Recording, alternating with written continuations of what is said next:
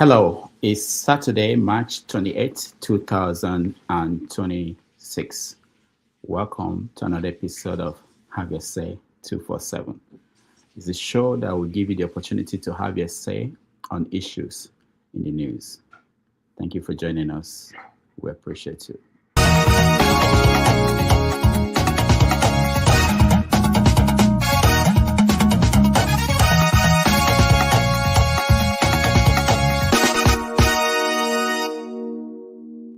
This Middle East crisis will elicit inflation, will affect our purchasing power, the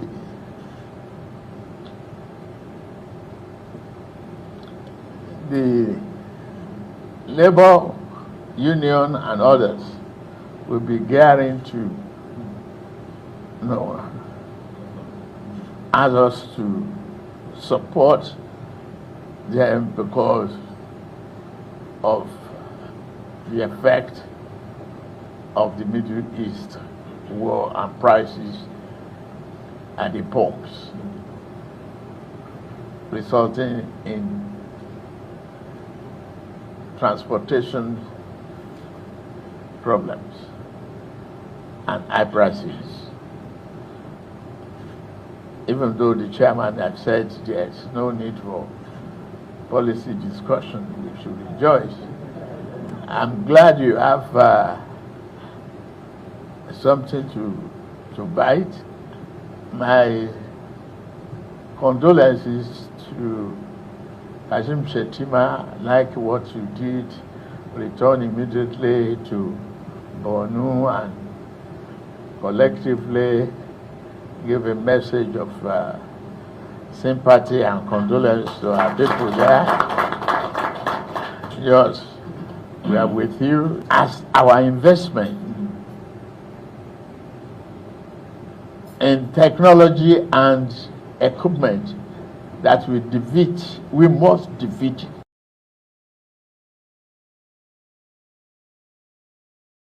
I want to give an update on the Operation Epic Fury, which is an appropriate name because we are absolutely obliterating them.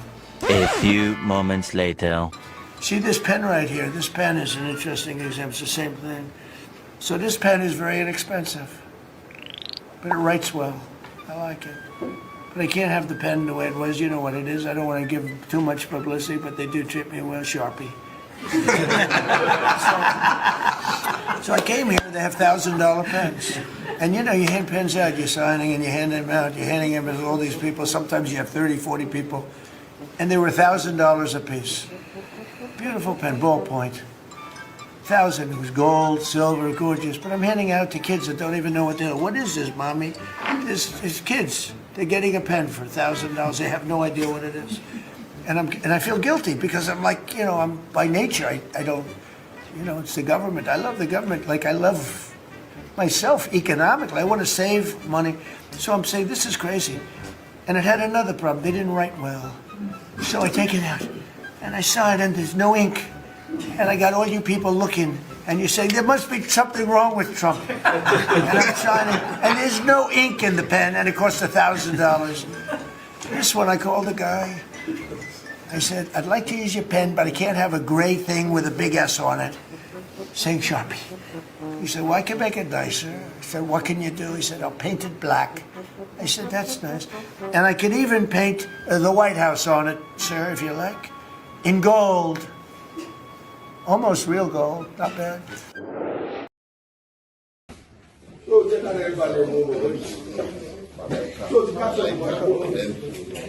Yes.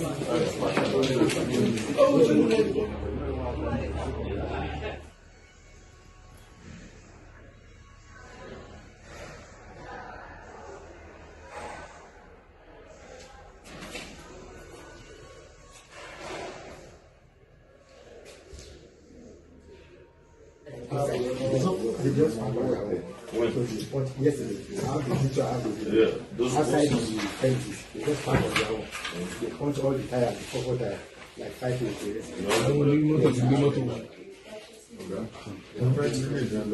What about your force here? Yeah, that's true. Okay, sir.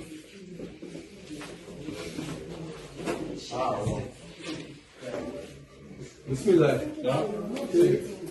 Now this time it's the same. What's it back to back? Most of the address.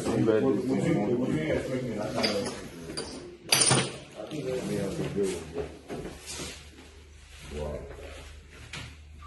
And they will show people pictures. What's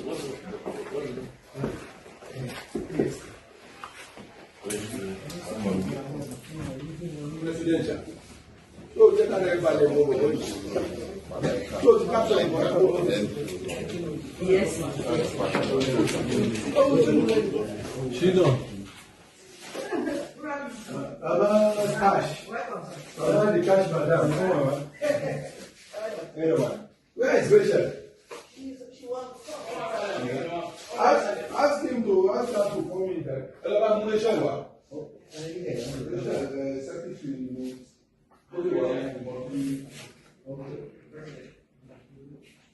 Somebody should stay here. This is Madam, you know her, no?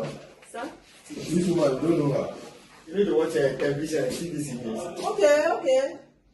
You only hear talking. Àti Gobi, Ìníyà, àti Tina, àti Pàṣí.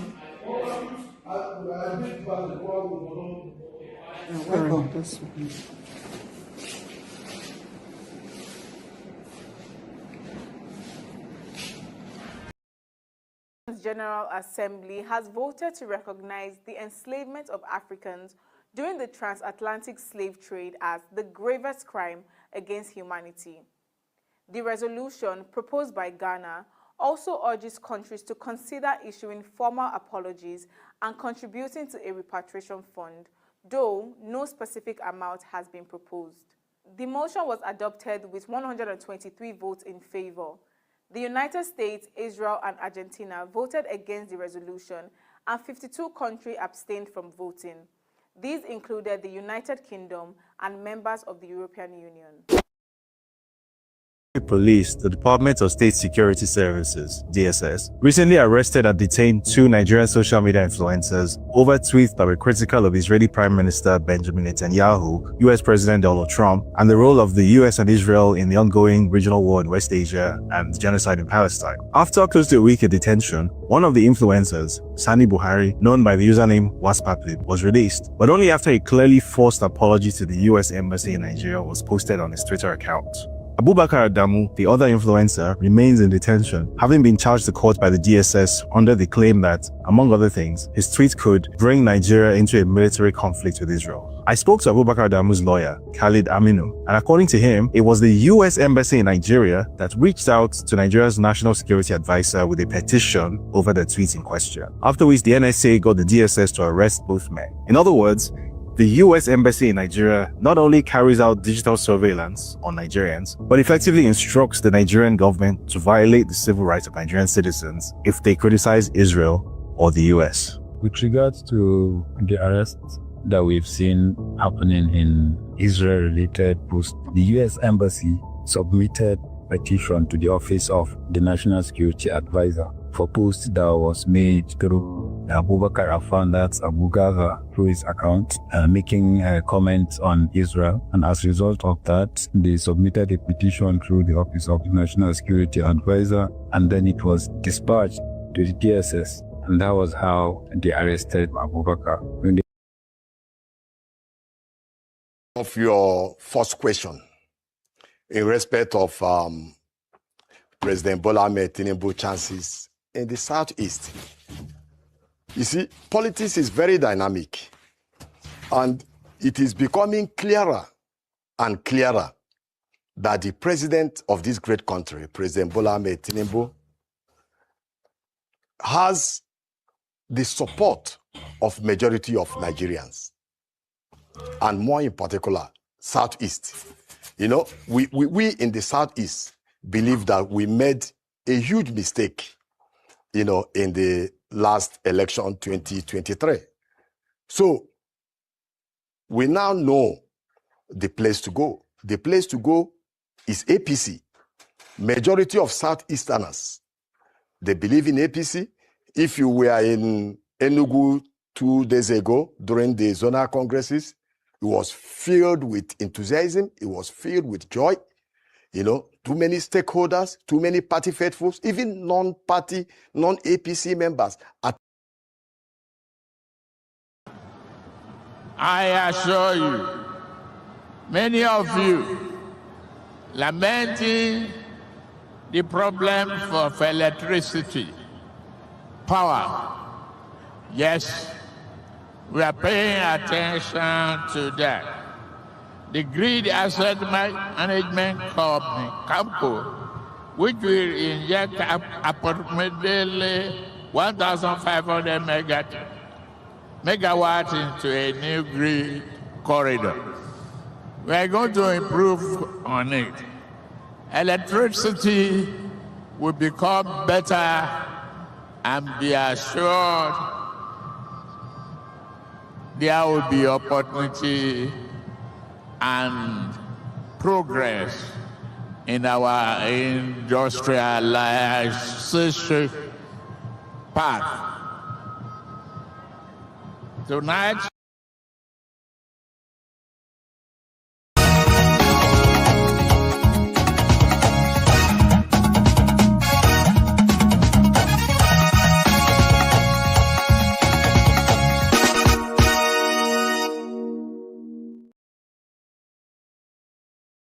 Dr. Damages, please, I want Soli to tell us who are the fools on this panel. I consider you a fool. Yeah. On this panel, yeah. Who are the fools?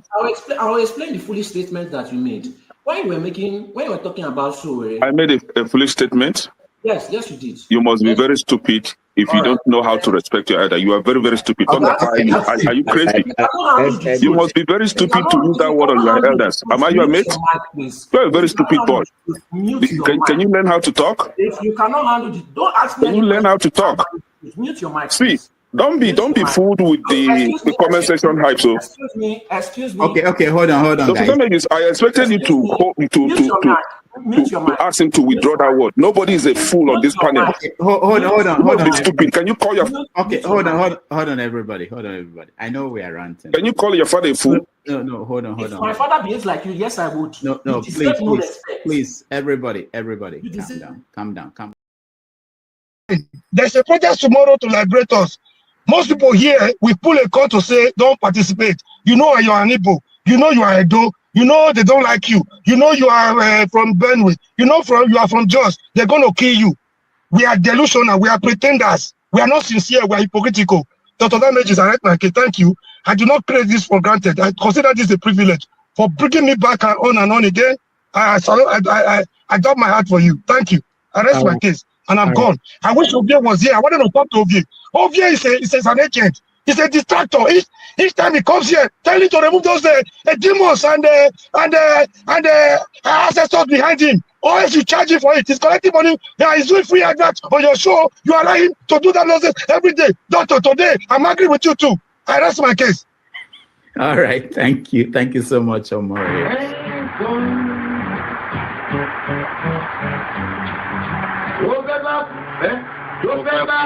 tó fẹ́ kú torí ẹ̀ o.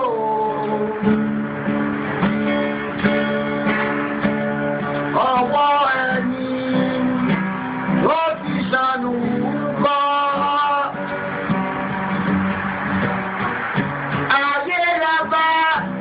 Ayé la fi sílẹ̀ sí.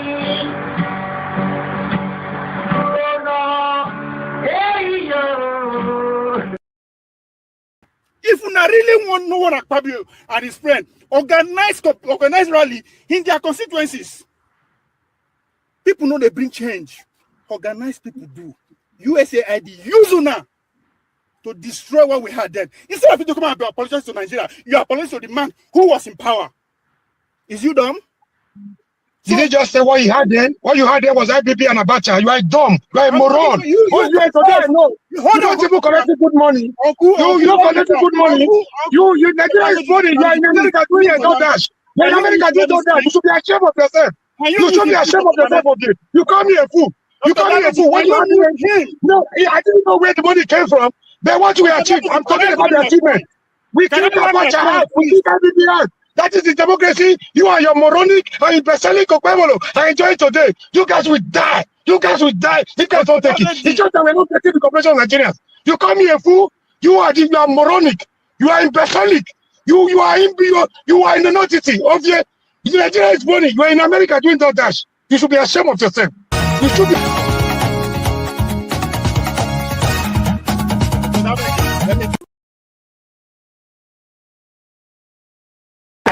Thank you so much for watching. Thank you. Have you subscribed? Yes, you. Have you subscribed? You. Yeah, before you go, click. It's free. Click. Just that's it. Have you subscribed? You are laughing. Have you subscribed? Have you subscribed? Thank you. Thank you. Thank you. Hey, madam. Thank you so much. I can see you. I can see you. We have to get to 100,000 subscribers. By the end of the year, how are we going to do that if you don't subscribe? Yes, you. Yes, you're about to click off. Why? Have you subscribed? It's free. If you don't, ask your son, ask your daughter how to. Just one click. Thank you. Thank you. I see you. Aha. Thank you very much. Thank you very much. I'll see you tomorrow. Tinubu is a criminal. Yes, of course, a categorical grade 1 criminal. The only person more criminal than Tinubu in Nigeria is probably Babangida. But he's a criminal. And is he fit for purpose? Absolutely not. Should Tinubu be the president of Nigeria? Categorical no. Is there a better option than him? That is subjective. So show me who he is.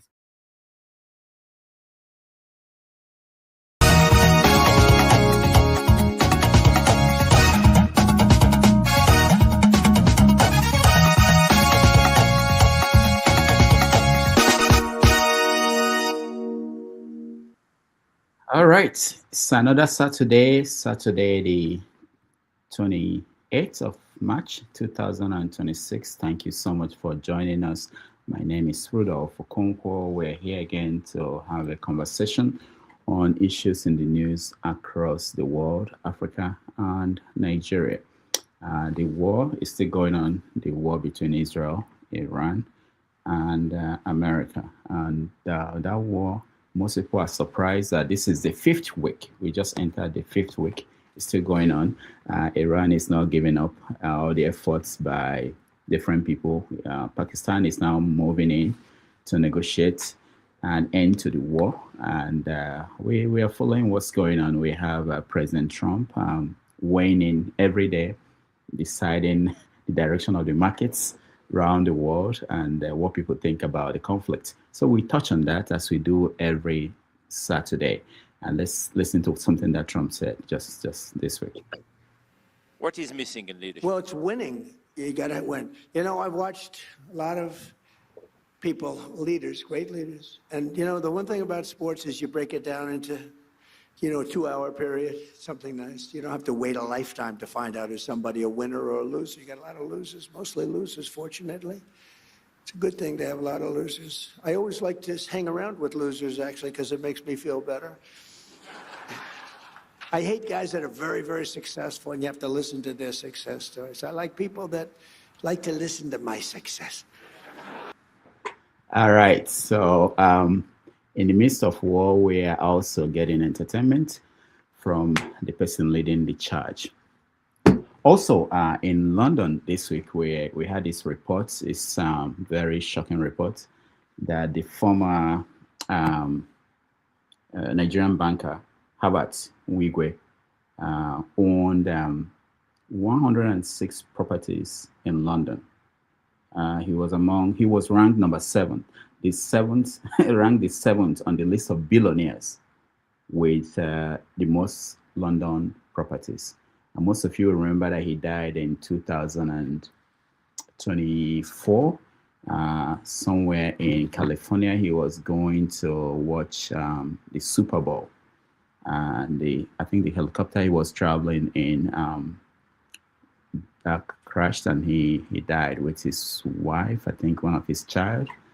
And so this is a story that is coming out because there's a new law that the change in London required people who used companies that shell companies to buy properties in London for them to reveal the owners of those shell companies. That was how we found out that this one owned 106 homes or buildings in properties in the UK. There's no, people are now trying to determine whether he owned them himself or he was acting like a front for some of the people who used him to buy properties around the world. So it's a developing story, and we will touch on that. But the biggest story actually this week is from the United Nations. Under the leadership of Ghana put out a proposal demanding that the UN should, people at the United Nations should declare slavery as the gravest crime against humanity. We will discuss who voted how, because United States, Israel, and Argentina were the three countries that voted against that resolution. Most European countries abstained, and 123 countries voted to say that slavery was the gravest crime against humanity in history.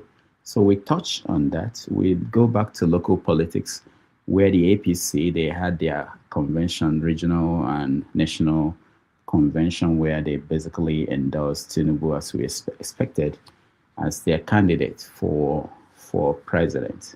Other parties are making the same move because they have between April and May to put up their candidates for the upcoming election. If you look at their headlines, Nigeria may break up. That was from a former U.S. ambassador at large for international religious freedom, one Sam Brownback. He said that he was concerned about the killing of people in Nigeria, and that if nothing is done to stop it, Nigeria might break up. So that's where we got that story. State police. We thought that we were getting close to having state police across Nigeria. But some states governors, especially northern state governors, are pulling back. They are backtracking from their support of that state police. One of them is Babagana Zulum, the governor of Borno State. So we talk about that. They went back to the same reason they've been giving for many years, that Nigeria is not yet ripe for state police. What does that really mean? So we touch on that. There were stories about people being arrested and locked up, and P2B visited one Kaduna-based Islamic cleric, Ahmed Umar, and he was picked up and questioned by the DSS, and those stories. I'm hearing a story I've not confirmed that it looks like El Rufai has been released. There was a story that his mom died. So we'll touch on all those things. But this is your show. This is when we get you to come in and weigh in on some of these issues. So let's bring in people we have in the studio already. If you want to join us, I see so many people. Turn on your camera so we can bring you in and you can join that conversation. Again, thank you so much for joining us today. We appreciate you. If you can like the stream, share it. If you have not subscribed, please do so at this time. Thank you.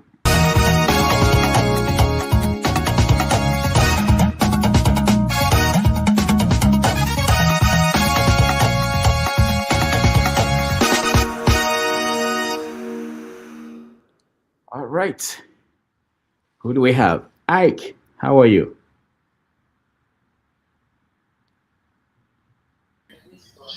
Dr. Damage, good afternoon. Yeah. How are you doing? I'm good, I'm blessed, and you? Good. You feeling better now? Yes, I'm feeling better. Thank you. Yeah, that's good. That's good. Hey, my brother Paul, how are you? I'm good. Good morning, sir. How is Arizona? Or have you moved? People don't leave Arizona to go anywhere. I'm too skinny to leave Arizona. I don't have those extra coats in my body, those extra fats to absorb the cold. So I better stay where it's hot. So Arizona is like where you are in Nigeria, right? The weather is like you are in Nigeria, is that? No, it's worse than Nigeria. Arizona is hotter than anywhere in Nigeria. Anywhere. Far away, Gongola. Arizona is hotter than that. Yeah. Okay. All right. Well, So it's pleased to be here again today. Thank God for life and that we're alive to talk about what concerns us, right? Whether it concerns us or it concerns whether it concerns me or it concerns my family, it concerns me or concerns my people in Nigeria, whatever that concerns them concerns us, right? So I'm happy to be here today by the grace of God. So I wait to see what we have in our plate. Thank you. all right, thank you so much, Ike. Well, welcome to the show. Yeah, thank you, Doctor. Doctor, there's just a lot to say, and we don't even know where to start from. But it's just funny. I just see something popped up on my phone yesterday, and I use it to dance for a very long time. I drink my wine myself with no visitor because I only drink on social gathering. I was just singing and dancing with the leg they shake, hand they shake. Baba we know where they say hey me loco.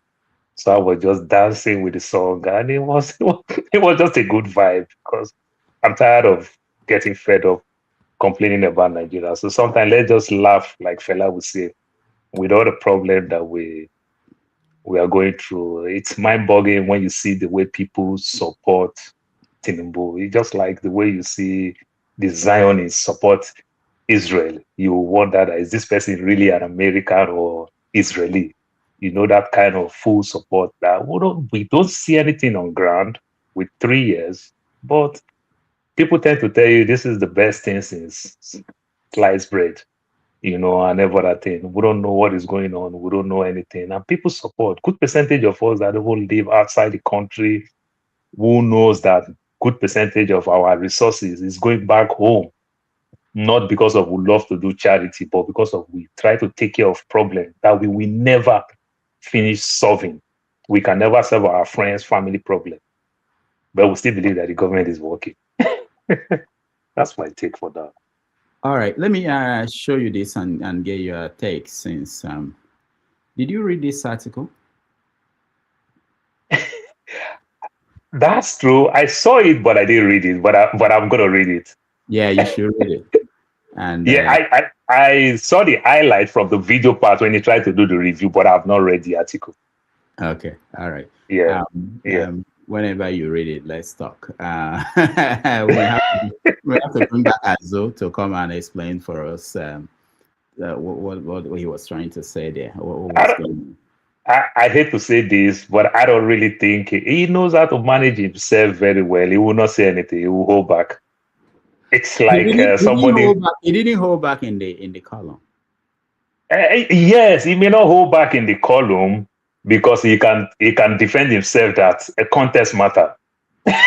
You understand? But when you want to make him break down some of those things, then you now hear, oh no, he will hold back. I get this argument, I get this conversation many times. Right. It's like, how do I put it? The way, let me put it this way. Let's say I owe somebody and the person is smart enough. So they convince you that, oh, just do this. We're just going to let you go. I need my lawyer. Oh, if you do this, we're going to let you go. Letting me go is I'm supposed to just do it so that you let me go. I still say I need my lawyer. Because do this and let me go simply mean I'm roping myself more in. I'll just say I need my lawyer. All right. Let's start by seeing if there's any particular story that is important to anybody who is here, at least for the first 30 minutes. That I didn't mention that we can highlight. There's an opportunity to highlight. It doesn't mean we're going to discuss it. Ike, let me start with you. Any story that you've been watching or you are following that you think deserves to be given a shout out? You're muted, Ike.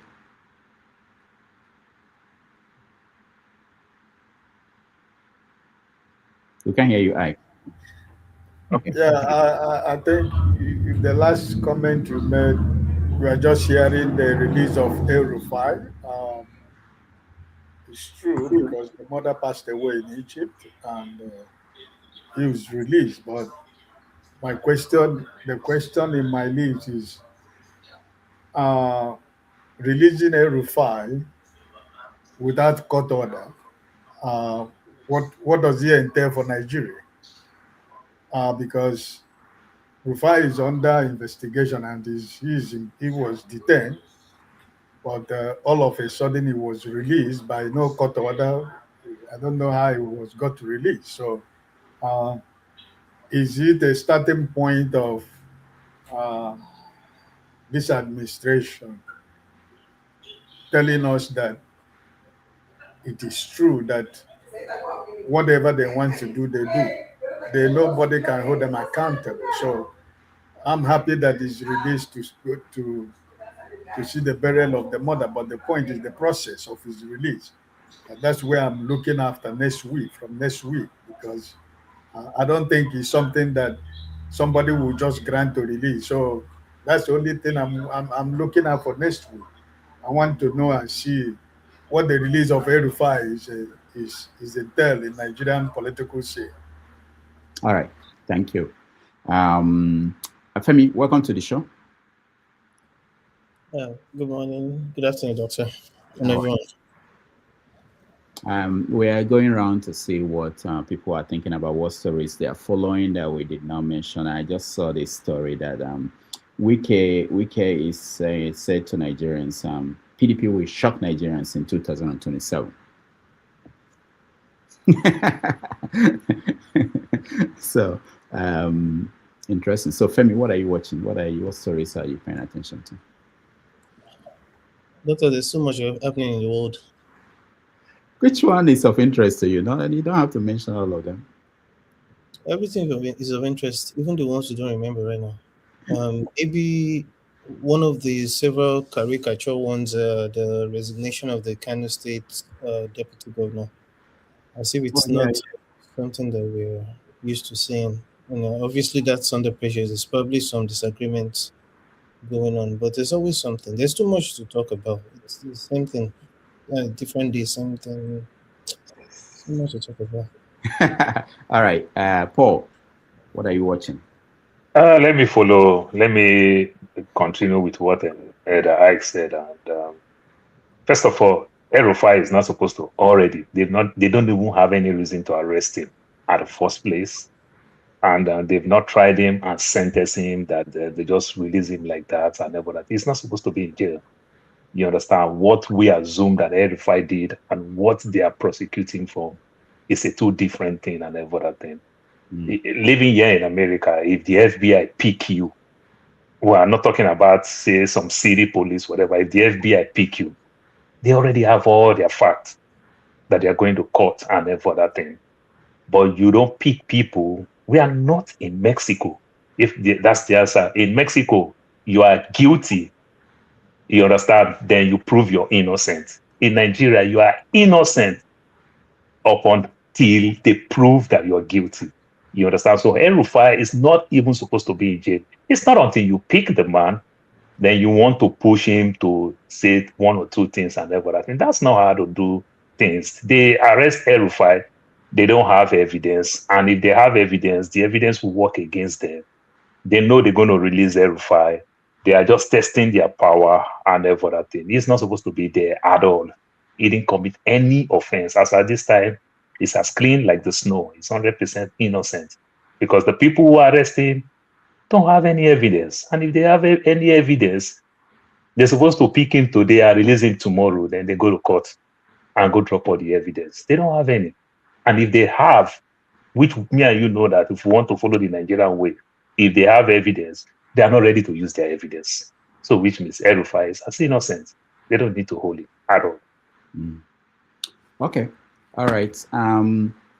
So let's begin the conversation. I think looking at the stories that are breaking, especially we leave the American story for now, the Iran-Israeli story for now. Let's begin the conversation from what happened at the United Nations. I mentioned this at the beginning of the show, that the United Nations had a special session where they discussed what a proposal, resolution that was put up by Ghana the president of Ghana actually was there to push for that. During the resolution, they discussed that what they wanted was to say that for the world to begin a period of healing and justice, that they have to recognize that slavery was the gravest crime against humanity. That was all they asked him to vote for, that it was the gravest crime against humanity. Let's listen to this lady give us the analysis of how it happened. Assembly has voted to recognize the enslavement of Africans during the transatlantic slave trade as the gravest crime against humanity. The resolution proposed by Ghana also urges countries to consider issuing formal apologies and contributing to a repatriation fund, though no specific amount has been proposed. The motion was adopted with 123 votes in favor. The United States, Israel, and Argentina voted against the resolution, and 52 countries abstained from voting. These included the United Kingdom and members of the European Union. All right, so that's the breakdown. The countries that voted against it were United States, Argentina, and Israel. But our sister in the UK, what's her name? Kemi was mad that the United Kingdom abstained. According to Kemi, they should have voted. They should have voted against it, just like United States. So Kemi was of the opinion that they should have voted against that because Africans don't need reparation. They should not be. They should not demand for reparation. So let's discuss it along different angles. So one of them is I would like to know what each of you think about the countries that voted against it, which is United States, Argentina, and Israel. Why did they vote against it? What does this mean for Africa? Because I think 200 years from now, most people will not remember what Tinubu did in the last 4 years or in the next 4 years. They will remember, probably this will be a mark in world history if you look at it, that after over 200 and something years, when slavery ended in, I think, 1860 something, we are now coming to the point where the world is saying, okay, this was horrible. This was the worst thing that ever happened. Even though they didn't agree that they will do something about it, at least majority of the people in the world showing their opinion about it. And the other issue is, how will Africans react? How are Africans reacting to this? Especially knowing the countries that are saying that we don't have any opinion about this or that we're against it. All right, let me start with you, Ike. Not Ike, Jide, you just joined us. Jide, welcome to the show. Greetings, Dr. Damage. It's good to see you. Greetings to everyone on the panel. Greetings to everyone listening as well. I followed everything going. I didn't follow everything, but I kind of followed the United Nations briefing on the slavery, the transatlantic slave trade being the worst crime against humanity and stuff. And I realized Ghana was the one spearheading that demand for referring to the transatlantic slave trade as the gravest crime against humanity.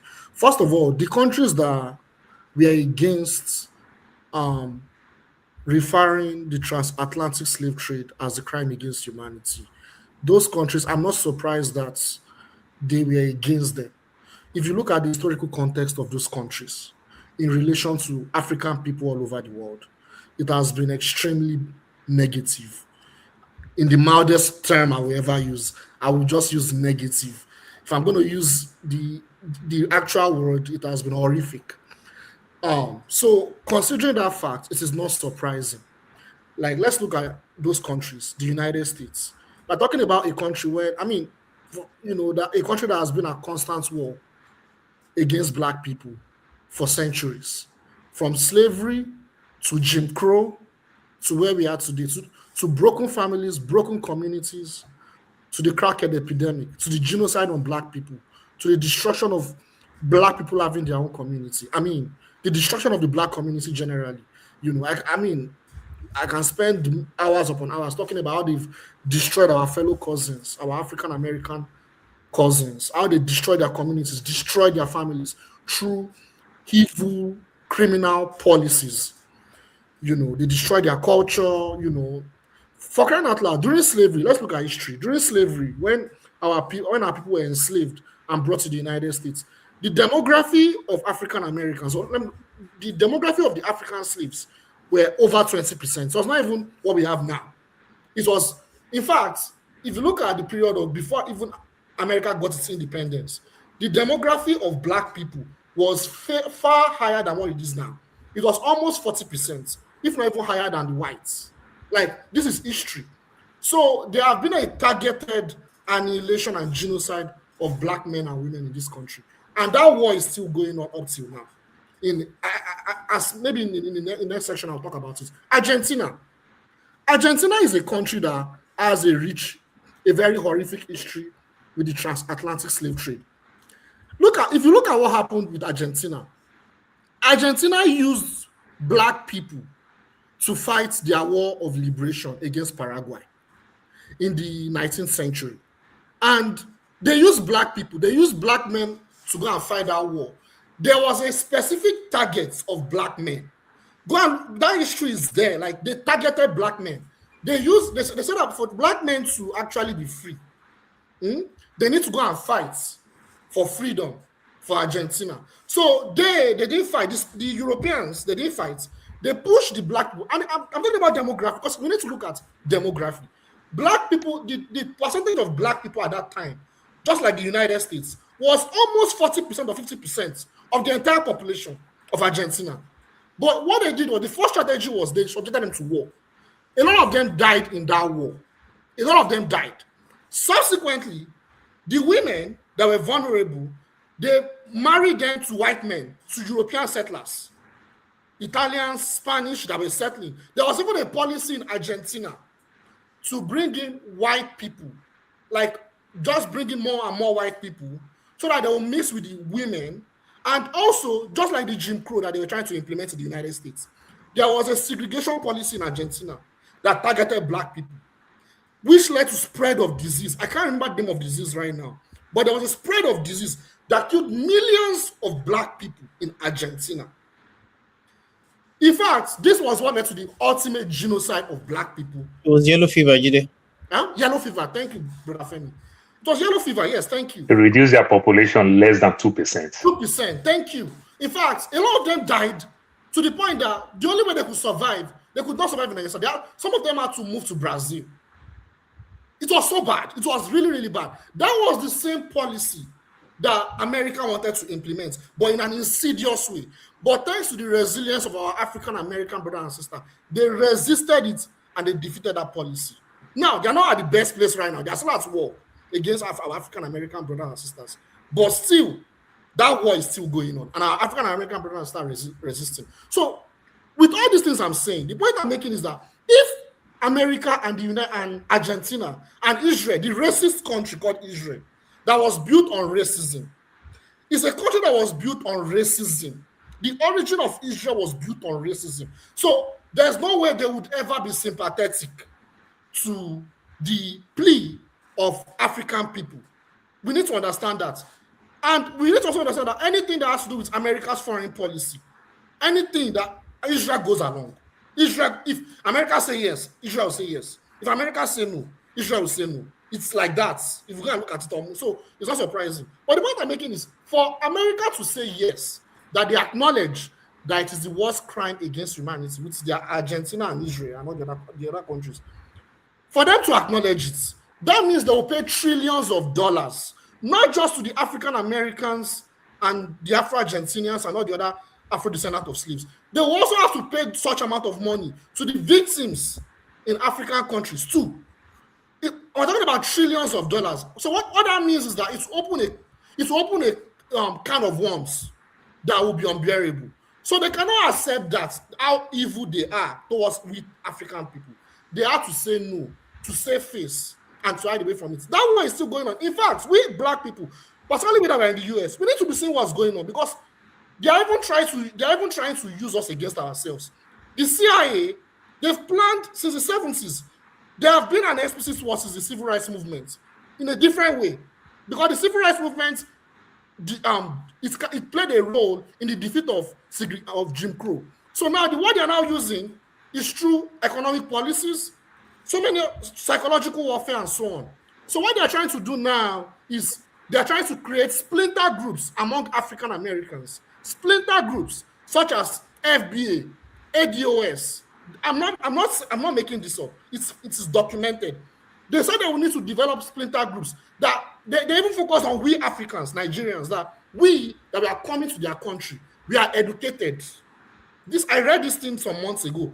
We are educated. African Americans, I mean, they have a huge number that are probably in the ghetto, right? That are not really educated, like have master's degree, bachelors. But we that we are coming in, we are educated. And it will be a threat for the entire black community, both African Americans, African immigrants, to unite politically. So there has to be a way to exploit that disconnect between both sides, culturally, psychologically, and so on, to divide them. So the point I'm making is that they are war against us, so they cannot afford to support that to support that movement. And if they support it, it will be at a cost that will be unbearable for them. I'll stop there. Thank you. All right. Thank you, Jide. We see new people joining us. Welcome, Comparable Facts. Welcome, Tony. Let's go to Ike. Ike, you are next. Dr. Damages, I'm not one of the guys that enjoy this kind of international politics because United Nations is a toothless bulldog institution that means nothing to nobody. It's all about speaking grammars and languages. It doesn't mean anything. At the end of the day, the power that be, that is the United Nations, is US and the European Union. They are the financial backers of United Nations. So if America and the United Nations withdraw their support, do you have United Nations? The United useless because other countries mean nothing in the United Nations. It's all about going there to speak a very long grammatical, everybody is speaking. For me, it means nothing to me. United Nations has not been my fan all my life because they never solve any problem. They only speak languages, speak, grammar, spend money, people gather money, they use it for political purposes, they go to countries, they initiate wars, they initiate crises in countries, they go there, they go and supply them, genetic modified rice and foods, And listen, all these politicians, I don't play it because it means nothing. Why does it means nothing? Whether they agree that it was a heinous crime or whatever, does it change anything? It happened and it happened, right? We have moved on. The world has moved on. If they are telling you they are going to give Nigeria how many trillion, does it change? Have we changed anything? It have not changed the fact, right? So for me, I'm only particularly about Argentina because the Jide story is true. I don't know if you also know that in South America, because of the story that Jide said, is one of the reasons why there is no black in Argentina. The only South American country you don't find any black man is in Argentina. And that's why I hate the country. If you give me that country free, give me $10 million to go to visit Argentina, I will not. Because that story alone is what put me off about Argentina. In sports, I love Messi. Messi is my guy in football, but I don't love his country. I never in my life supported Argentina national team because that story, that history is there. And that is why whenever you see Argentina and Brazil or Costa Rica or Ecuador playing or Colombia, there is always a very high tension. It's because of this story that Jide told, which probably I know because I live in this part of the Caribbean and South American part of the world. So for America, it has always been their game, they will tell you, they might not say, they might vote against, but they will tell you they have opened the doors for Africans, to come to America and have a better life, So there are so many things they can tell you. about why, they cannot say they vote against it.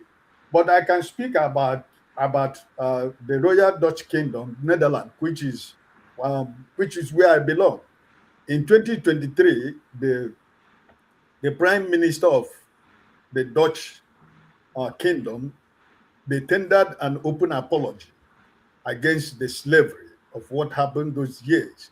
In 2023, they tendered an apology to Africans and to the world. So for them, they recognized, they tendered, an apology. So for me, if Britain, who is our colonizer, could, abstain, that shows you a lot. So for me, I think whether the world says is a heinous or grievous offense, a crime against humanity, or they didn't say it, each and every one of us recognize that is what it is. And for me, I have moved on. I'm not expecting, even if everybody they make that statement, agree that is a grievous offense. What does it change anything for me? It doesn't. For me personally, it changes nothing. For another person, if you say, okay, they're going to pay reparation, which most countries in Africa have been saying, they pay reparation. Which government are they going to give it? This one you have in Nigeria, for example, America decide the world decide they want to pay reparation tomorrow. Who are they going to pay it to Nigeria to? This illegitimate government you have in Nigeria? Where are they going to pay the reparation? Even in the process of the reparation, we begin to kill ourselves because we are fighting for the money of the reparation. So, listen, it has happened, and we have to move on. Most families in where we come from, we lost members, we lost families, towns, cities, villages, but it cannot change. It's not going to bring anything back for me personally. All right. And I end like this. I've always said, United Nations is the toothless bulldog because they don't do anything. It's only America. America controls United Nations. If they take away the money they used to fund it, which another country have money to fund United Nations. So it's all about politics, So for me. All right. Thank you, Ike. Let me just say that UN is functioning the way it was designed to function. It can do more than the way it was designed. And also, if the votes are not important, some of the countries that voted against it wouldn't be lobbying for it not to pass. So it may be symbolic, but they know it's important. They know that people who will be here 200 years from now, this issue of slavery and what happened will continue to be debated, and they will look at the votes that were passed. What happened at the UN on Thursday, and they will judge those countries based on what they did. So anyway, Paul, you are next. Let's hear your view. Yeah, Dr. Fela say waiting unite inside United Nations. But truth be told, I think we still need United Nations, no matter how we expect, our expectations are so high and we don't get it and every other thing. I think it's Peter Tosh that said everybody is talking of justice, nobody's talking about peace. So United Nations is that nations that try to bring peace, in as much as we still have a lot of bullies, a lot of empire who still want justice in their own way. They coin justice in their own way. Nobody is talking about peace and every other thing. Sometimes America produce too much things that they don't need, a way of subsidy. So they sell all these things like all these rice, whatever, go give to people where they create problems and the likes and every other thing. It creates jobs for people in America, not that they like to give, but they just use it. Oh, we have this excess subsidy. Where do we send them to? Just like what we get in Nigeria back in the days. Up to date, we call Okrika close and the likes. So I don't expect much from there because the empires, the bullies are still there. They understand their power. But one thing I'm going to say, some few years back, America cried a lot as China stole their technology. And for that thing, that J20, that J22, yeah, that's the F20, F22 and the likes. They cry a lot and for that thing. Until Africa started sending their kids to the West to go make what makes the world a better place today, what will make you stand you understand, on your 2 feet very well until we start acquiring those knowledge, not the type of knowledge that we have today, where I can manage a Fortune 500 company, but I don't know how to create a Fortune 500 company. If we don't do that, we're wasting our time. The guy who stole the technology that Israel used in building their nuke, they celebrate him. The Edosin family, they put him in his private jet after they release him. They celebrate him. China stole American technology. They build their own aircraft. They build their own ship. They build everything. They celebrate him. So they can't suffer too much sanction like some other small country. They threaten them with sanction. If they can stand their own 2 feet, they can do things themselves. And until we stand up and understand that, how do we do things where we can understand someday, sometime? If we don't trade with these people, can we survive? If we don't trade with anybody, can we do the things that we can use to micro or manage ourselves very well and everything? Until we start thinking in that direction, we go nowhere. These people, this empire, these so-called big bully nations and everything, they'll keep doing what they're doing. They know that they're going to go free and everything. Like what we said with Argentina, it is obvious. Ed Ike said it more clearly that I needed to expatiate on it. You know, Jide just opened the cans of worm and everything. When you see Israel, you know, there is difference between Israel and Jewish. We are talking now the Israelis government. Just like if I will use it to our Nigeria, the way somebody like comparable facts would say and everything, the way we say, oh, I'm an ally of Israel and everything, the way they support Israel. You might support a Jewish person, you might support a religion there, maybe Christian religion or whatever religion, but the Israeli government is very, very barbaric. Just like as we have the Nigerian government. Nigerians may be a very good people. We come from diverse tribes and culture, but we like ourselves. But we have a very terrible and a very bad government. That's the same thing with the Israeli government today and yesterday. They are not good. They don't understand history. They don't use history to their favor. They are losing it by the day. And these are the things. And what do you expect with America? With what they are doing and what they are still doing, how they are still doing all this divide and conquer and everything. So you must understand how they will teach their vote, you understand, and everything. I'm not surprised. Then talking about England are just like my father religion, the Jehovah Witness thing. They understand the Bible very, very well. You understand? So they know how to play the divide and conquer, the silent killer game and everything. But those things in the United Nations, it's painful. Let them keep doing it. But most important is that we should wake up. If you are sending your Nigerians to America, government should send, ask people, our best brains, let them go start. Somebody might have his PhD. Send them to America to go study as he's going for a BSc. To steal any technology, be smart, where they will like you so much that they will give you all the knowledge that you need so that we can do things ourselves, not to be a good manager to manage another person's investment. How you can build things from the scratch. If we don't do that, the whole of Africa or the whole of South America goes nowhere. All right. Thank you, Paul. Femi, what is your take on the issue from any angle? So when I saw a bit of the clips from that, from the resolutions when they were voting, and the first thing that came to my mind was, okay, let's even revisit it. What made slavery really bad? I mean, and it ranged from the fact that it included the total loss of freedom, because it was from a place of the fact that these people were probably doing their own thing, and of course we're also complicit. Our forefathers were complicit in, maybe they didn't know any better. And of course, when you go down the list of the things that made it real bad, you look at the extreme violence and the acts of controls, and when you look at even from that place in the point of no return, for example, in Ghana, where in some cases, some of these slaves were actually thrown into the waters just before they go into the boats. And some were also thrown off the boats at the point where at stages where they felt the boats might be sinking.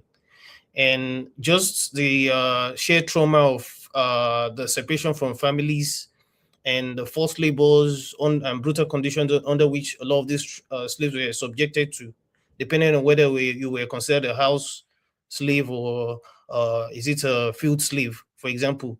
And just the general psychological trauma. And I noticed that there was this argument about the fact that it wasn't illegal at the time. I don't know how much of it you saw, Doctor. There was this argument about, amongst the reasons about the wardens and the fact that there shouldn't be some sort of ranking, that after all, the genocide and is the case of what happened to the Jews in the Holocaust, that there shouldn't be rankings, and then the long-term impact in terms of, okay, what happens, just like you said, in years to come, when all of a sudden, what wasn't considered illegal at the time, by today's standards, if at all the UN remains the UN, which we know is not the case in any ways, we start going back to revisit things that happened then using today's laws. Because one thing I argue, and which is one of the reasons why me personally, I just know that whenever these people say they're coming to help us, is a lie. They have everybody has their interest. It's all, like Ovie would say, it's all about power and control, you know. So whenever they say they're trying to come and help us, we better remember that just as what's happening with this new lexicon, that not necessarily a new lexicon, what has crept up with this Iran on one hand and Israel and US on the other hand, existential threats. At the end of the day, nobody is going to serve you anything a la carte. You have to fight for it. So thinking one person, and that's why I'm in a way, as much as if it wasn't a serious and grievous situation that's affecting everybody in the world, and I know it's not the topic right now, I think it would have been a lot more interesting watch to see how a nation battles what is nations are supposed to be bullied, and I wait to see the results, because on one hand, we continue to see how the rest of the so-called superpowers, or the colonialists, continue to act with intransigence, forgetting that there's always been empires come and go. But for us Africans generally, as much as the resolution, it was a good thing that resolution was tested. It lets us know, in my opinion, that we know our place, and it is up to us to sit down within us and try to reconsider beyond these our small matters of not so small matters of ethnicity and ethnic bigotry and religious differences, and to think about the better good about the generality of Black people and Africans. We should know our position in the world. Nobody is coming to save us. All right, thank you, Femi. Part of the things that the U.S. ambassador to the United Nations said was that he said that there were no international laws at that time that were broken, that they cannot be signing off in agreement that the United States or people who participated in buying people out of Africa broke international laws that were not in existence at that point. Mr. James, what is your take on this topic? Yes, can you hear me, please? I'm just joining now. Yeah. Good. In the year 1945 or 44, thereabout, during the Pearl Harbor, when the Japanese allegedly bombed Pearl Harbor, people of Japanese extraction living mainly in the western part of the United States were incarcerated. They were arrested and locked up in concentration camps throughout the war. Their civil liberties was, restricted in the interest of interest of the state. It was during Ronald Reagan's time they issued an executive order apologizing to the people of to the Japanese who were incarcerated, and they were paid compensation. Now, if we look at it from that point, I think we'd be justified to demand reparation. But what do we need reparation for? That is one thing. The Jews during the Second World War, they allegedly killed 6 million Jews. At the end of the war, Theodor Herzl and others, they resolved that never again will it happen. And this is what is responsible for the actions of the present Israeli government. That what they suffered during the Second World War, it will never happen again as long as human beings are on earth. Now, we Africans, we've suffered more than the Jews. 400 years of slavery. having suffered 400 years of slavery, 200 or so years of brutal colonialism, and new colonial structures are still in place. We are still grappling with formidable problems which we did not cause. What moves are we as a people taking to correct these wrongs? Nothing. Instead, we are still parlaying with the people who sold us into slavery. So this is how I see it. I think somebody was saying that we don't get anything a la carte. We work for it. Mr. Paul was saying something about acquiring knowledge from different parts of the world or something like that, because I came very late.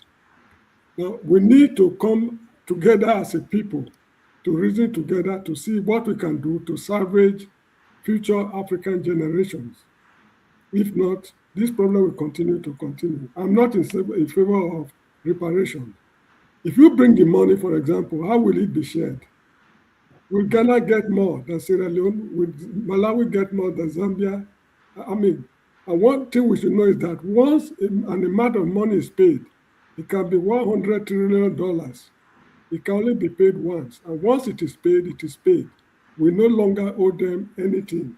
I think the best thing for us to do is to get ourselves properly organized, behave like responsible members of the human race, and we should do things other countries or other people are unable to do. This is what makes people to earn the respect they have today. Look at the Iranians. The wonders they are performing today is because they are doing what no man, no people has ever done. No country in the world today can take on the United States confidently the way these guys are doing it. I mean, we should behave as responsible members of the human race instead of running after cheap opportunities. We wanted to bring $100 million. Then we share it among ourselves. I said, I mean, to me, that's not the best way to solve this problem. We should get ourselves together, behave as responsible members of the human race, and vow, just like the Jews are vowing today, that never again will it happen to the black man, because we've suffered more than the Jews. So anyway, that is all I have to say. Thank you so much indeed. All right. Thank you, Mr. James. Let me just, at this point, point out that they were not talking about reparation. It wasn't part of the resolution. It was just saying that this is the gravest crime against humanity. That was all they asked him to do. Oh, I see. You know, I joined very late. Anyway, they are correct to say that it's the gravest crime against humanity because we have suffered more than the Jews, unquestionably. Nobody can argue that. 400 years of slavery, 200 years of brutal colonialism, and new colonial structures are still in place. We are not even finding our bearings. This is the problem. So I agree with them. I thought they mentioned something about reparations. So that's what Masud Abiola and others were talking about those days. Yeah. Thank you so much. All right, thank you. Okay, I'm rotating people. I'm putting some people at the back end just to make sure we get new people up to air their view before we move to another topic. Tony, you're next. Good afternoon, Dr. Damages, and greetings everyone on the panel and those on the comment section. Good to be here today. Well, I didn't get to see your prologue, but from the discussion so far, I can have an idea of what is being talked about. Now, there is no doubt that the slave trade devastated African communities and societies. It retarded Africa. Societies and communities that were making progress were devastated by the introduction of arms and, by the slave trade itself. And if you are looking at it, there are three waves. First was the trans-Saharan slave trade. There was also the trans-Indian Ocean slave trade. And then there's the transatlantic slave trade. Unfortunately, people tend to focus more on the transatlantic. If you go back to history, if you do some historical research, you'll find out that the transatlantic slave trans-Saharan slave trade took more people than the transatlantic. Many Africans were taken away from their societies through the trans-Saharan slave trade than the transatlantic slave trade. And when you look, you begin to wonder, where are these people who were taken? You don't seem to see them, because the trans-Saharan slave trade was disastrous. You can still see, I mean, if you're talking about the transatlantic, you could still go to America, you go to Liberia, Sierra Leone, you could still see them, blacks, scattered all over the place. But the ones that went through the trans-Saharan, you hardly would see them. The same thing with, the ones that, went through the Indian Ocean, but these were the problems that Africa suffered. So when we are actually talking about the retardation of Africa and the progress, the slow progress that Africa has made, this is part of the problem, because these were very people that would have, helped in the development of Africa that were taken away. And then you look at the destruction and the introduction of arms with which they started plundering themselves, killing themselves, and so on and so forth. So it was evil. But that said, you did say that they didn't speak about reparation, so I'll rest that. I think what we should be focusing on would be, some of our disastrous colonial past. For instance, like what the Belgian Congo, King Leopold did in the Congo. There should be reparation for that, because it was a complete disaster. Paternalism was a disaster. The same thing in South Africa. The British and the Dutch should be paying reparation to those people. And you go to Kenya, the same thing.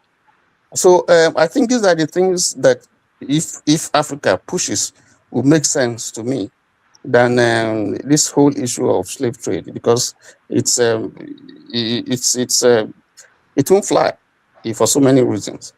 That said, but I also think, because if you look at it, it's the blame is on both sides, both the people who participated in capturing their people and selling them off, and the people who bought them. It takes two to tango. So, but the point was that this resource was used to develop Europe, while Africa was suffering, for over 400 years, like James said, which was followed by, the Industrial Revolution and the need and the scramble for Africa. And then, of course, we're still suffering the impact of colonial rule, because they didn't quite leave. Physically, they left, but you will see that they also had left booby traps for us and left their stooges. And so they have continued to milk Africa. But that's not even enough to explain why Africa is underdeveloped, because we still have countries that have gone through that kind of experience and they have moved forward. So let me stop there because of my time is up. I'm sorry. Doctor, please let me just say one line. Mr. Tony, I don't know if you saw the briefing, but they don't even want to, whether you like the idea of reparation or not, they don't even want that word reparation. I just want you to know. They don't want you to mention it. All right. Thank you, Femi. Thank you, Tony. Let's go to comparable facts. You have 4 minutes. All right. Greeting everybody. I'm a little bit lost. Are we here for the history of slave trade, or did anything happen in the United Nations? To my own understanding, the only thing that I know that happened, a new task force was formed, in order to protect the global, supply chain because of the ongoing conflict. And, the Strait Hormuz, has critically damaged, the shipment of food, fertilizer, and oil, which is impacting the economy of the whole world. Is that not what they did on Thursday? I don't remember any kind of reparation. I don't know where you got that from. Can you educate me on that? I'm lost. What are we gonna do to comparable? Doctor, do like tender. Swipe left. Take comparable fact out. Just do like tender. Swipe left. Take him out. Yes, there's no fact. There's no fact to compare. There's no fact to compare. There's no fact to compare. Let me finish. if you want me to talk about reparation, I'll talk about African reparation. But what I'm saying, So, no, you didn't know the topic. I think you didn't watch that part of the news. Yeah, you didn't follow. Maybe you didn't. You didn't know. You don't want to wait for facts. You just want spill. What was there? And you want to compare. And you want to compare facts. I know that the task force was formed. You know. You didn't watch that part. So it's completely different topic. You are different. Wait for that so that you can compare. That's why I say let's do Tinder. Let them swipe you left. Take him out. Just read your name. Read your name. Read your name. You go understand. Wait for fast so you can compare. Africa is not going to get any reparation. But even at all you get the reparation, who's going to gain from it? Is it that we that suffer it, or the government? The government is going to take it. Or, you know, for example, the country like yours, Nigeria. All this money they've been getting from the Abacha loot and everything, has it benefited you? So to me, it's a nonsense. You know, I don't think it should be a subject to be discussed. You know, for them to repatriate you. What are they going to repatriate you? You know, that's a history. It happened. Africa need to move on and take care of themselves and stop begging for money. It's not happening. That's why you all are in dungeon right now, because it's all about the Western power. You know, you're begging for. All right, compare. Doctor, give him fast so that you can compare. Yeah, let me just point out, because there are a lot of people who think the way you think, and I've had Ike, I think, say something like that, which is that we should move on. But if you look at the Jews, they are still fighting people who participated in the Holocaust, and for the next 200 years, if they know that you have something stolen from them in 1945, they will come after you. So you are not going to, the idea that we should move on and pretend as if it didn't happen and it's not a bad thing. It's actually a recipe for them, more people, the other people to do the same thing. My point I'm trying to make, Dr. Gamage, the Jews, you know, being a somehow developed country, the people may benefit from it if there's any kind of reparation or whatever that was paid to them. But Africa is not going to benefit. We people, the government is going to benefit from it. Not the common people. That's where. How do you develop? Hold on, compare facts. So if you have tax return, if you file your taxes and you get tax return, are you saying that if you don't know how to use the money when they give it to you, that you shouldn't get your tax refund? Is that what you're saying? No, I should be able to. But I'm talking about African mentality. The government you have in Africa, the reparation. It just give you a comparable fact. I understand. No, they say African mentality. Say my mentality. Say your mentality. No, they say African mentality. What do you mean by African mentality? Hold on. One last thing. We have 54 countries in Africa. So let's say have my time now. You are taking a little bit of my time. No, because you are the one who is not informed about the conversation. So let's say that there was money to be shared, and this money was given to 54 countries in Africa. Okay, are you saying that all of them will waste the money? Because even if all of them will waste the money, they shouldn't be given the money. I think about 90% of them is going to waste. I'm sure that there are some that will use it better than others. Yeah, but 90% of them. But so there's no reason. I think my main issue is that we should be striving for independence. You know, stop borrowing money and everything depending on the Western country. You know, to help us in whatever we're doing. It's also part of it. You know, if you get more money, you stop borrowing. Move on and try to conquer the world, develop technology, science, and everything, and stop depending on, you know. I mean, just like Nigeria that has become a rice Nigeria or whatever. This is the problem I'm having with when it comes to Africans. It's not helping us. That idea, that philosophy is not. It doesn't jam with me. You know, be your own self and be what you want to be. So for me, in a conclusion, I don't want to talk about that. I think this reparation is an illusion. It's not going to happen. Thank you. All right. Doctor, please, I beg of 30 seconds, and it will be 30 seconds, please. So, Doctor, you make mention of the Jewish, and I like that analysis very well. Now, talking about the Jewish people fight so much in the United States of America. They passed it in Congress. I cannot criticize the Jews. It becomes, I can go to jail for criticizing the Jews. That's how they fight. That's why any quick thing they tell you, say that's anti-Semitic and then for that thing. In America, you can criticize American government. I can say, fuck you, Donald Trump. I cannot do that with the Jewish people. I can curse any other country, 191 nations of this world, but I cannot do it with Jewish people and everything. You know what? Why it happened like that? They fight for it, and they even passed it in Congress. So you say you don't care, you don't want to fight for it. Doctor used the best analysis that I like very well. If I have my tax return, if I want to take my money to go to Vegas, to go gamble, or to go carry BBL, it's my fucking problem. Thank you. let's go to anyway, Ernest. Yeah, good afternoon, everyone. May they break the money with Sharamo. Correct guy. So, basically, the issue of reparation, I think, is out of place. If we want to look at the issue, so we need to understand that the present generation did not actually directly commit the colonial crimes. They are kind of like beneficiary. So they did a lot of damage to Africa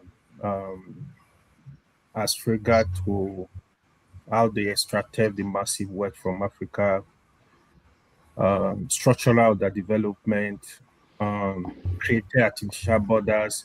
These are all issues we are still dealing with today. In solving this problem, we need to look forward.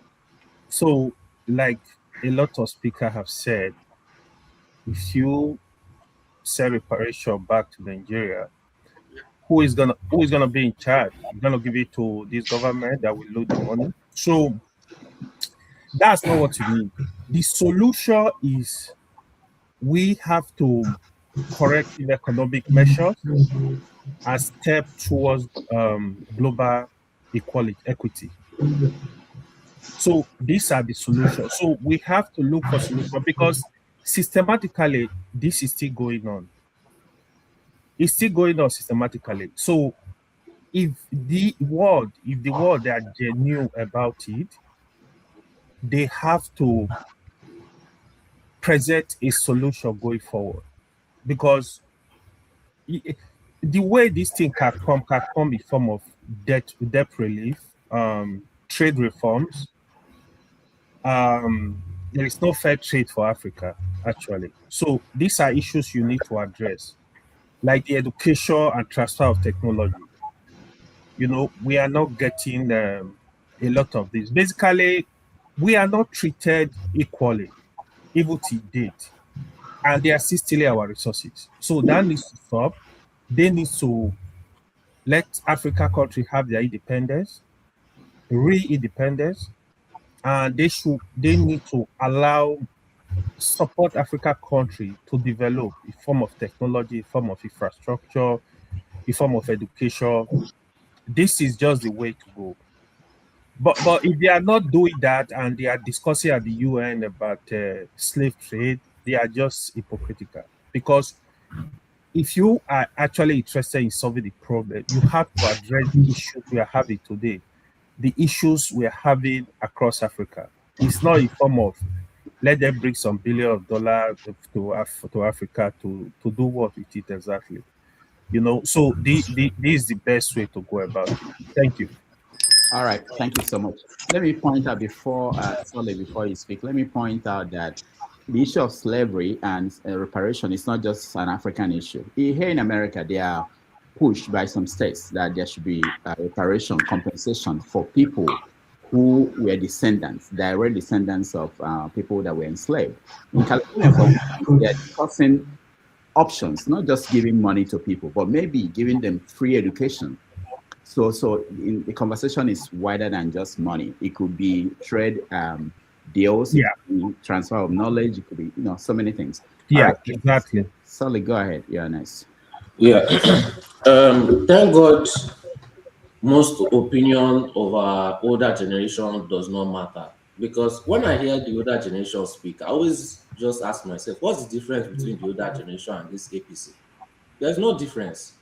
Most of the older generation are just hypocrites. They are just angry that they are not there. They have the same thinking, they have the same mentality, they have the same entitlements. They are basically the same. APC is just showing what the older generation is like. There's nothing wrong. You know, the more I hear the older generation speak, I realize there's nothing wrong with APC. They are just a representation of their age group. Plain and simple. And others out of the age group that are not inside, they are just angry they are not there. They are angry they cannot oppress the youth. They are angry that they cannot, they are angry they cannot do everything APC. No wonder people are supporting ADC. It now makes so much sense. And if you see the age group, it's usually their age group. just making some comments that are self-harmful, defending the white people quickly to go and push it to the Arabs.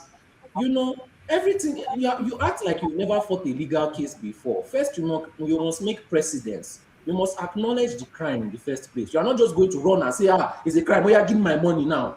No, it is. Nobody said they are not going to meet the Arabs. Nobody ever said that. So why are you deflecting? Why are you helping the white man for free? Why are you working for free all over again? Is it a fetish to be a slave?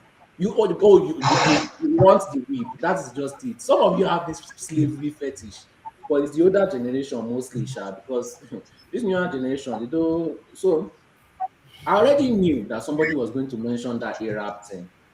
If you look at the countries that voted against it, they are still doing neocolonialism. They deep down know that they are going to have to pay. They are smart enough to know that, but they know that you are not smart enough to know it. They know that once it's recognized, next thing is payment. It doesn't matter whether we lost or whatever. Mr. Rudolph is right. If you allow it once, they will try it again, which is why they are trying it again. They are trying it again now. They are trying to do their second colonial movement. So those countries, you said, some people had the same issue and they were able to build their country up. Did they build it through peace? Even the Singapore that you're talking about was most of the ideas were for, it's not Kwame Nkrumah, I don't know if I said his name right, from Ghana. You know, that's where most of them got their ideas from Africans.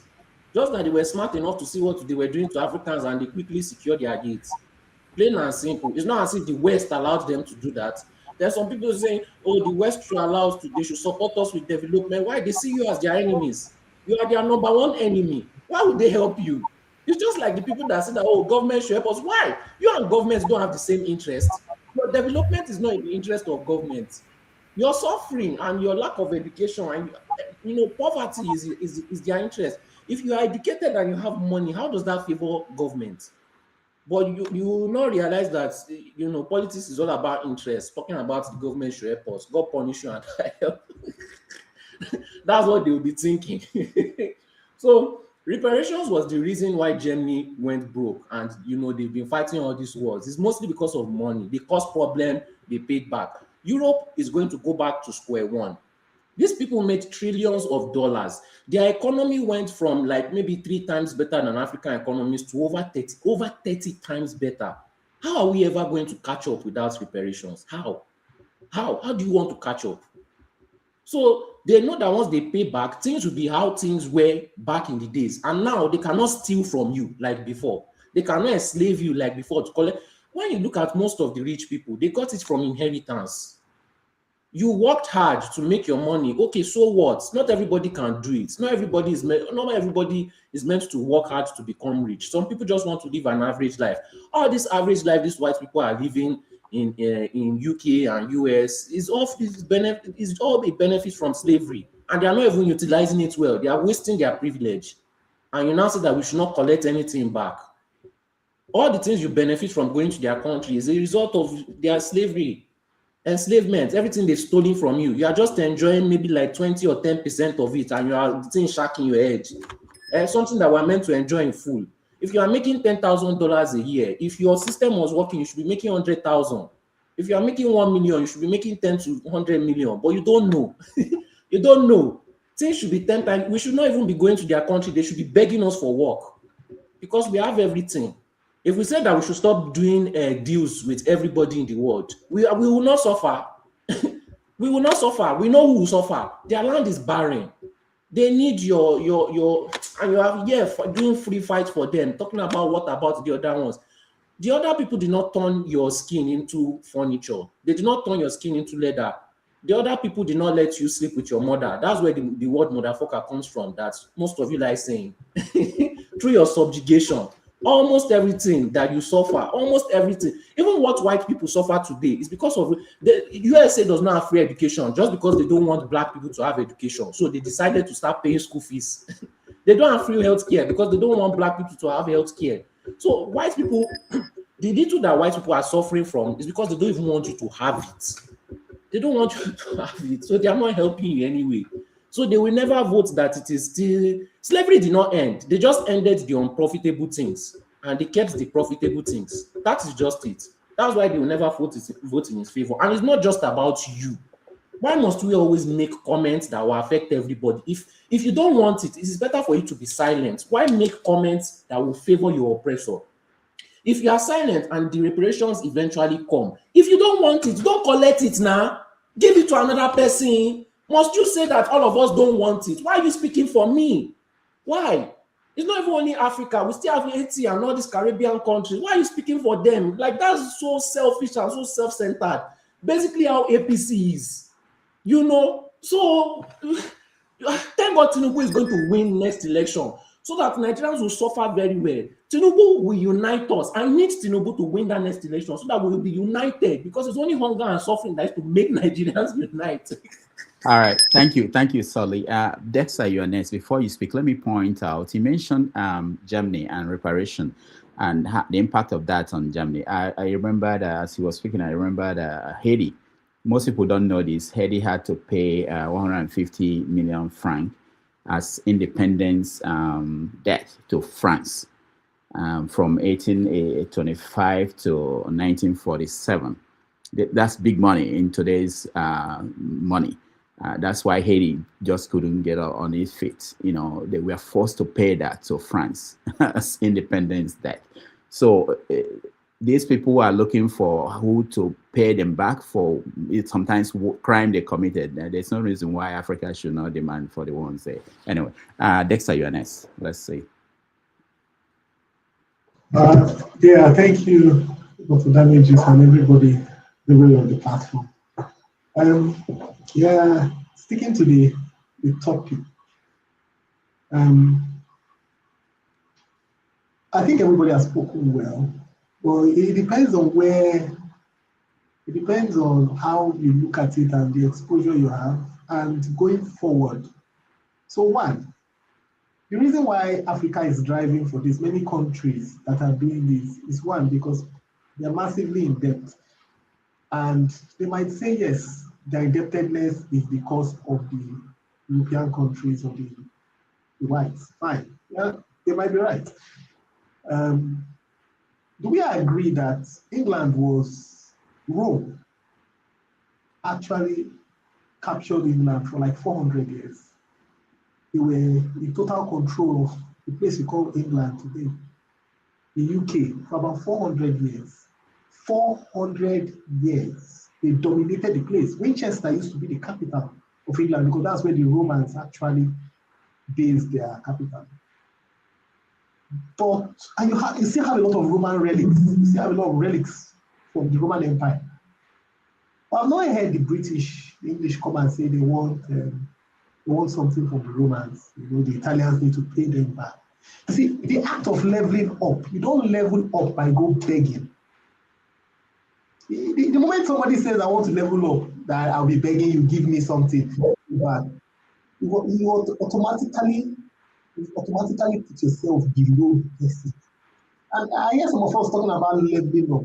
Giving Africa a whole lot of money will not make Africa level up. In fact, Africa is not ready to level up.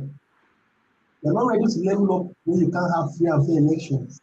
They're not ready to level up when you don't have a proper justice system. When there's no rule of law, when the rule of law is controlled by a few people, they're not ready to level up. So we need to start. I mean, I know it's more like a romantic affair. Pay us this. Yes, they stole. We were creative. We made stuff. They stole it. But imagine a man that is like a blacksmith or is a craftsman.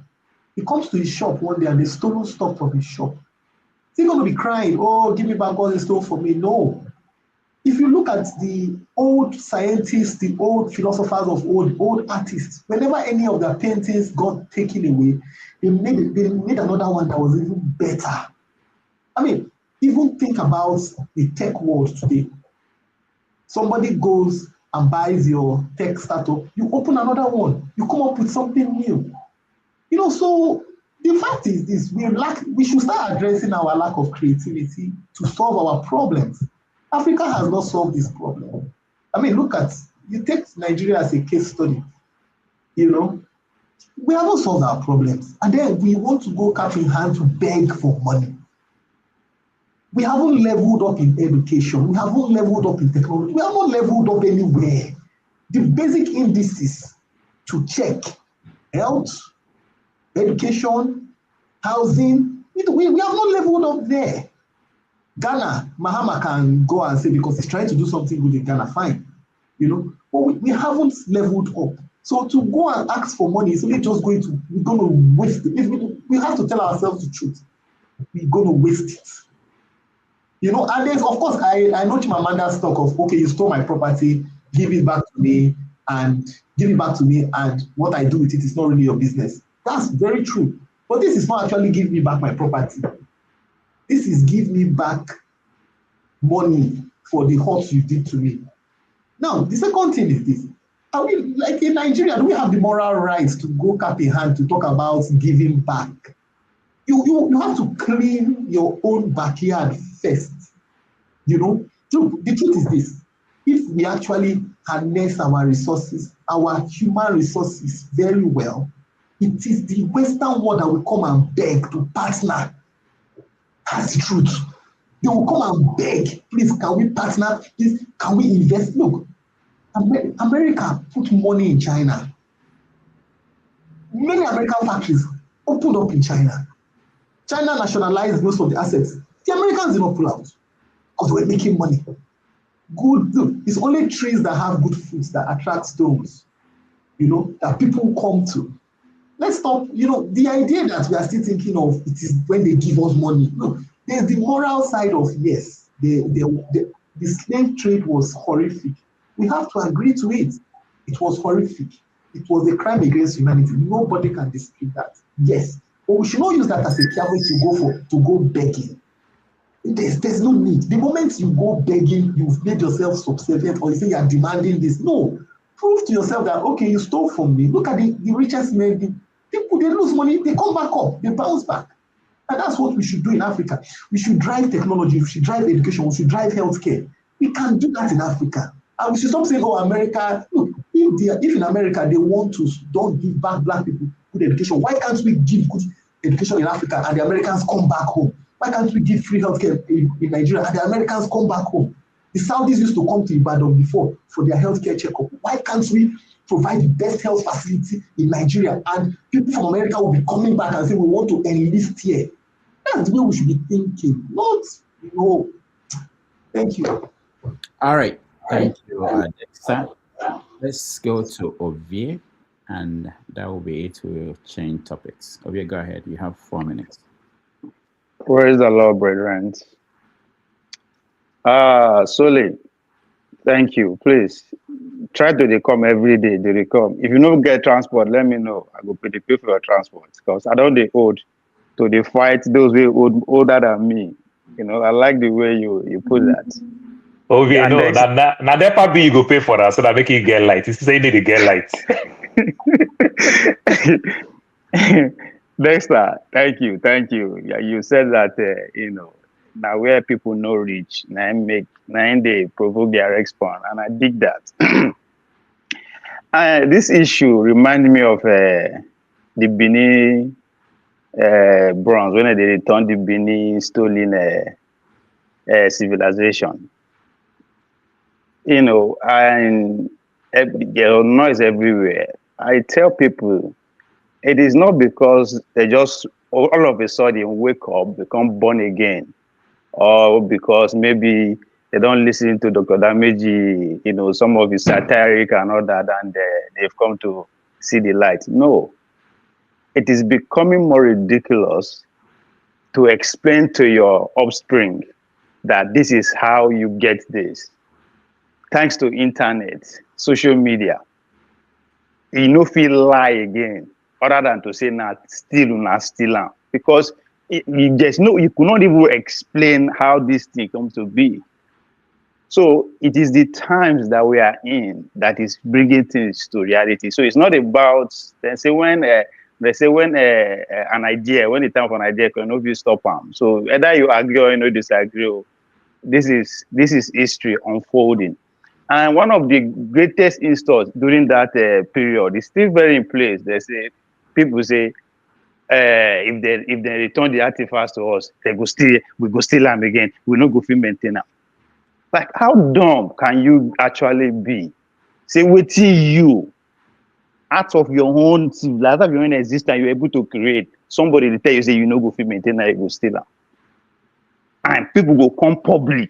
They shout on top of their voice, thinking that they are making points.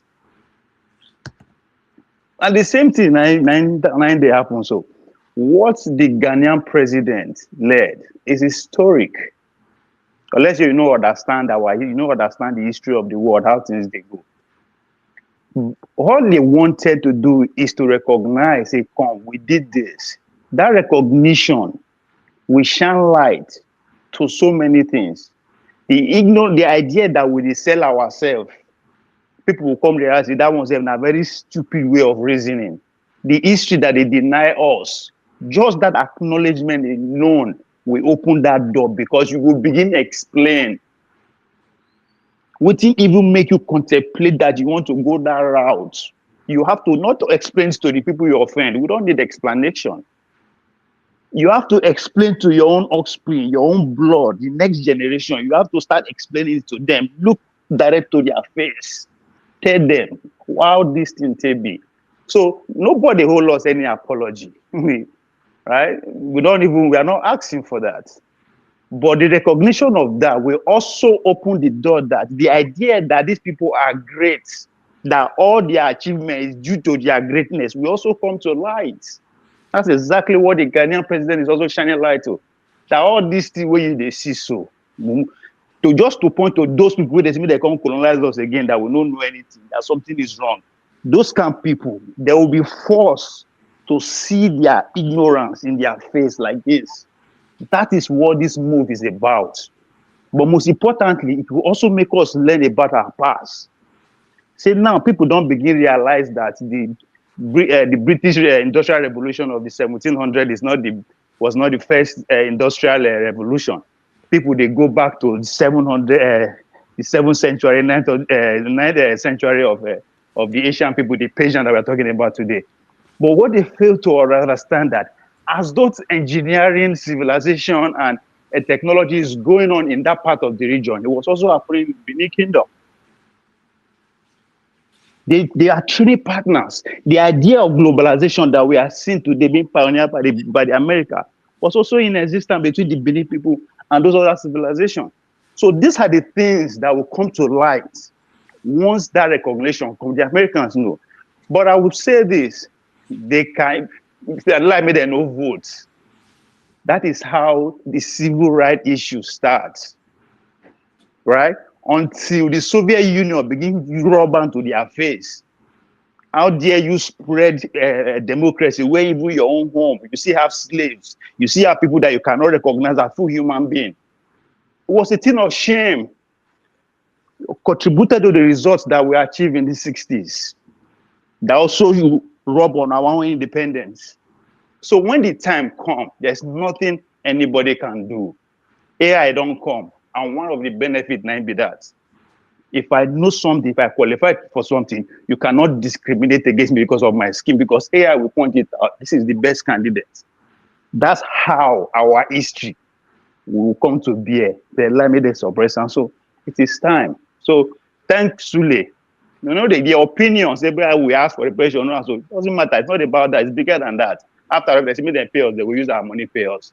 But I also belong to the Mr. James School of Thought. I'm not asking for anything. Recognizing and leave us the fuck alone. Excuse my Yoruba. Thank you. All right. Thank you, Ovie. I will let Mr. James have the final word on this and we switch topics. Mr. James, if you have any, looking at different viewpoints from different, these are the Africans we're talking about. They have different viewpoints on the subject. I told my students on Thursday, I said, I've not heard from Africans. I don't know what they're thinking. Maybe some of them may not even know that it happened, like comparable facts, and that some of them may have views that this shouldn't even. Why are people talking about this? And maybe I'll show them this clip of us talking about this, and I'll see what they say. Go ahead, Mr. James. Round up. Yeah, we have spoken well, unquestionably. But something was just crossing my mind while I was listening to him. We sold Africans to the white men. We sold Africans to the Arabs. It takes two to tango. If we want them to compensate us, our kings who sold us out to other people, they should also compensate us as well. That is point number one. The point number two, it's not only the Americans who were involved in what we call slavery. We were doing it among ourselves. So how do we resolve that aspect of the whole show? Left to me, most people on the comment section will not agree. We should keep all these things aside. We should concentrate on developing ourselves.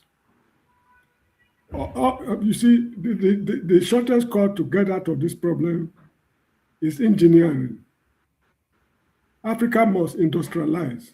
When we are industrialized and we are able to do things that other nations are unable to do, they will certainly come back to Africa to reason with us. So this is how I see it. Obi has actually nailed it. I said what should be said about this issue. So that's all I have to say. All right, I will also, let me maybe give another different opinion a chance to weigh in, maybe Tony. But let me say this, James, if you say that we should develop an party from different people, concentrate, Dexter said the same thing. The Jews are developing, they are moving on with science and technology, but they are not leaving people who did bad things to them. They are still going and haunting them wherever they are. Even if it's 90 years ago, they will go back and deal with it. Why they are developing? Let me tell you something. Let me tell you something. The Jews you see today, they've been moving in and out of captivity because of this attitude they are displaying. They were all the great empires of the world conquered and lost that territory. They went to Babylon and they returned. The Romans took them into captivity. They just need to change their attitude. You cannot be running forward and looking back at the same time. This is one thing they should know. And take it or leave it. If the Iranians should win this very war that is ongoing, that is the end of the Jewish civilization they are boasting of today. They cannot, that's how I see it. It's called the Middle East for a reason. It's in the middle of everything that's ever happened to the human civilization. That's what it means. All right, James. James, thank you. Let's Otoni. Mr. James, something that you said again, I know you say it all the time. I disagree to some extent. Not that it didn't happen, but my basic economics 101, there's anything that exists below 15% is as good as is not existing. What do I mean by that? Good percentage of we Africans, well, let me trickle it down to Nigeria that said we sell slave. We did not really sell slave as you think. It is gatekeeper. They take somebody like Oba Ovarowe out and put their own person, and their own person sells slave. This is what we call gatekeeper. It's not like the people choose to sell themselves, but they planted bad people to do bad things and end up give us that bad name. It's not like our people. And in every family, there's also bad heads. We understand tribes. We understand the war like the Oromia war and then the Ikereje war and everything. The Oyo Empire trying to extend all the way to places like Egba. Yeah, they might do it with other tribes and every other thing, but it's not as much. We see what they use somebody like King Jaja or Fokobo do in Ashanti Kotoko, all the way to Ghana and every other thing. They end up still punishing, even when they make him do bad thing to another black person and every other thing. But oftentimes, it's not like that. Somebody like Madame Tinumbu and the likes, and these are not our leaders. These are not good people. These are the people that work with the Portuguese and the British to do bad things. They didn't emanate from us. They plant them to do us evil, just like as they give us the Buhari and the Tinumbu of today. No, the point is that majority of the kings were involved in this business, although they were not selling members of their ethnic group, but they were selling other Africans. Now, the white man can show that this is what we accomplished with the process of slavery. What do they have to show? Because the slaves were not taken free of charge. They were paid for. So what do the kings have to show? I don't think you understand the effects of slavery. When you go out and work, they pay you per hour. That is called labor. Your labor was utilized. Those people, they were just paid maybe just for mirror or finance, and it ended there. Labor was used to these people by, they were bred like cattle.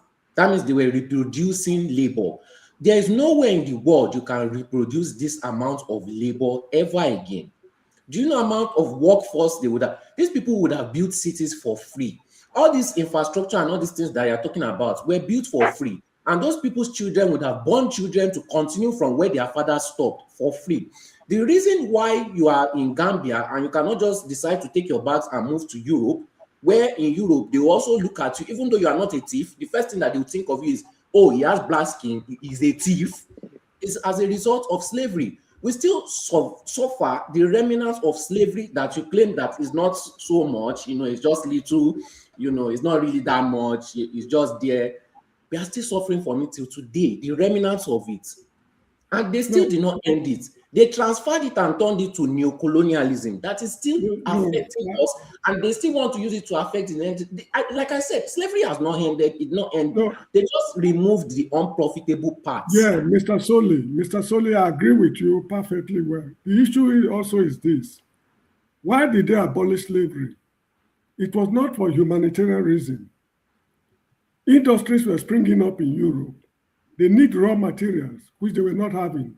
The machines were more effective in production than the slaves.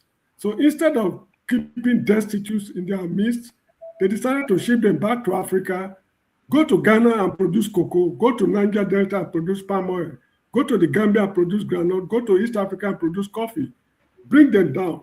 When the goods get there, they determine the price they will pay for your goods. And when they process it, they will also determine the price you are going to buy it from them. So slavery is still continued.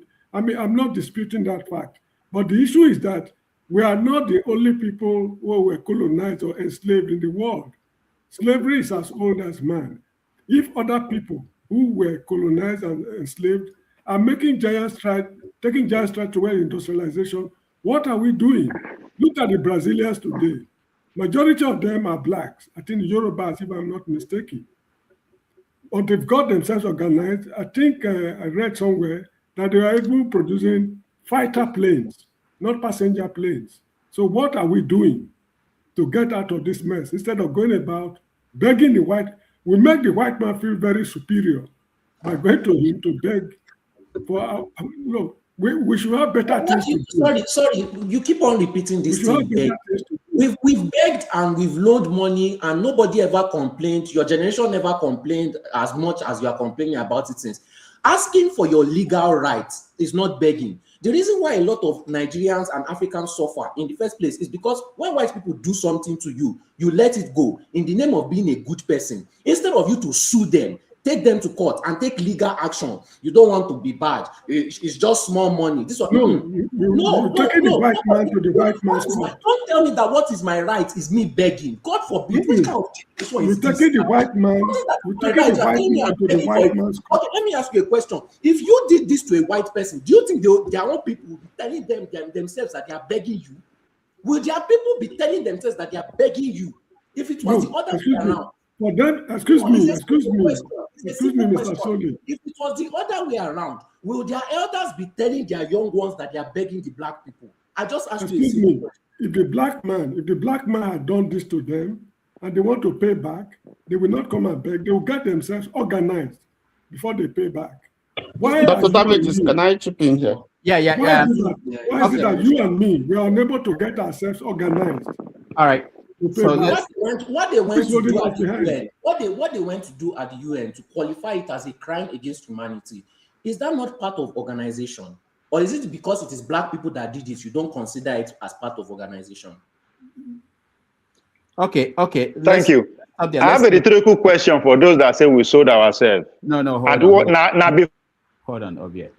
We have to end this topic somehow. Tony, conclude. Doctor, this topic is not good to end. Let people learn from it. Because our school did teach us under 15% in school. Let us, this topic is good for for us to deliberate it more. Okay, Tony. And I'm still learning from it too. I'll let Tony speak, and Ovie and Paul, and that's it. Unless anybody has a unique viewpoint else, we just go ahead, Tony. Doctor, I think first of all, comparing the slave trade to the Holocaust, it's a misnomer. They are not the same. The equities here are not the same. The Holocaust was basically a targeted genocide against an ethnic group. That was not the same thing as the slave trade. But let us look at the nomenclature. It says trade, and when you use that word trade, it means that there are parties involved. So when we're giving the impression that the Roman came and took people away from Africa, that's not true, because it's trade.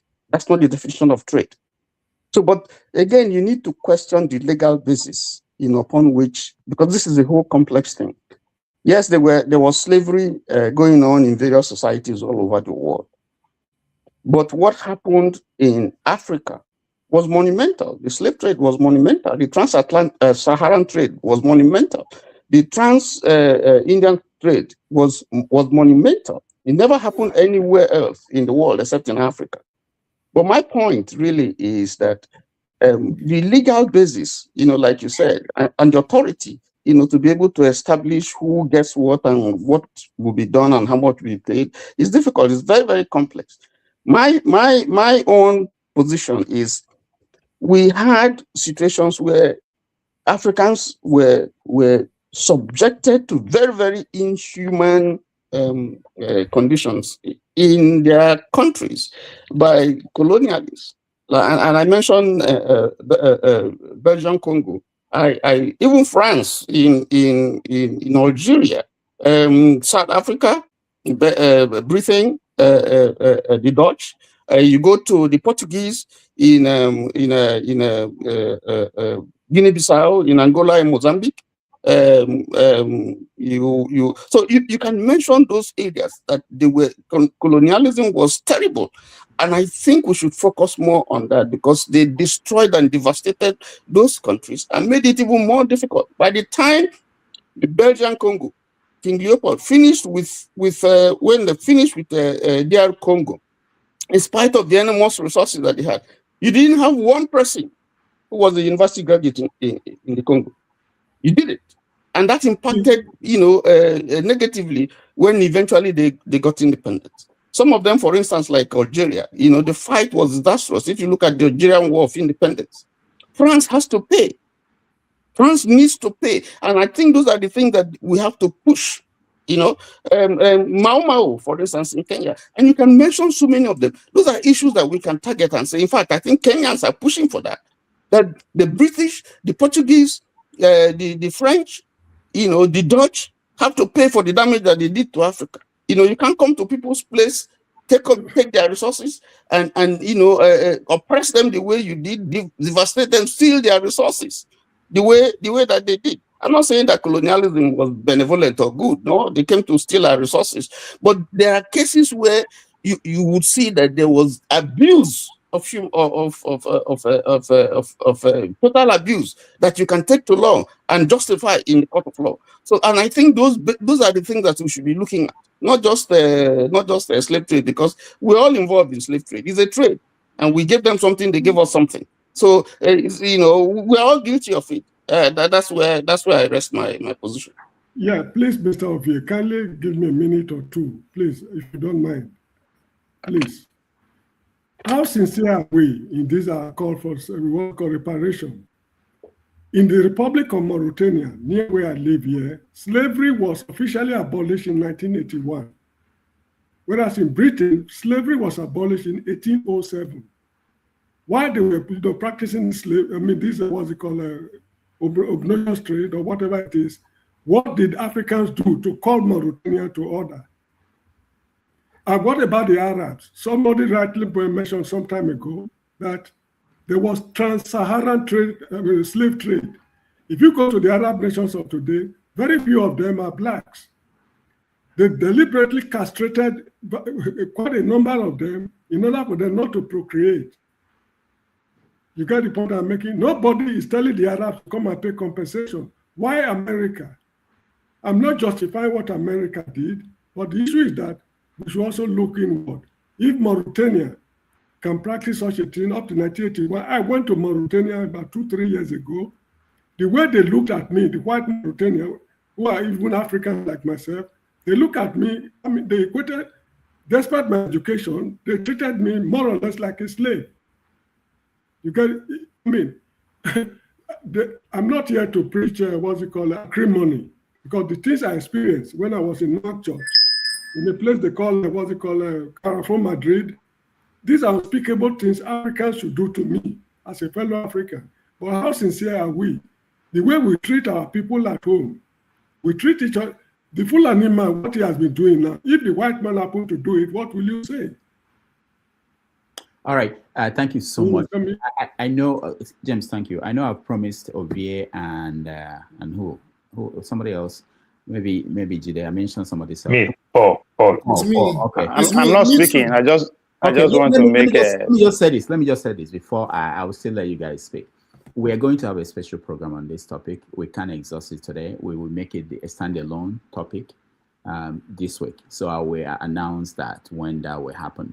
Otherwise, we are going to miss all the issues in the news, which are important, which is the format. Doctor, why do you want me to believe you?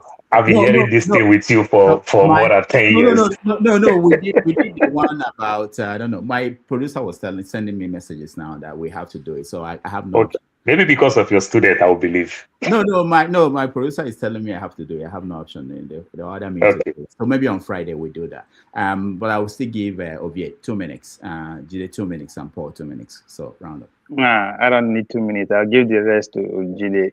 Okay. I just want give me if you are not using it. I just want to ask. So now they waste the time, say you see so to those people who say we were selling ourselves back in the days. So I just want to ask a rhetorical question. This trade, this business transaction start before the invention of gun or after the invention of gun. That's one.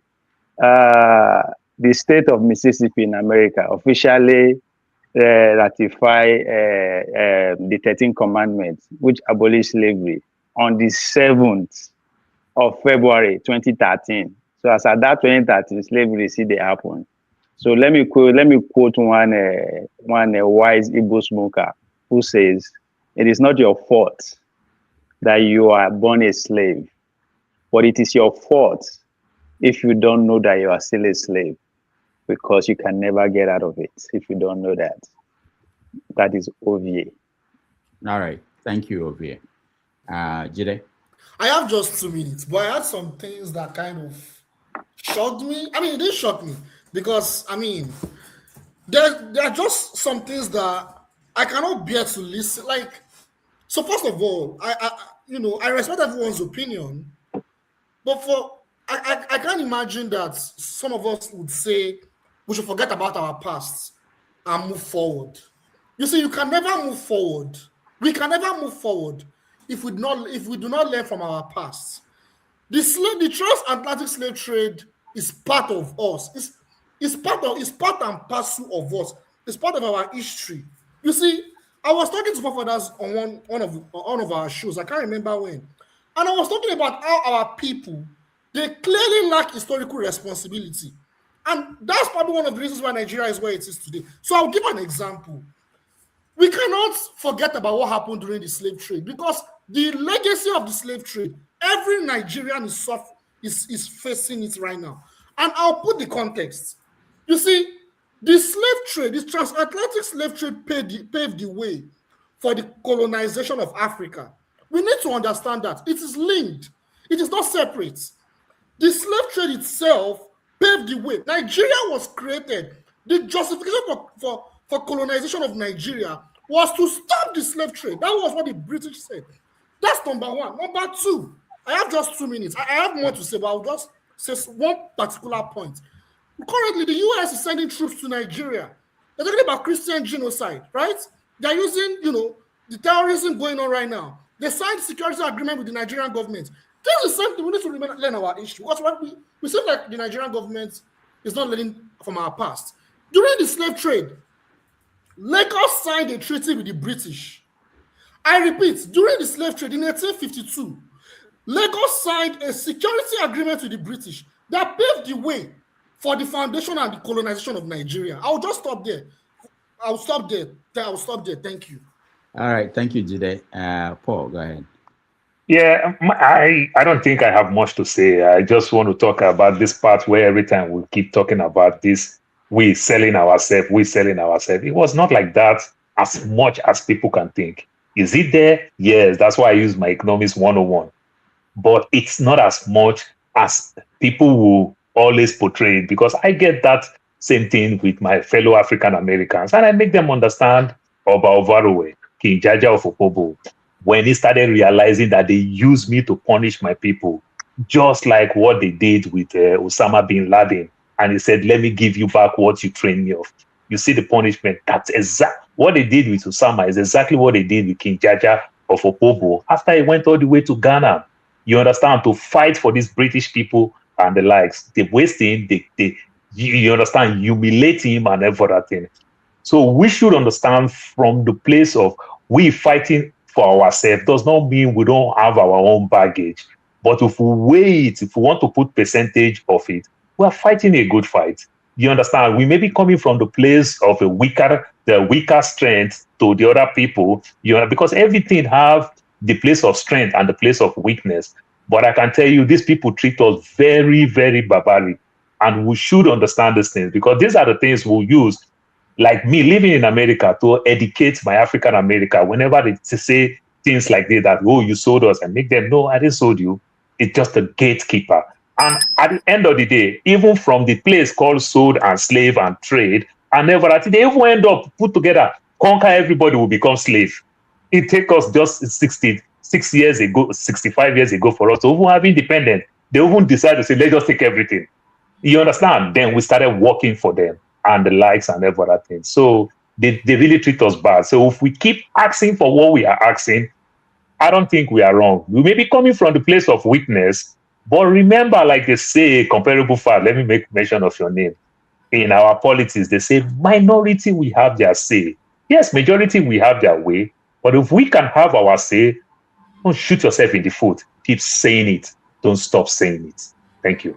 All right. Thank you, Paul. One last thing. Like I said, we're going to have a standalone discussion on this. There are many angles to that. Paul just mentioned the African-American angle. They are feeling that we should actually pay them reparation for slavery. One of them, a friend of mine, when I met him the first time we had this conversation, he was saying, he looked at me and said, you were the one that was ringing the bell and saying, buy one, take one free. Buy one, take one free.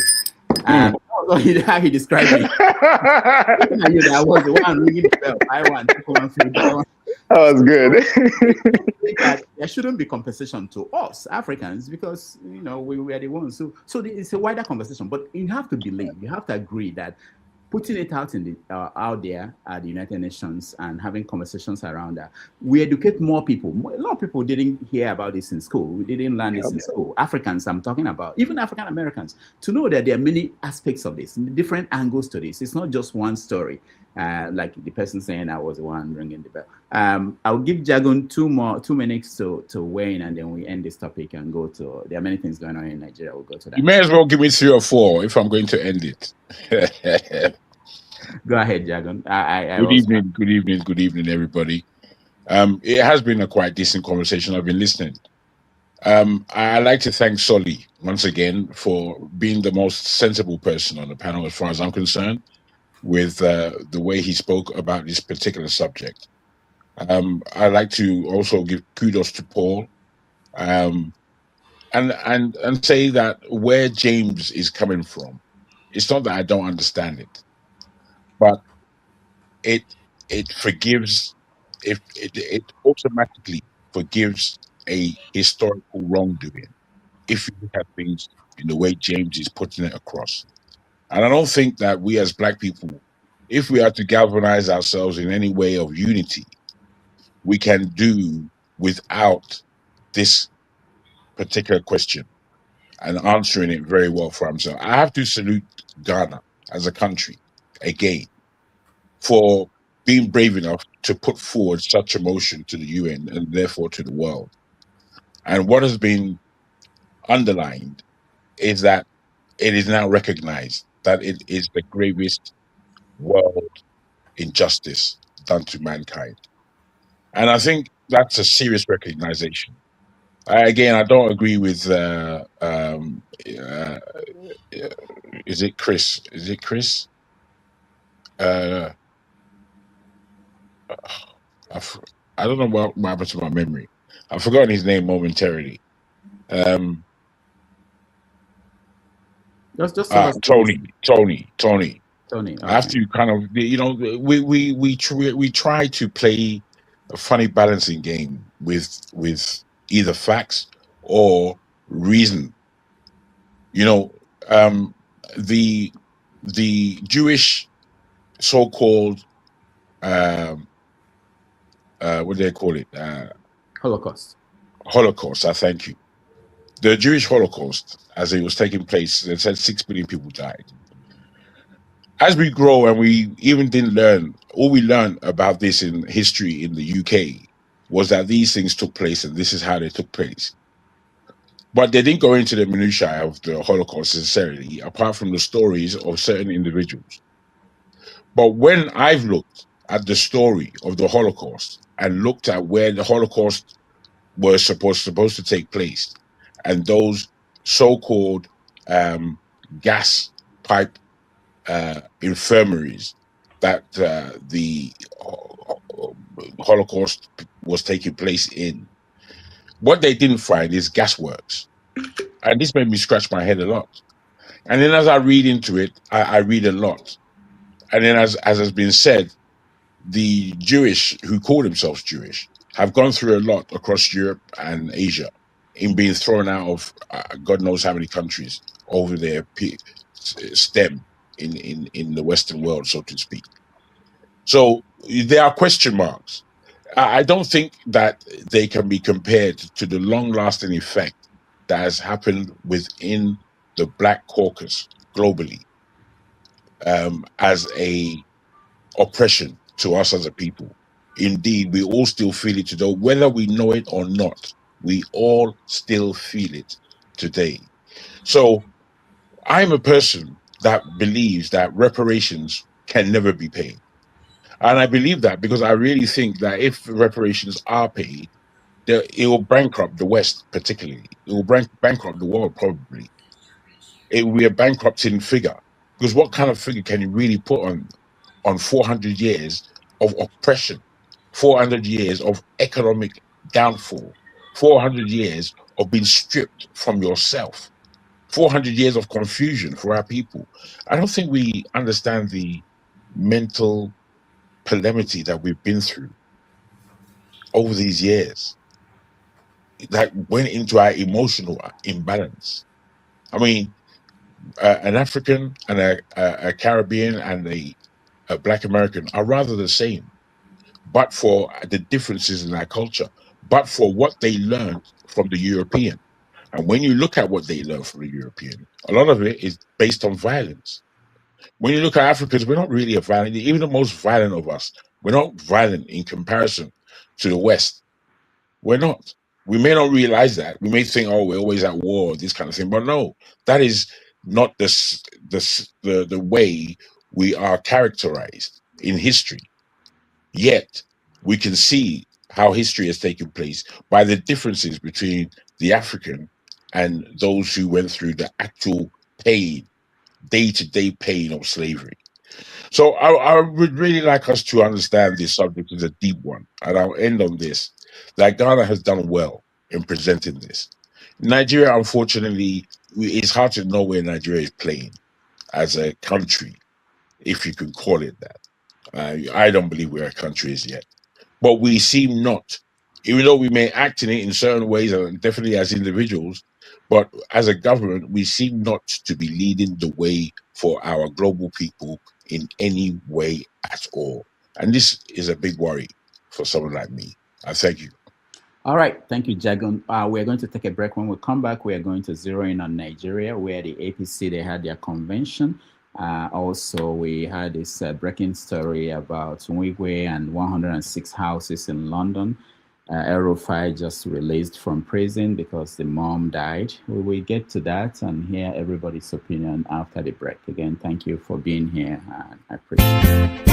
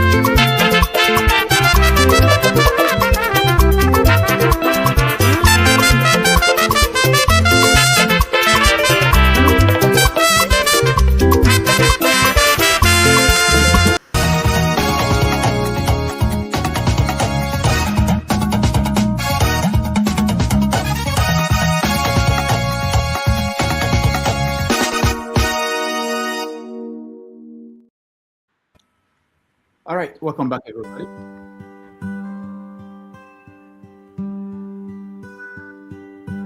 I hope someone's writing a new holy book for the broken, the brave, and the kind. If no one is, then and you think you could, but now is the time. Friend of mine, I was reading the prophet. I assure you, many of you lamenting the problem of electricity, power. Yes, we are paying attention to that. The Grid Asset Management Company, CAMCO, which will inject approximately 1,500 megawatts into a new grid corridor. We are going to improve on it. Electricity will become better, and be assured there will be opportunity and progress in our industrialization path. Wow. I hope you guys are motivated. That was President Bola Ahmed Tinubu speaking at the APC convention in Abuja.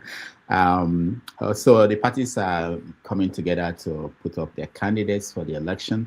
And I want us to discuss that. I think we have less than an hour for this segment to end. So we've mixed two things together, just that. And then, of course, the issue of Wigwe. That's something that is shocking to a lot of people. Revealed by the Londoner, a newspaper in London, that he owned 106 properties in London.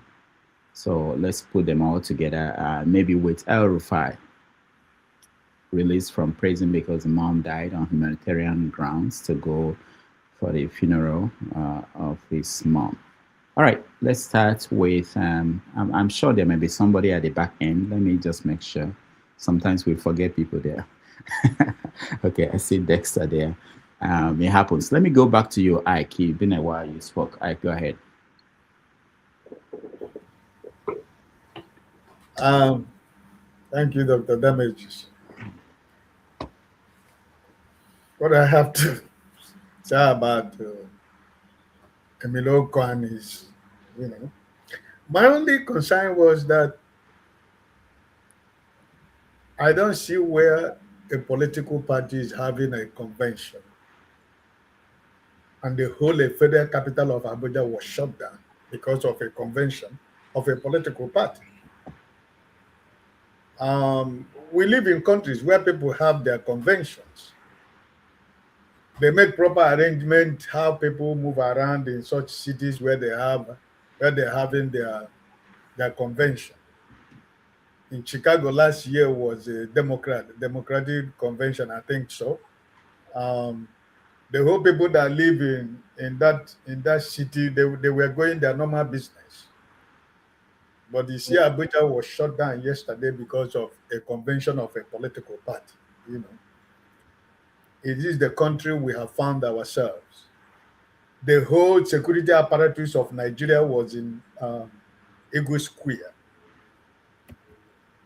But we live in a country where other political parties will ask for permission in the same Ego Square. They will not be given permission to hold their convention.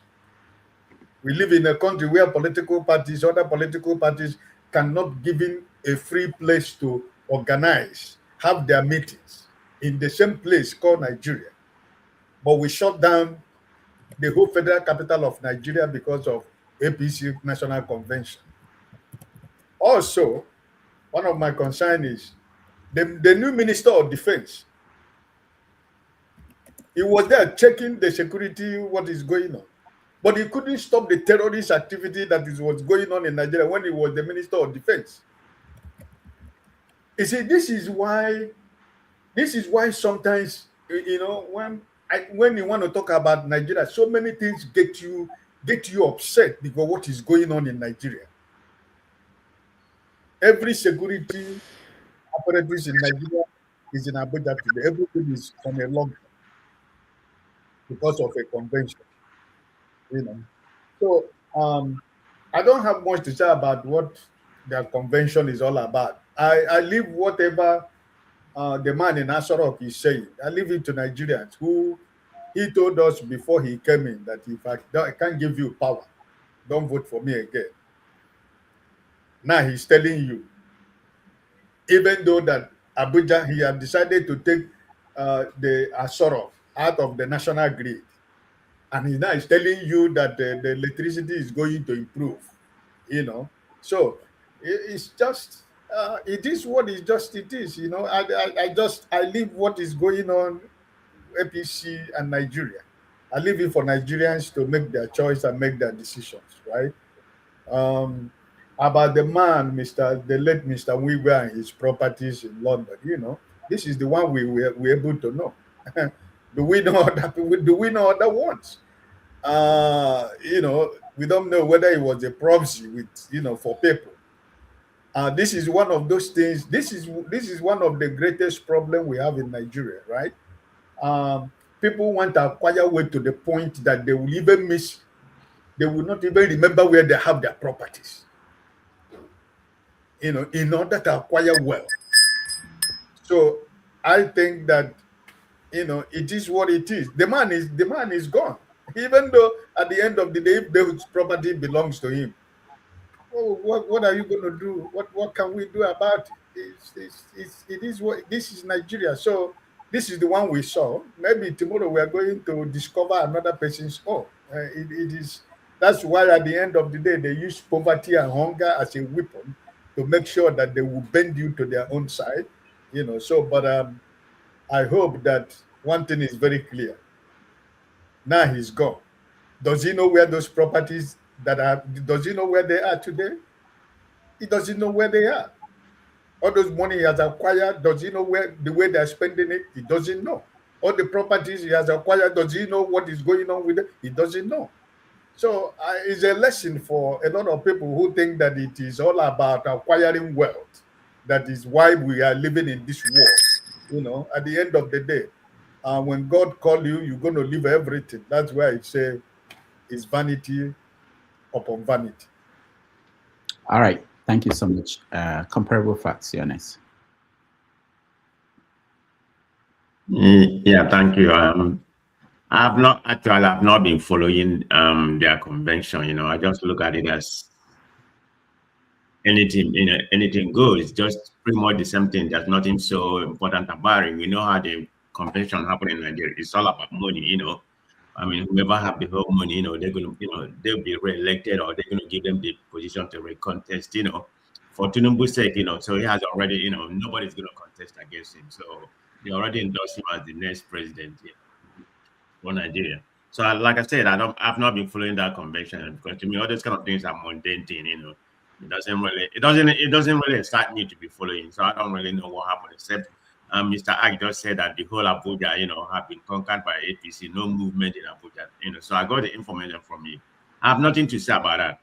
Speaking about we were, having all those properties. How did he get all those properties? We know he's the chairman of the bank, but that gets to show you that life is transit. You can't just all those properties you have, or you can't take them to to wherever you're gonna go, heaven or hell, wherever God call you to go. Just gaining, having money, corruption, or wherever you get the money, which I can't really, I didn't really follow the man, or I didn't even know about the man until he died. So I have nothing more to say. But the point is that life, you can't live life forever. This is the problem I have with people who just acquire property, without power is transit, life is transit. So that's my own opinion on that. It's pretty much a mundane thing to me, so I have nothing to say about that. Thank you. All right. Thank you so much. Femi, you are next. No, I was going to talk about what Ibuho said, but I guess it's a different topic, Yeah. So Yeah. let me let it go. Okay. Maybe frame it for your rant, if you can. Okay. Yeah. Okay. Femi, go ahead. Yeah. As for the convention, I just like what Comparable Fact said. I'm not even interested in politics as it concerns Nigeria, because I feel we're just wasting our time. We just keep going round and round in circles. So good luck to whoever is interested. When we're ready, would restructure the entire system. And again, it comes back to it ties back to what we were discussing previously. As much as one wants to blame the West for their continuous influence in what happens in Africa, for example, it's down to us to get serious. With respect to El Rufai, well, even that one is straightforward for me as well. What goes around comes around. Whilst I do not necessarily wish him bad, he's part of the monster. He was part of the monster that has been created, and it's not. It continues. There's certain people that are cheering on the situation as it stands today, but sometimes it takes people to be in the realms of power for them to look the other way. But there's always a karma. As for the case of Wigwe, it's not limited. It's gone. It's nowhere. It's not here today. But it's something that's quite common when it comes to millionaires and billionaires, especially amongst those that have things to hide, whereby they have a way of creating these so-called offshore companies in the likes of the Cayman Islands and Virgin Islands, just for the sake of running away from taxes or certain other things that just happen. I don't have too much to say about these three things, to be honest, so I'll just keep it that way. All right, thank you, Femi. Let's go to Tony. Yeah, thank you. I'd speak on two things. One, the APC 8th National Convention of APC that held at Eagle Square. We listened to the video that you played, the president speaking. I wonder if he took time to prepare himself, or if they tutored him on how to, because we almost saw a bala blue kind of situation occurring. It was just blabbing. But let's put that aside. Like Ike said, you are talking about electricity, provision of electricity. Meanwhile, you have disconnected from the national grid. And you made a promise that you are going to provide them with electricity. But that's just garbage. But the sad thing is that the party was holding a national convention at Eagle Square. And all the adjoining roads were barricaded. I mean, no access. Nobody could go there. So it was a total dislocation. If you were working in the secretariat, federal secretariat in Abuja, you were a federal civil servant working, you were asked to stay at home. So it was a national, that day was a national holiday, Friday. It was a national holiday because a political party was holding a national convention. There was an unusual presence of security agencies, almost all of them were there because the party was holding a national convention. So you ask yourself the question, yes, you had 8,453 delegates, large number, ruling party, president was there, and vice president, and so on and so forth. But I think it will also make sense if other parties are also, if they want to hold their own convention, and they apply to have Eagle Square as a conference, as the center, that it will be approved, and that they will equally treat them the same way, lavish way, the security has treated the APC, and that if the federal civil servants have to go on, if they have to go on holiday for that day, they should also be allowed to go on holiday, because that's fairness, that's democracy. Otherwise, you would see again, that the democracy that you're operating is one that discriminates. This discriminatory. It is not. There's no level playing field, and that is very sad. But let me also mention some contradictions that we see. You have Fubara Dagogo, who comes from his constituency. His ward has suspended him. Why? Because he went to court. He had bought an expression of interest form to run for the office of National Vice Chairman South-South. He bought the form, over 5 million. After he had bought the form, they told him that the slot had been given to someone else. But they didn't tell him before he bought the form. Now he's bought the form.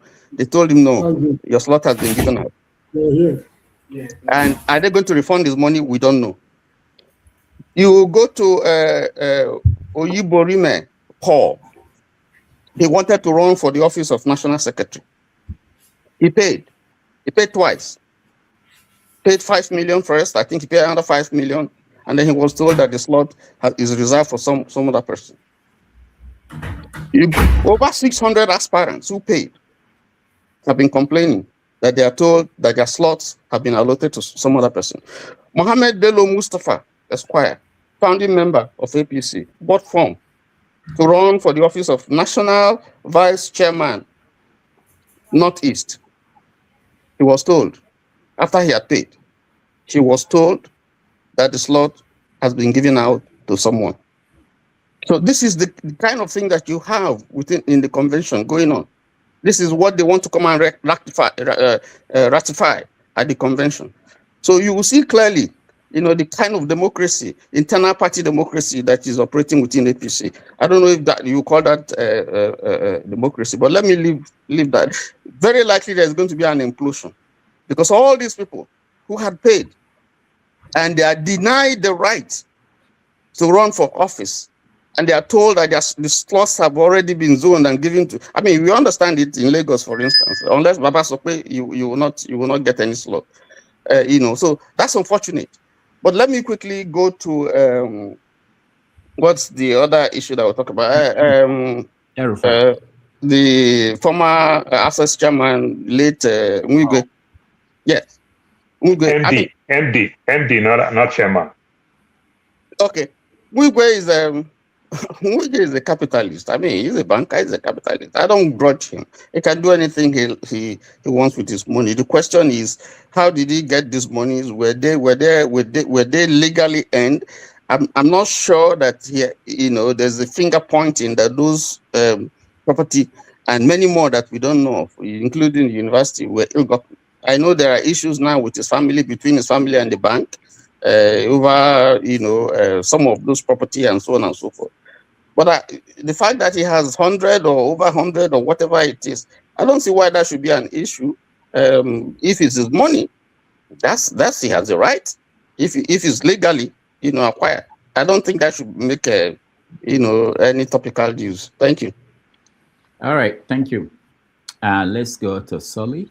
You are next. I knew that people would defend that person's money.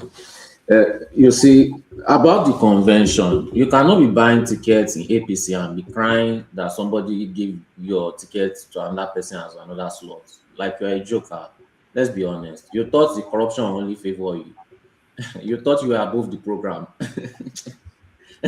The typical Nigerian mindset, it will never happen to me. It only happens to others. So you get what you pay for. Donate your form fee and move on. Please stop crying to us. You can see that there are other parties there. If you really had the true following, if you really wanted to do good, you could have gone to join AAC, or MOP. But you are too big for AAC. You are better than MOP. Who are they? You are bigger than the program. God punish the rest of those people. It's only APC and APC forever. Now they collected your money. You want to come and now cry with us. But if you benefited, you will not share with us. So you get what you paid for. Now, as far as the Abatigwe, this thing goes, Nigerians underestimate how rich Nigerians are. Is it because we only mentioned Dangote? There are local government chairmen that have up to 1,000 houses. That means they can live in a new house every day for the year, for 2 years or 3 years. That's just local government chairman. And I knew this decades ago. So what is houses in 100 houses abroad? If it is money, no problem. The issue is that money could have been invested in Nigeria. It would have created a lot of jobs. It would have allowed money to flow and circulate. They don't even need to change Nigeria. Nigeria's wealth just needs to circulate. But the problem is that the money is not flowing around. The money is leaving the country. That is one of the major reasons why Nigerians are poor. If that money, let's say it was about 20 million pounds, if you have spent 20 million pounds, that's even considering the houses are like 200,000 pounds. Maybe they were even like 1 million. if you have spent 20 million pounds, let's just say, let's use 20 million, the lowest of the lowest value. If you have spent 20 million pounds in Nigeria building, employing people, do you know how much wealth would have spread around the country just because of that? But no, he has to take his finances and store it abroad because he's afraid of the system. That's why most of them invest abroad, because they themselves, they are afraid of the Nigerian system. So as long as Nigerians continue to feel like they are better than somebody has not won local government chairman election, I even hate hearing that thing, because if the person, if somebody goes for local government chairman election, will you vote for him? No, you won't. You won't, because you people are wicked. You are wicked. You just don't like the man. You think you are better than him. So I've just been waiting for somebody to attack Sowore, because I've been gathering your attack, and I'm ready for you. I'm ready for all of you. Charlie, I want you to stay here because I'm going to talk about Sowore. I'm going to attack him. I want you to stay. Don't go. Good. That's good. I've been preparing for you. It seems like you guys are. I'm even surprised nobody's complaining that he said something about Alex Oti. He would have scattered the whole place. But you all agree with him, Loki, because most of you live abroad and you know what he's saying. So let's just give this man a chance, or you want to do like the white people and suffer so that the black people will have nothing. Are we going to keep on suffering just because you don't like the way a man looks or how he talks? You choose to suffer. So nothing surprising about that. But now, for El-Rufai, I was surprised that they let him go. The Tinubu I know, that means that guy is scared. You know, that was a chess move that was unexpected. If it's me, that guy will not go and see his mother.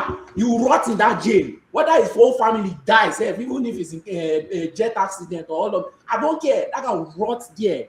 So there's a bit of fear from the APC camp letting him go. They don't want him to build up this kind of revenge or hatred. But El-Rufai, in my own analysis, it doesn't seem like the kind of person that cares if his mother pies or his child pies or all this kind. I was happy that something happens that allowed him to, step out of it a bit. And ADC has already started using it for propaganda, because most people don't even know why it was let go.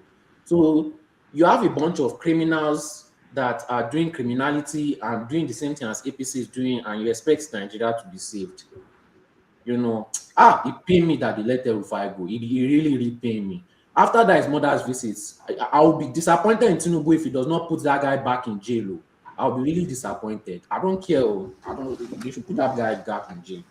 So all of us should understand that APC is scared of something. People have been saying it before, but this one made me really agree. I wouldn't have agreed before. You let El-Rufai go for sentimental reasons. Is Tinubu becoming soft on us? Well, let me give another person time. All right, thank you, Sully. Let's go to Ovie, who is 3.5 million votes today. Ovie, that 3.5 million votes, I know before your time starts, let's see if this is the explanation of what you have there. To be put here, because normally we're always at the entrance of the convention. Since yesterday I've been protesting that they kept us here because we're a state that has a governor. Not that we spoke to our governor to cross to APC. We worked hard to make a governor for the state. And we expected that when you are considering positioning states, we are supposed to be one of the first states to be positioned, because we worked hard to flip the Edo State to APC.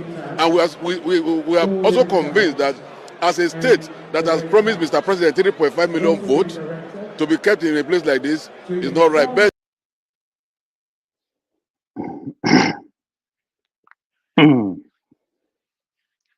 These are your people over here. 3.5 million votes.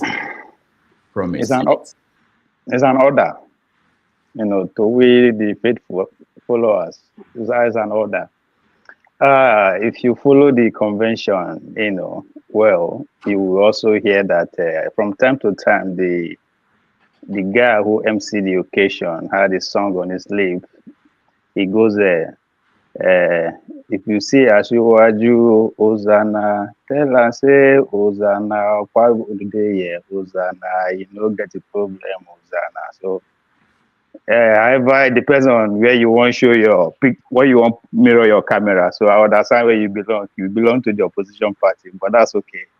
It's allowed, and which is at the center point of the convention. Yeah, if you listen to the Asiwaju's speech, I think he started with the narrative of by rejecting the one-party system narrative. Say that the APC officially maintained that it does not desire a one-party system, one-party state.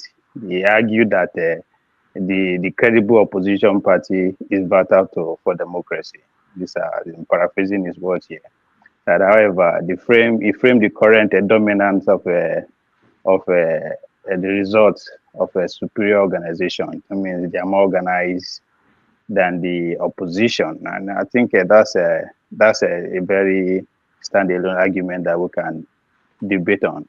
If you factor in what the oppositions are currently doing with the followership, not really know who belongs where and all that kind of a thing.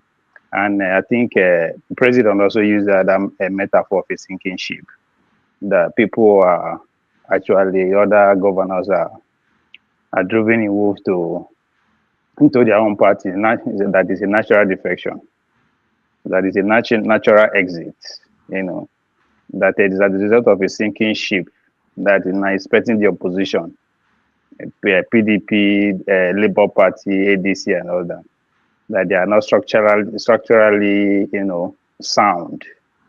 The APC position itself as the only stable vessel. These are his words for national development. So that was the argument, and that was a criticism going to the opposition party. So then he defended the Electoral Act. That I think he went ahead to accuse the opposition party that they were, depending on to hack the results. That's why the opposition are now actually in support of the Electoral Act. So they went on and on to try to defend that. But I think to me, the center point of that, the whole thing is what I've always been saying, that politics is local. I mean, they are saying that they are going to shift to that direction now. I mean, one will argue all this why the people are left to manage, to cut costs. So election time don't come. We have to now pivot to them again to carry the party head on. So they are moving to what they call the politics is local. The core strategy of that is to maintain direct primaries. What they are saying, because leading to this national convention, they did their ward, local government, states, and all that. So that moving forward, there are going to be direct primaries by returning power to the Kakari members. Right? So I think if you look at it critically, it's also criticism to the opposition members, especially to the new form party, ADC, who belongs to where many of them are carrying party and all that kind of a thing. So to them, they are going to move to that local level and give power back to Kakari members. One will remember the days of PDP. PDP, power to the people. Then he metamorphosed to PDP, share the money. So they are going the other way right now. So they are accusing the opposition parties that their tactics is to buy votes. So they are going to the world level. The APC is aiming at making the opposition a delegate buying tactics. Absolutely an increased grassroots royalty. So they are focusing on the local champions, the village champions.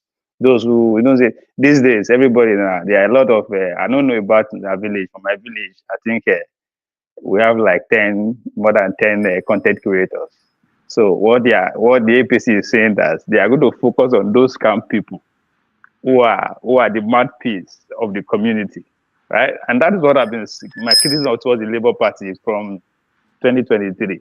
You just have to go there and repeat the obedient ideology at the local level. It's going to be very hard to beat.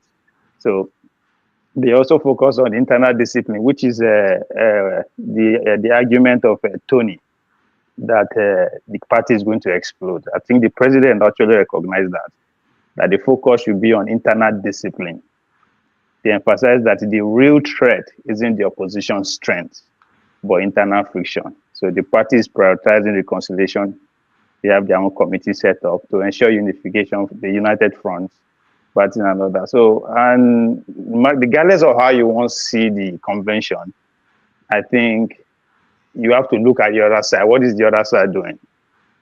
Because as a Nigerian, these people are already in power. Focus on those people who want to take power. Because if you want to save yourself from the people in power, you look up to those who want to take power, because they may be offering something that is better, but are they up to par in terms of their own organization? I think that is the whole point of the whole. I mean, the argument that they cover the whole state, Abuja. Of course, from number one citizen to the last person is there. What do you expect? So the security is going to be tight. Who are always going to be there? They matter more than people when they die. If you look at the way they set the system up, they call it the number one citizen. All right. So I will give them a pass. Thank you. In the expense of the opposition, they're not doing anything. Thank you, Vic. This is what happened at the conference.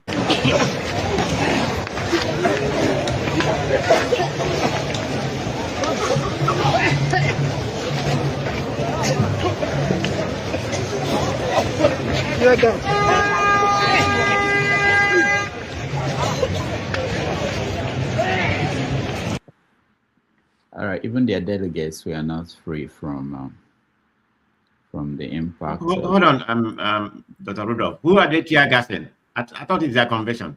Yeah, it's their own people. Paul, go ahead. You said you are not interested and nothing happened. You were mundane. Yeah, forget about that. Paul, go ahead. Yeah, when I saw that video from Sarah last night, I was just laughing. You know, even with their dress code and everything, you see why we're having so much problem with security in our country and everything, where they don't embrace technology, they don't know how to use technology to do certain things. Today, in this present day world, when we talk security, these are not things you see.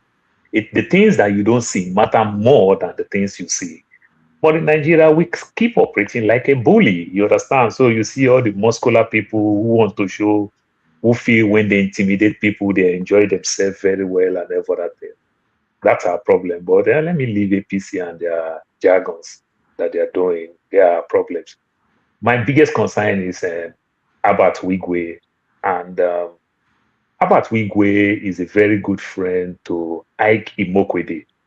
They both found Access Bank. And when they started Access Bank, Abat Wigwe was the MD in Access Bank, not until before Lamido Sanusi introduced this thing that if you become managing director in any bank in Nigeria for 10 years, you have to go. So that was how they were forced to go. That's why somebody like Tony Elumelu left, Jimovia left, Olorogo, Tega Omero, all the big banks. You understand? That's how they left, not because of the one of these. So immediately they left, they kick all the chairman out. So they become the chairman. So Ike Mokwede now become the chairman of Access Bank. Jimovia end up go become the chairman of Zenith. He was the MD. Tony Elumelu did the same thing and never happened. So if you ask if Ike Imokwede was also the MD, you understand, and now become the chairman, how many property will Ike also have? Because they also have a power. Doctor, many years ago, I bought Access Bank shares when they were doing this bank capital and acquisition and everything. They forcefully bought my shares back. You understand? Because I didn't really actually buy Access Bank shares. I bought, I forget the other bank. There's another bank that they took. They forcefully buy my shares. First Bank did the same thing. You can imagine Stanbic Bank, IBTC did the same thing. I bought Stanbic Bank shares. They forcefully buy my shares without my consent. You understand? First Bank did, I bought Trade Bank shares. They did the same thing. You can imagine. So these guys, they were just buying more shares. We don't know where this funds is coming from. These guys become extremely, extremely wealthy. Jimovia have a Global Express aircraft, have a Bombardier aircraft. Only him flies all this aircraft and everything. They are just stealing from us. We don't see how much taxes they pay as individuals, how much do you make? Yeah, we hear top corporate people in America make $100 million a year, but it also trickle down that you also see that they pay taxes and the likes. But if you look at our tax difference to the way people who manage all this investment, you will be so shocked. The guy that also redeem over 1 billion naira and everything. You understand? So when you hear all this nonsense thing, you'll be so shocked. These guys just help people to launder money. They steal money. It is not profit. And our banks are doing very, very poorly. Nearly all the big banks in Nigeria, the tier 1 bank in Nigeria, they don't have up to 20% direct staff any longer. They keep reducing it. They are all contract staff. They don't pay them well. They use them like slave. They turn them to prostitute. When I mean prostitute, I'm talking prostitute from men and women. The guys are so aggressive to do everything. They don't pay these people well. They force them with their dress code. They have to look good. They have to do all these things. And they become corporate alamajiris. You don't want to go inside our bank. They will beg you money. You understand? At all costs. They don't want to go see some 40, 50 good amount of money in your account. These people will follow you on social media. Any corner you find yourself, they start begging you. They start doing the same thing and everything because that's what at the top, that's what they do. And when you don't have trickle down on the society with wealth, you get the kind of problem that we are having. I keep saying during COVID time, I got a pay raise of $2, $4. Before you know, I'm getting a pay raise of almost $11 to $13 pay raise. It sounds so funny when you talk $11 pay raise.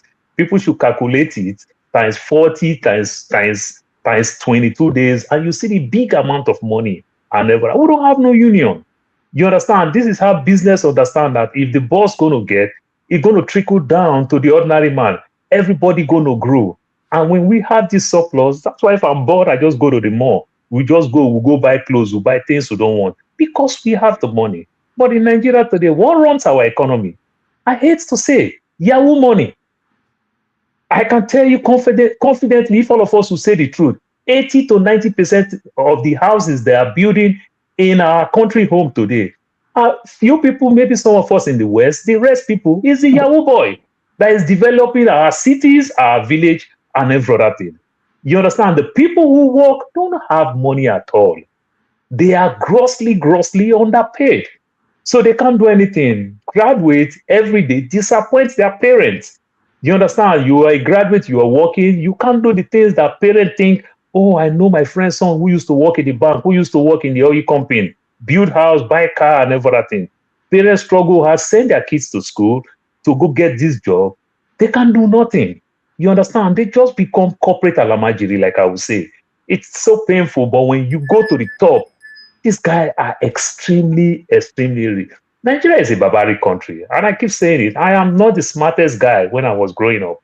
You understand? But I'm the most handsome guy today if I go back to my old school association because of my money.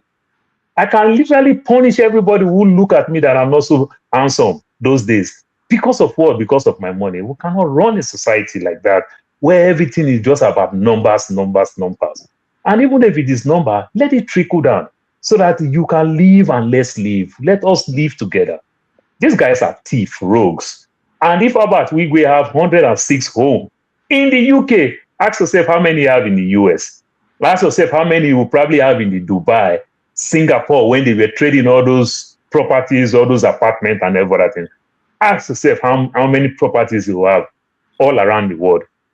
Now his aged father, his children, they are fighting Ike Mokwede, that they started together because Ike now also don't want to release some of those things back to them and everything because these are all ill-gotten wealth. These are not profit that they can find any documents to defend some of their father's own assets because it's ill-gotten wealth. You understand? They did it from the black job and everything, help people steal. So Ike may also tell you that it's not your father's money or your papa just help people launder things. You understand? Nigeria is a crazy place. It's a gangster society. Thank you. Thank you, Paul. Doctor, please. I have a question for Paul, if you allow me. Okay, go ahead. Yeah, one, I don't understand what you mean by saying that they bought your shares without your they bought back your shares without. I don't think that kind of a thing happens in the stock exchange. So I need you to clarify, because I have First Bank shares, I have Access Bank, I have quite a lot. The banks that you mentioned, I have their stock. I bought it long time ago, and I still have them. So I don't understand what you mean. That's one. Two. The second question is, I think you need to be careful to label people criminals, because you are not sure where they got their money from. You may not like that. Yeah, I'm not scared. I'm not scared when you hold on. You may not like that they have properties here and there, a property here and there. You have just told us that you are wealthy. Somebody can also say that you probably are doing some other hanky-panky business that we don't know. You won't be happy when they say that. But if you have any evidence that they stole money or something like that, I think it's better you make it clear here, because that otherwise that's just your assumption on your personal view. Thank you. Thank you. It may be assumption, but I stand tall to defend some of those things. Like I will use somebody like Ojus or Carlo and the likes. When somebody said 1 year I make 5 billion, then the second question you should ask, so how much tax did you pay to IRS, Federal Inland Revenue? You understand the rate. If I make $50,000 last year, it is clear from my tax document, from my state and federal, how much I pay. You understand, in terms of maybe I have properties, I have investment, and the one that I make with what we call W2, the one that I work from company and pay tax. That's how you develop, that's how you defend your wealth. But if somebody who worth all this amount of money and federal government is telling you how much we make in terms of personal income tax in Nigeria, you ask yourself, all these billionaires, are they not paying taxes? If you don't pay tax, then that's fraud. Then any wealth you do, it becomes ill-gotten wealth. Then let me answer your question very well. Do you have any evidence that he is not paying appropriate tax? They don't pay appropriate tax because federal government... Hold on. Do you have any evidence? No, hold on. Because you were specific. Do you have any evidence that Mwigwe did not pay appropriate tax? Yes or no? No, yes, I do.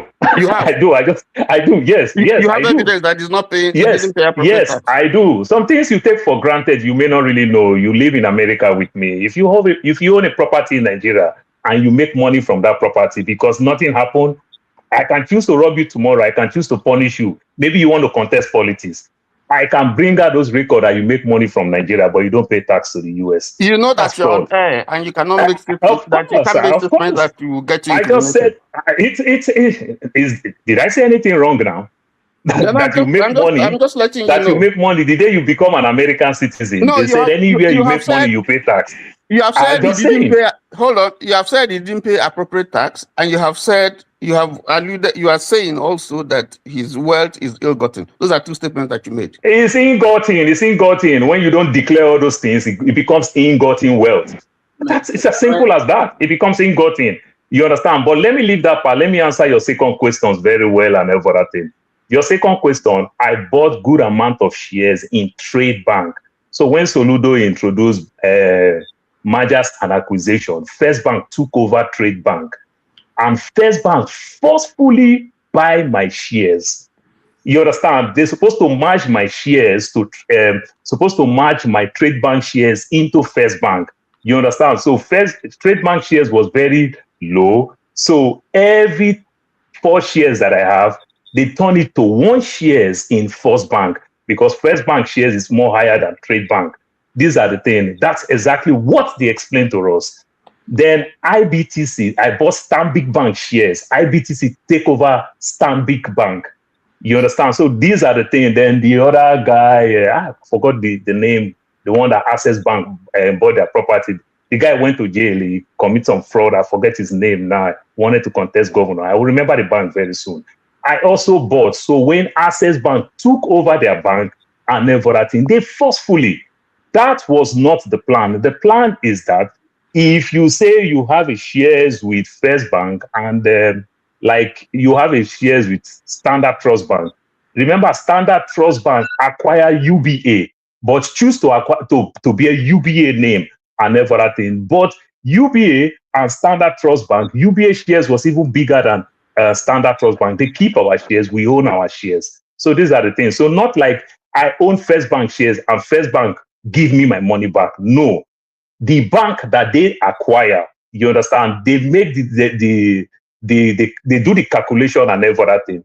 So we are not willing to sell, but they forcefully buy it from us and they just send us the money. Can I just quickly follow up on what Tony said in terms of this thing? In terms of the finance, you cannot just categorically say that these guys stole money and all this thing. You don't really have proof of it because Nigeria has a very high population, and when it comes to finance, they make a lot of money from these fees, a lot. Even me, I used to be skeptical and say, but when you actually look into their books, they can make millions upon millions or billions of dollars just from the finance department of Nigerian population alone, talk less of the whole Africa. And most of his property was invested in with shell companies. That means he didn't necessarily need to pay tax. He could have set that money and he said, oh, he put it, he could have done equity transfer, right? When you take equity transfer, you transfer the funds to another company, you use that company to invest in property.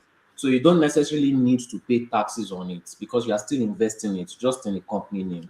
So it doesn't necessarily have to be criminal. It could have made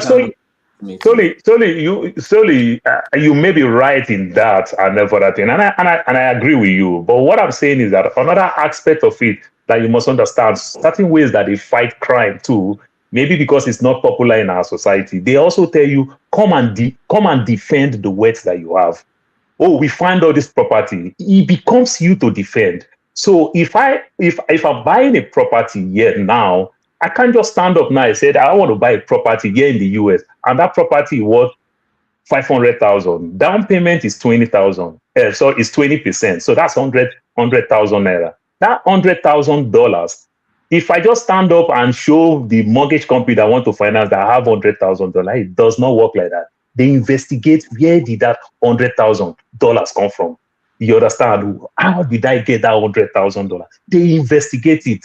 You understand? Because that's how laundering comes. So, but another way around again, they'll tell you that you defend these things that you have and everything. I am putting it back to him. Come defend how you make those money. You might do equity and everything. These are the things. Is it the man that died? He bought over 100 properties. I'm sure by the time he got to the 10th property, they would have asked him to defend it. This is the West that we are talking about. He bought over 100 properties. If there was any funny business, they would have challenged it a long time ago. No, you guys are focusing on the wrong thing. It just started now. No, guys, thank you. We have to move on to other people. Thank you, guys. Jagan, go ahead. We have like 5 minutes. I think I'm going to run out of battery in the next couple of seconds. Okay, go ahead. I don't have so much to say on these subjects. I still don't believe in Tinubu or anything he's doing. Anybody who does, I think their head is slightly swayed. The only thing about Wigwe that I would like to pay attention to is that it has one property in Ikoyi, the most beautiful Ikoyi property I've seen. If they're giving that up, I'm the first candidate in line for that one. So that's me on the whole issue. Thank you. All right, thank you, Jagan. And Sola, Eunice. Yeah, good evening, everyone. So regarding the APC, I just feel that the convention was just a charade. I was trying to listen to Tinubu yesterday. It wasn't coherent. I don't even understand what he was talking about at the end of the day. And for them to shut down the whole of Abuja because they're having a convention, it just shows how backward we are. And that buttress some people's point in the first conversation of the repatriation or whatever, or payment of money. I mean, they can redirect traffic. There are ways in which to do things. They can't just say, oh, everybody stay at home. Since you're working for the federal government, what of those people that are not working for the federal government? How would they get to work? People that have businesses. So it shows that like my brother in Dread did say, or somebody else said, they don't care about the normal, everyday trader, the Nigerians, as long as it doesn't concern them. And regarding El Rufai, I mean, El Rufai is still part of this cabal, regardless.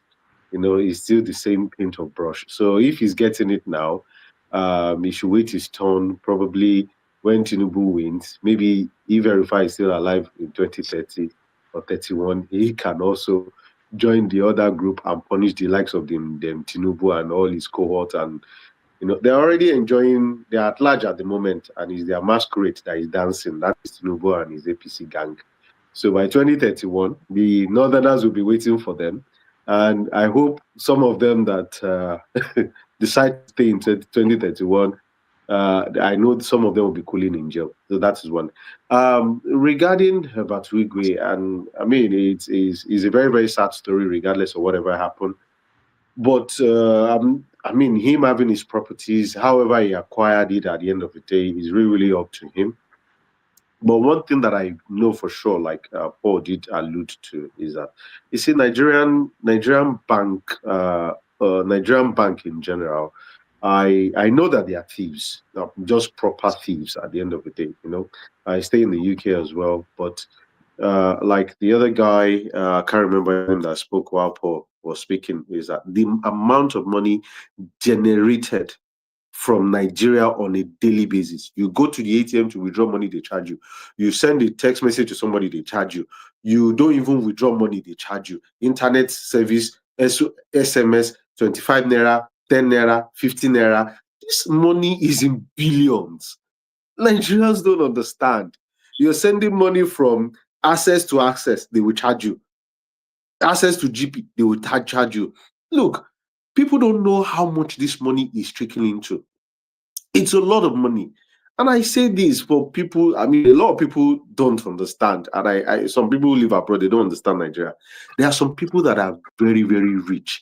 I mean, absolutely stinkily wealthy at the end of the day. And they call the shots, but they don't talk.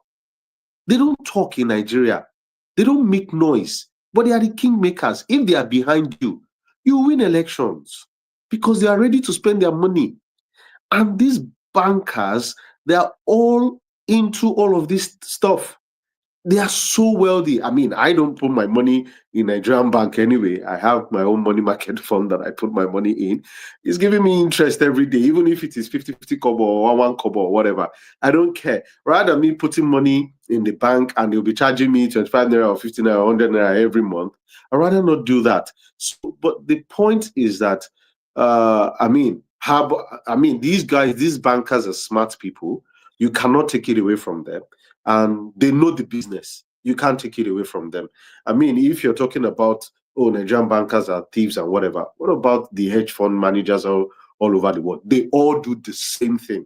So we shouldn't more or less, because it's Nigeria, we now paint them with a bad brush. I'm not holding brief for them, but at the end of the day, the same way Paul said, Ike Imokwede and Herbert Wigwe, both of them had dealings together. And definitely, I don't think Ike will more or less drop everything that, that is in Albert's name or whatever to the children.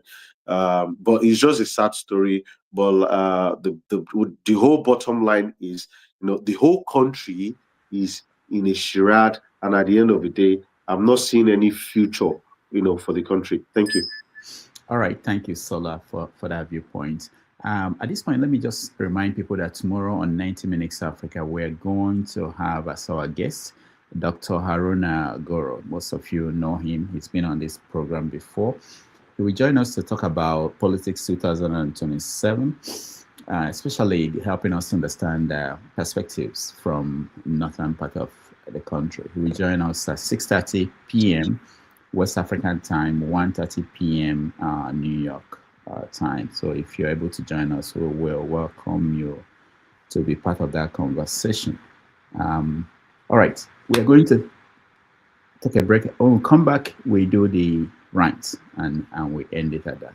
So think about your best issue, what is making you upset. You can rant, and the best person that gave us the best rant will win a copy of my book, courtesy of Tope, Riako Tope, and Show. So we will do that when we come back from 3-minute break.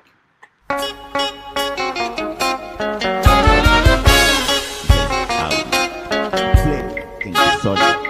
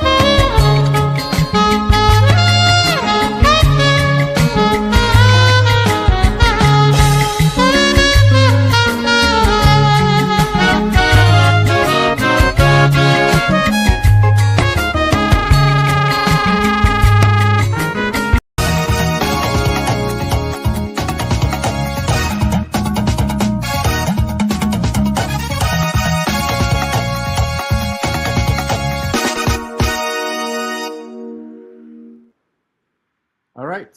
Thank you, everybody, for hanging in here with us. We hope you're having a good time. Let's go to the rant. We'll give you the chance to rant about anything that is making you mad about Nigeria, Africa, or the world in general.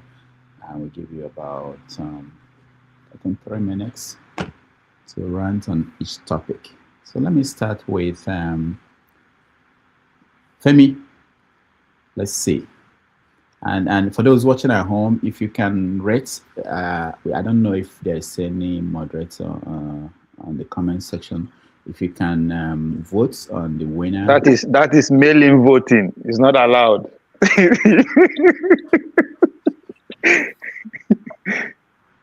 All right. So let's hear from. Let's start with you, Femi.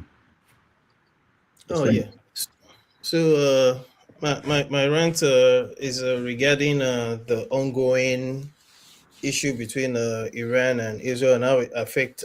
Iran on one hand, Israel and US on the other end, and how it affects to the world, not just them, the world, and in terms of the political power play, and how it affects Nigeria, especially what we can learn from it.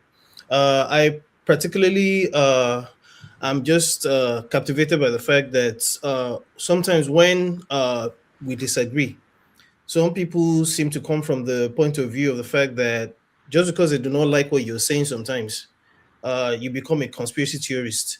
Meanwhile, it's possible, like in my own case, that one has gone back to continuously re-educate oneself about the way the world works. I've been ignorant about certain things in the past, about how we continuously get fed what I look at as programming. And having done that, I just feel that it's only right to amend some of my ways.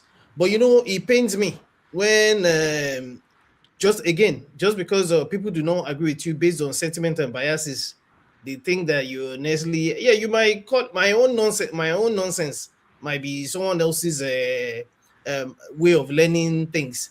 So I feel learning does not mean just because you do not like what I'm saying doesn't stop you from trying to go check and fact check and see how it helps the program at any given point in time. And as to how it affects Nigeria, like I said, it goes to show you again, like I even though it may seem as if I'm overflogging it, that if you think anybody is going to come and save you, I am going to repeat again, we are wasting our time.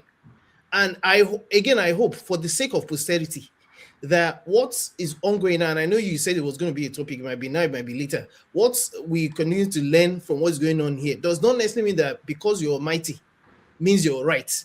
It only means that we're postponing to evil day until that bully meets their match in a way or in a manner of speaking. And in this case, Iran, for example, for nothing else, is showing us Africans and Nigeria how to deal with a situation especially when we face because again the phrase is existential threat, how to fight our way to achieve our own aims in terms of coming out and hopefully become a better people. Africa, generally speaking, now, rather than waiting for people or begging for our freedom without fighting for it, we have to fight for it and not think that it's going to, again, like I said previously, it's going to be served out like that. We are seeing it live right now that it's possible to fight your way to freedom. All right. Thank you, Femi. We appreciate that. Comparable facts. You're next. Yeah, my ranting would be about Nigeria. The so-called political revolutionaries, Showore. Like I said, I always like Showore, the way he's coming, being an activist, But I look at him as being very confrontational when it comes to politics. That's that only. I think I'm beginning to dislike him, recent comments, because he's somebody that see white and call it black. Why am I saying this? The fact is there to back what is right. All you do is complaining. This is a person who has been running many, many years, even before he came into national politics. You only got 6,000 votes. Is that not a shame on you? All you do is confront. You have not shown us anything that you are capable of being the president of Nigeria. And you went to Abia. It's not about, I'm not from Abia, but when you see the fact, call it a fact. Like when I went home, I went through Abba to Umar. I always go that place. That man is doing an unamicable job. I'm not saying he has, he has brought Abia to, like Dubai or whatever, but comparable to any other governor, apart from Lagos. I mean, we know about Lagos. Lagos has the money. The IGR is right there. This man, the IGR that they have is, I think they're like number 18 out of 36 states. So they're like in the middle of the tier, and he is the fourth best governor in terms of physical budget management. What does that tell you? And the person like Shewore just come here and be talking nonsense that, Arewa market. If you go there, you see the fact. And the people are telling Shewore, this is what the man is doing. Believe them. It's just like Obi. People from Anambra, I'm not from Anambra, when they come here and tell you that they like Obi, Obi did well. But you have some other people, because of their conspiracy theory and dislike, they say he's not doing well. This is exactly what Shewore is doing.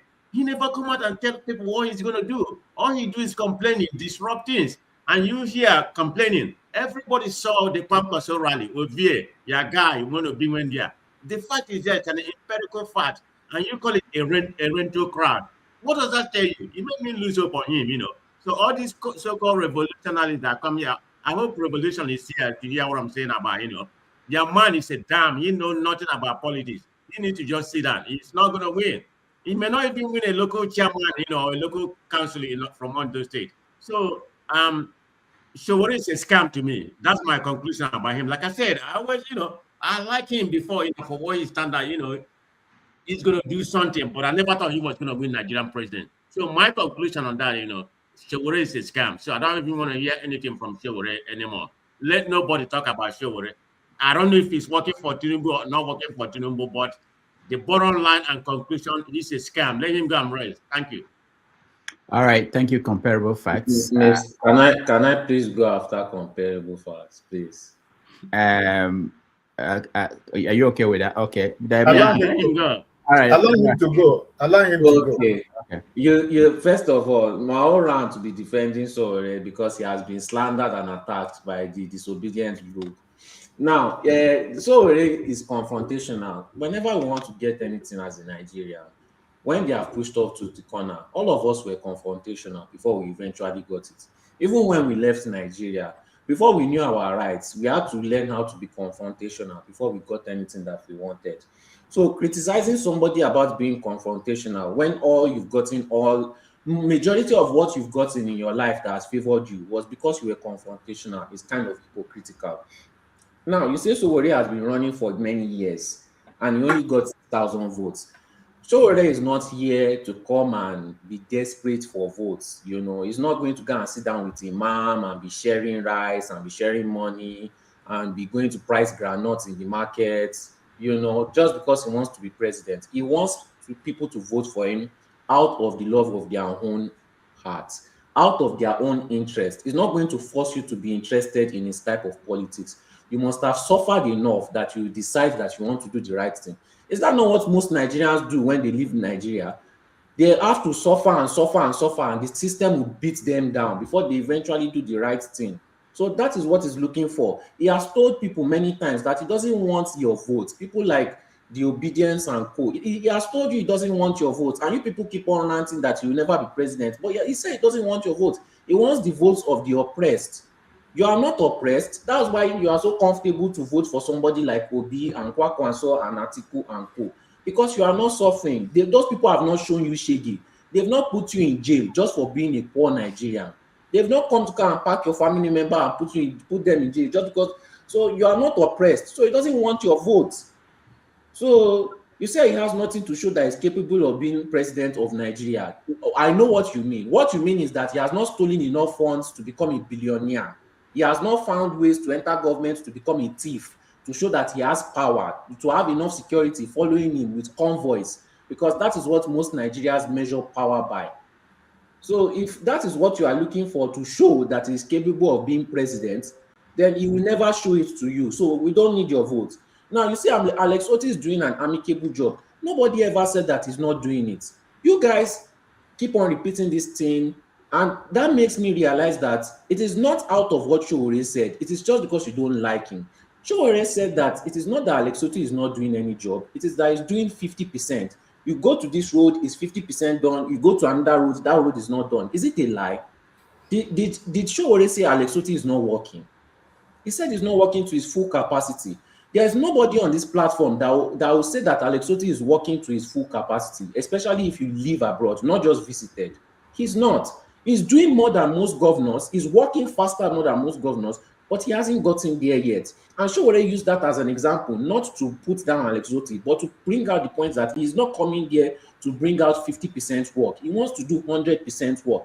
Not the one that you tell me that somebody is a party of criminality, but now you have to work with the party of criminality to enter back in power. That is desperation. That tells me that you are not going to fight corruption. You are just going to make life easier for the rich people. You are going to give the people that were enjoying Nigeria at the head of the poor people back their position. That's just what you want. It doesn't benefit anybody. It only benefits your class. Then you said Showore knows, just this last one. You said Showore knows nothing about politics and is not going to win, that he is a scam. Yes, Showore knows nothing about your kind of politics. If they were practicing your kind of politics in America, you will not be living in America. You will not. So it is just hypocrisy. If you don't like the man, stick with your criminals. If you know he's not going to win, stick with your criminals. Why are you ranting? Why are you scared? Why are you saying he's a scam? You were never going to vote for him in the first place. So why are you so worried about him? It shouldn't matter. In your opinion, it shouldn't matter at all. Leave the man alone. Take your OT, take your OB, take your Atiku, take your Edify, and go and find salvation with them. You can never ever give these people the password to your phone, but you want to elect them as presidents. When you people run into trouble, the first people you think of is Very Dark Man and Showore, but they don't deserve your votes. And that is clear for you. When you are in jail and somebody oppresses you, you think of these people. But when it is time to vote, they don't know anything. They are not good enough for you. Nigerians. All right. Thank you. Thank you so much, Sully. Let's go to Ike. You are next. Well, I say, it's just to remind my brother Obi Kubana, who went to BBC to apologize to Ndi, but that this is just the beginning of his problems, right? He's not apologizing to nobody. We didn't accept his apology, and that apology remains with him and the BBC News, where he went to make the apology, right? When he decided that he wants to bring Debo to the center, you know, I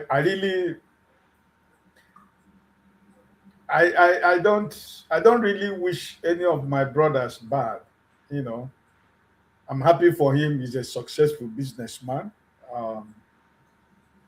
but he should be able to understand that the separation between politics and business.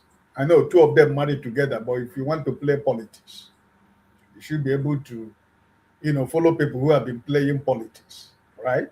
He has his own opinion, you know, but what he said, that Igbos lack knowledge, you know, if he's, I mean, it's sad, but I just want to tell him, like every other, some of Igbo men and women who has told him the same thing, that apology is unacceptable. We don't accept his apology, and nobody is questioning him to become a member of City Boys movement. We are not going to force anybody to belong whatever you want to be. If you want to be a member of City Boys, fine. If you want to be a member of the Village Boys, fine. Wherever you want to belong, I'm not going to choose anything for you. But sometimes also we try to mind our languages. For him to paint the Igbos, the first time I said here, including Dr. Rudolph, he doesn't lack knowledge also, including Chiamanda, we lack knowledge. Professor Cyprian Lekwesi, Achina Achebe, all of us, we lack knowledge. You know, the late Obiozos, we lack knowledge. Okadibos, we lack knowledge. Only Obi Kuban and Obi Chief Priest has knowledge. So they should mind what they say, because at the end of the day, you east, west, north, south, you will still come back home. So I just feel that we have not accepted that apology. He knows what to do, and when he does that, we will know that he has we know that he has apologized, because it's not only me that is telling him. Even the traditional rulers in Igbo land, they are speaking. They are telling him he cannot, because you want to go and play politics. You don't just say certain things. We are cultured, So I just feel that he should do his best to make sure that he make peace with his brothers and sisters. That's my candid advice. Like I end like this, he's free as a Nigerian like me. I'm free to be obedient to the day God called me to come to heaven or go to hell with him. I am an obedient. But for you to say that the Igbos lack knowledge because I don't want to become a member of APC, that makes me to lack knowledge. I'm sorry, that apology is not acceptable. Thank you, Dr. Damage. All right, thank you, Ike. Let's go to Tony. Yeah, my rant would be on El-Rufai. First of all, I don't see any fanfare or so in his release. I think that if you have anything against a man, you take him to court. You don't put him in prison first before you begin to prosecute him. You take him to court, and then the court process would take its place. And whatever the man has done is bailable. So if you are haranguing the man, as it appears, because he has made certain statements, or because he's fighting the establishment, which he once helped to put in place, I think that's unfortunate, because that's not how things are done in developed countries. I have said somewhere in another platform that the trouble that El-Rufai is going through is just a quarrel between two brothers, himself and the NSC. Because from my own assessment and just looking at the situation, I foresee Ribadu being prepared for to take over from Ashiwaju, as the presidential candidate of APC. That's my reading. And if you have an El-Rufai that is challenging the establishment, it also means that he's also threatening the possibility of Ribadu becoming the presidential candidate of APC. But I also made haste to say that I see a situation where the quarrel will be settled somewhere in the north, that one big person will call the two of them and tell them to take it easy. So I'm not surprised that he's let go under whatever guise. That's my submission, but that's the Nigeria that you have, full of contradictions. Thank you. All right. Thank you, Tony. And we are going to 3.5 million votes over here. To be honest. Yeah, my rant today is more of a concern. And that concern was informed by the conversation you started with, the transatlantic slavery and what the Ghanaians are doing. And I think we should be concerned too because of the phase that we are going through now, especially the African people.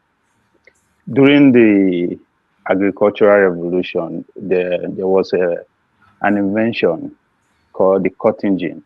It was invented around 1794, which is to pretty much aid the output of cotton by individual. If they produce 10 pounds before doing everything manually, with the invention of that machine, it will scale your production to like 20 to 40 pounds, just like that. Now, that's a good thing. It helped, it reduced the effort where humans they put into production of cotton. But at the same time, it scaled up the production, so more demands, more to export, which inform more slaves to work in the field. So that's why they scale up the transatlantic slavery. I mean, to those who believe in ourselves, we sell ourselves. So people begin to sell people more because the demand is higher. 100 years later, after the First World War, Henry Ford revolutionize the factory line. The different way of going from agricultural revolution to the industrial big machine. Again, one way happy that, of course, people where they sell, come, they're not going to use, muscle again, the sort of school system to brainwash us, to fit into the new adventure of the Western world, right? The more they carry, the more people they suffer.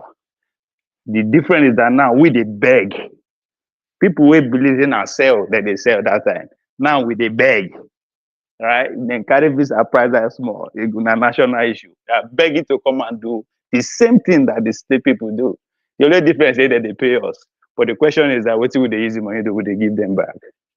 Now it's 100 years again. There is another invention called the human robots. We don't talk about that much. And AI. Maybe in the next 5 years, Dr. Damages go say to Nigeria and the rest of them are too annoying. Now robots will go the reason like them, we go to put. The human robot is coming to aid human civilization, human development. But what does that leave us again? At the point whereby the population they increase, the workforce they change. We are going to have more factories in Nigeria, but they are ultimately going to be automated. So we are going to have more people, healthy, educated, nothing to do. It's called the useless generation. So I'm worried about by 2070, when the population will don't reach 500 million, right? And we don't have like 10 billion robots in our workforce. What is that going to leave us? That time, we no sell ourselves again. We no beg to come. They don't even want us. And guess what? We're not going to put the Sibola Tinubu they blame or Akpabio, because maybe by that time, all our leaders, maybe in a device, we will communicate with them. That's my concern. All right. Thank you so much, Ovie. Let's go to Maska. Okay. Good evening, Mr. Rudolph. Well done. How you doing? We dey hail you from Nigeria. I'm fine. I'm good. I'm okay. Okay. I think you guys are just ranting, so maybe I'm too late, but it's okay. Is anybody going to host the late night show?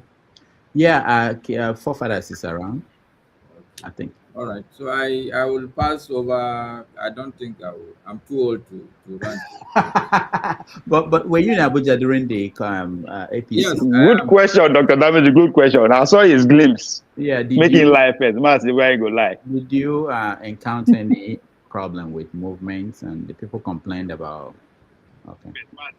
I'm an old resident, so you will know. The only thing that look, I know how this thing is. If you are looking for your way around, there are some places like Eagle Square, you shouldn't go around it. And the good thing about Abuja is that the road network is good.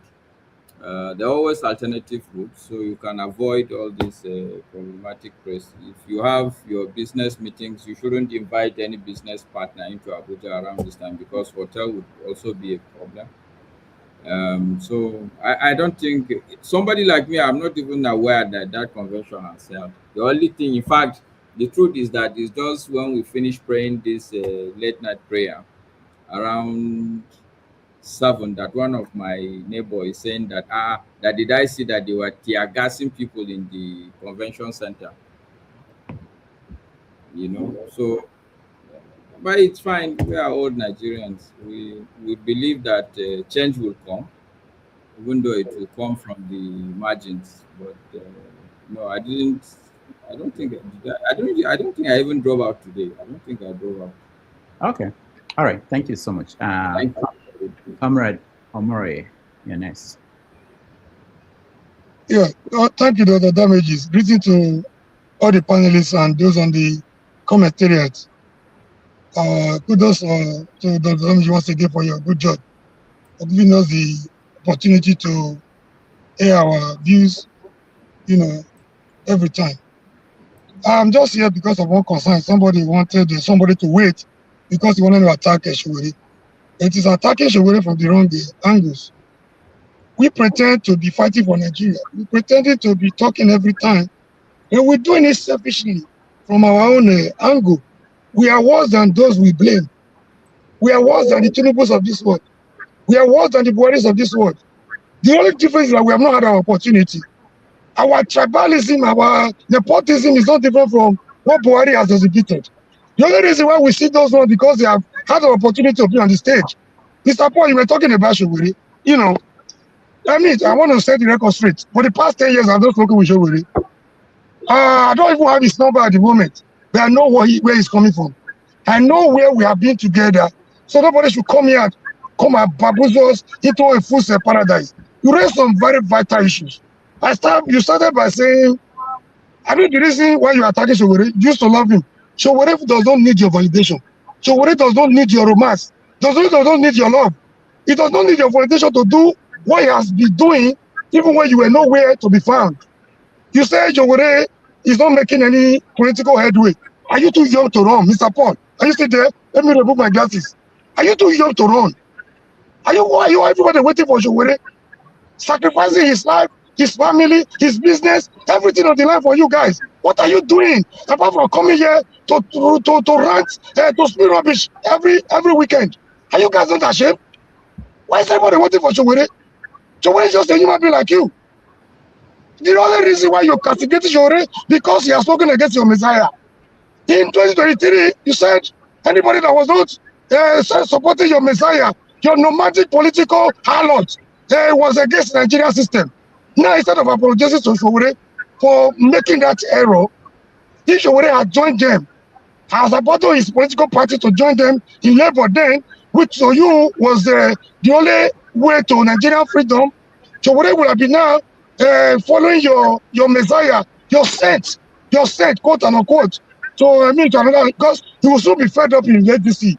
He has just discovered now that he has made another political blunder. You say Showore is not a good politician. I think good politician like you, quote and unquote, are the people misleading Obi. Obi is a very good man. He might be a very good man. Let me know. I don't want to attack that guy because if I see Obi in the midst of those Barabbas and the other criminal, I still have my reservation. Not that I don't have something to tell him. But I don't want to attack that man. People like you, the good politicians like Paul and Obi, are the ones making him to make series of jump from one mistake to the other. He's almost in the political wilderness, if not political oblivion. It's just a few months from now. As I 10, 11 months ago, we're telling you how dangerous the move he was making, dining with the same political criminality. You guys were here telling us that we're more Catholic than the Pope, that we're no more than Obi, that we cannot know politics more than Obi. Today, where are you guys? You're almost making another move. You have gone to Kano recently. Maybe on your way to, what's that Kwakwasian's party? Oh, Kwakwasi doesn't even have a party. He's not in control. You might be negotiating with this thing of Bayelsa now. You are looking for another platform because you know politics very well. But Showore might not know politics. At least he has his own party where he can say, I am in charge. So that his ideological belief can be, displayed. He is not in a hurry to win election. He's just around to wake up your consciousness. People like you that have been docile and gullible over the years to follow your zombie followership. He's trying to send a message to you.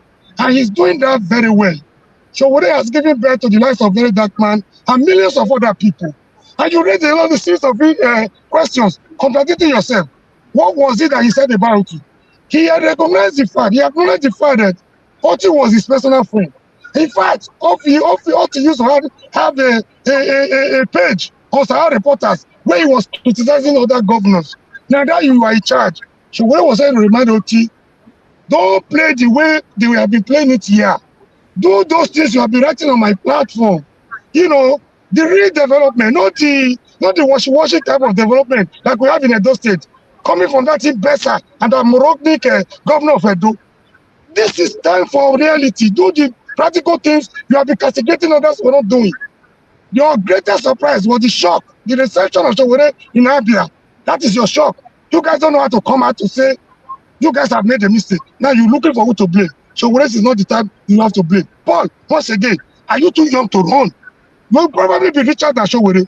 but he doesn't have the kind of courage and consistency he has over the years. You are here telling Showore is innocent. The real innocence here is you that is waiting for your younger brother or someone that probably be of the same age with you to do everything while you are here ranting nonsense every weekend. You guys should be ashamed of yourself. When Nigerians are ready, we will know. You guys are not ready. You are selfish.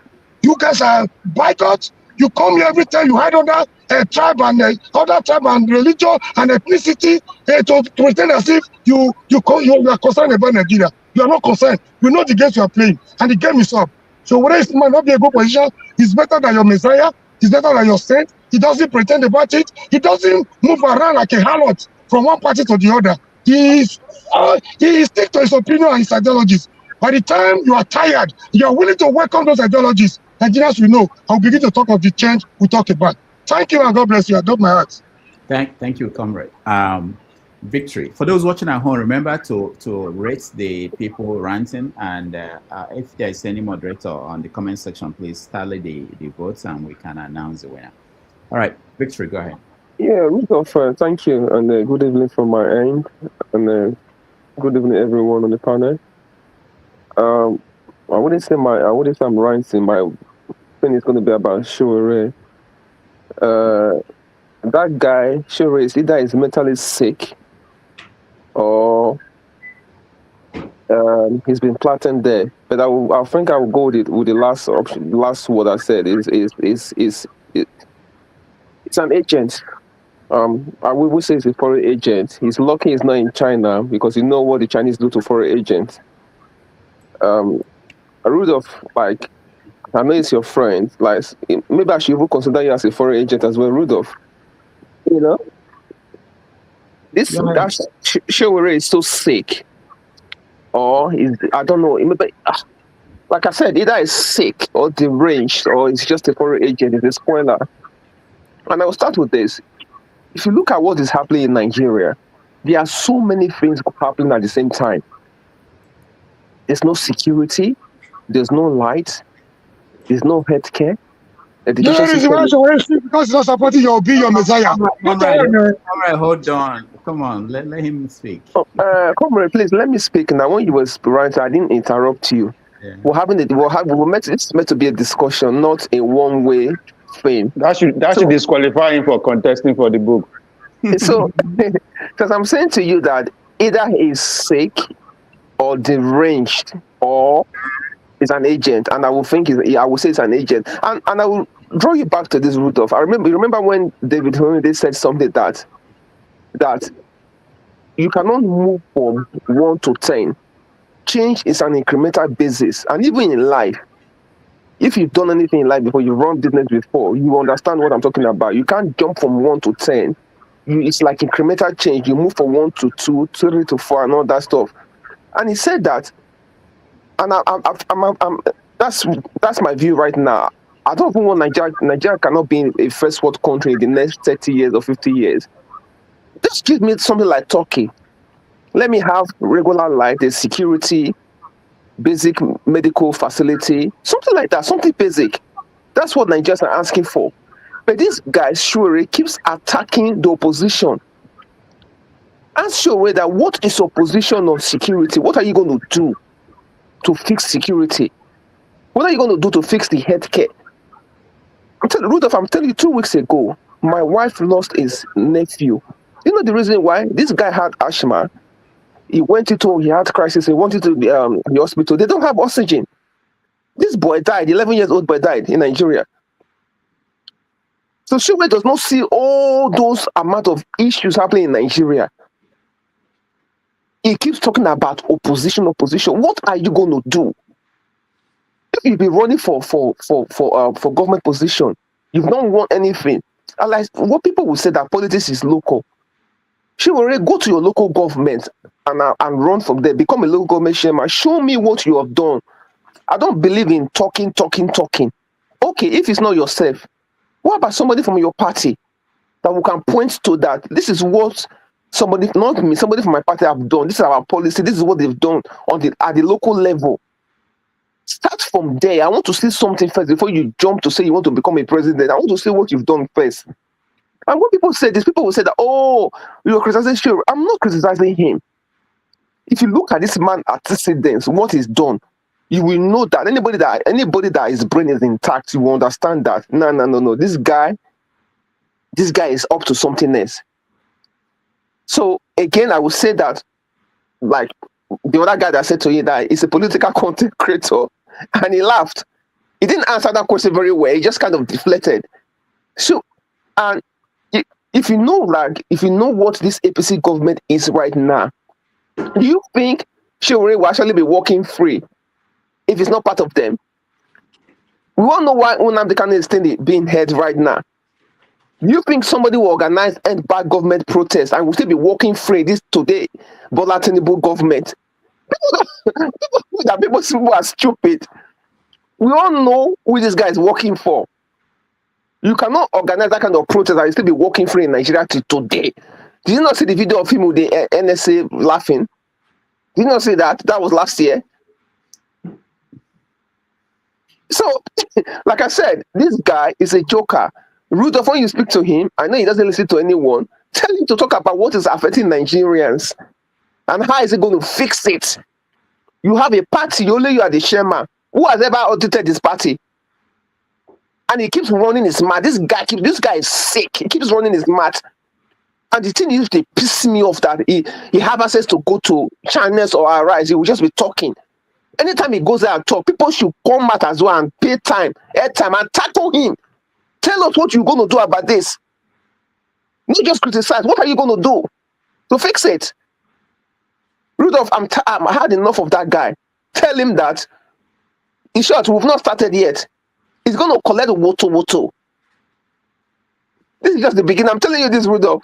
No, it's okay. Thank you so much, Victory. I will try to get him to come on the platform and respond to some of. Please don't waste your time bringing him to the platform. Even if he answers their question, they won't change their opinion. You notice that they keep on repeating the same thing that this guy has answered over. That means they don't want to hear his answer. They just have a fixed opinion. Don't waste your time. Don't waste the man's time. All right. Thank you. Solly, let's go to Prince Akwachi. Dr. Damages, so good afternoon. Yeah. And thank you for letting me. I was thinking you were gonna join us. We are doing a no kings, so I'm just coming from there. See, no kings allowed. You know, I would have done a coverage, but I didn't want to start showing people's faces and all that stuff. If not, I would have taken some. Well, you know what? I think I'll be able to. A lot. The streets are really blocked. A lot. When you talk about, I went to 3 places. I went to where we call Novato. Novato is close to, you know, when you talk about San Rafael, Santa Rosa. I also came to Warnock Creek. I went to Berkeley. Those places are all filled up with people. But that's by the way. I would have stepped back and just listened. But there is this thing I've been trying to, thanks to, you know, Victory, thanks to Comparable Facts, you know, Man of Prestige, aka Man of Prestige and all that stuff. And I have a problem when people like Solly comes on here and talks and talk and talk and talk and talk. And the next thing when people talk, it's insult and other kind of a thing. First and foremost, I will talk about Showore. Showore is my age mate. I can talk about him. I can talk about him. I knew when he was a student union president. Okay, I was as well at school when Abacha was fought. I was part of it. When Babangida was fought, I was part of it. As a matter of fact, because of Babangida, I saw a lot of bodies. I shed tears. I was actually at between Mushin and Oshodi. That I was not high that day was just by the grace of God. And what was my sin? That I went to school and I got caught up in the protests and all that stuff. And the next thing, the soldiers were released onto the streets. I knew how many dead bodies I counted. I knew how we were using kerosene to, wipe our eyes. So when people talk about the struggle, they should please sit down somewhere and shush. I mean, when you talk about Abiola, was Abiola a saint? And when you talk about Sowore said that Abiola is his idol. Okay? And at the same time, that Fela is also his idol. And when you think about those two people, Fela and Abiola, we know that Fela and Abiola will never, cross each other. Because Fela knew very well how Abiola was. But did that stop us from supporting Abiola when he came out? It did not. We supported him. Abiola is very much synonymous with ITT, which Fela called international thief, and we all know how that thing went. So when people come here and they run, they talk. When you say anything, they say, "Oh, because you are supporting this person." Let me tell you, you guys are just a victim of indoctrination. When they put you in that mindset that every other person is bad and they are the only one who are saint, that's why they've given him Sowore. I hope they will open one Catholic church and just name it Saint Sowore. He that without sin. The same person, we knew how Sowore was flown abroad by the same Tinubu. But he will come here and lie and cover up and do all that stuff. Most of the bad leaders we had was because of him. To the extent, the most recent one that Jonathan was removed was, he was among the people who said all he said, did all he did with his Sahara reporters. As a matter of fact, I even knew when he was meeting Amechi and Wike. So the thing is this, okay? We are all adults. Support who you want to support. Do what you want to do. But don't come here and make it look as if the other person is so evil. And you are the only one who is a saint. Yes, Abia might not be Dubai. But people from Abia is saying that Alex Oti just came on board within 3 years. And he's able to achieve this success. Then those people who have done 8 years didn't do nothing. Abba was filled with trash. I know Abba because I schooled in Calabar. I'm a Malabite. And we used to go to Abba to buy things and even cross Abba. It was a nightmare then. A nightmare. And this man had done something. I'm not saying praise him. Even if you are not going to praise him, just shush. Don't come comparing. And the thing is this, charity begins at home. Sowore is a chairman of a party. He's also a presidential, aspirant, come rain, come shine, every time. From the same party, since that party has been established, I think it's 2019 that party was established. I used to support him. But when I started watching him, I started watching his movement, and I said to myself, what's going on here? What's going on here? I'm not saying that all these other people, they've said it, they are not saints. Okay? But what they have said is that, so come, bring something, bring it.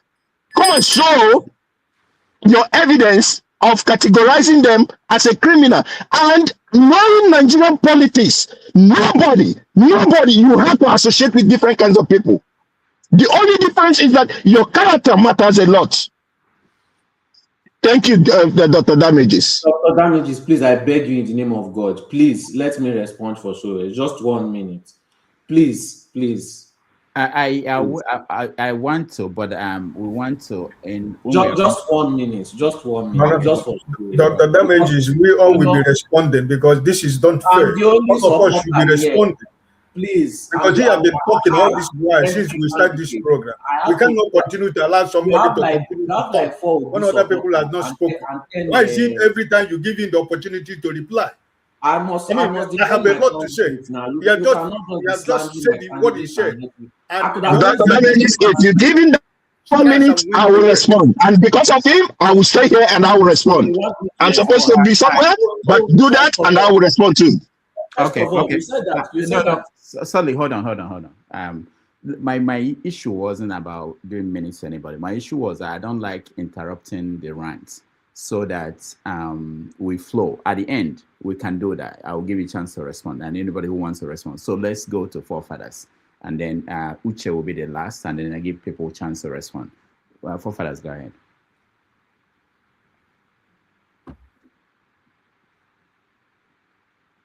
Oh, that was his picture. It wasn't the real person that was there. So, forefathers, are you there, or is that a picture? Okay, it's a picture. Let's go to Uche. Uche, go ahead.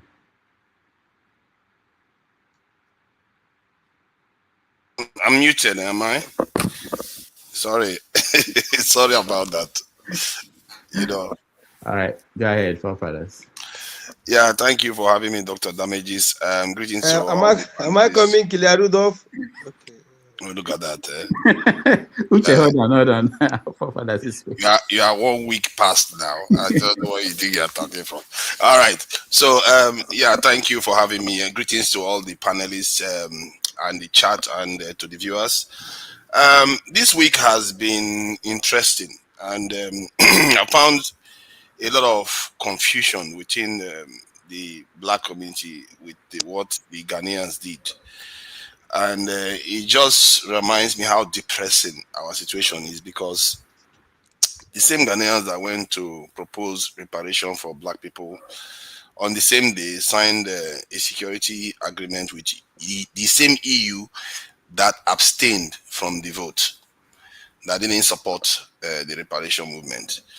And while the Ghanaians are welcoming EU people, which means any EU nation, is free to come in, and they think they are becoming like Japan, that Ghana wants to be like Japan, that they're going to be cooperating, they're going to be gaining advance, they're going to grow from there. Man, our mumu, he knows no end. They don't get anything for it. They just sign an agreement and then they got a loan. This is another tactics the Europeans are doing now, and they did it in Nigeria again. They come in, they say they want to come and do business with you, but it's a loan. They give you 200 and something million. You sell your soul to the Europeans. They did it with Tinubu government again. And you see that everywhere in Africa. I don't understand how they can be so detached from the way the enlightened minds in their nations are. When you look at the way the whole thing is shaping, I was thinking maybe it's too late already, because these our leaders have sold us. Things are going to get bad before it gets better anymore. Because many of our people will sit here, they will be supporting Israel. Israel voted against that resolution, amongst other nations. There are only 3 nations that voted against it: the United States, Israel, and Argentina. Extremely racist people. These 3.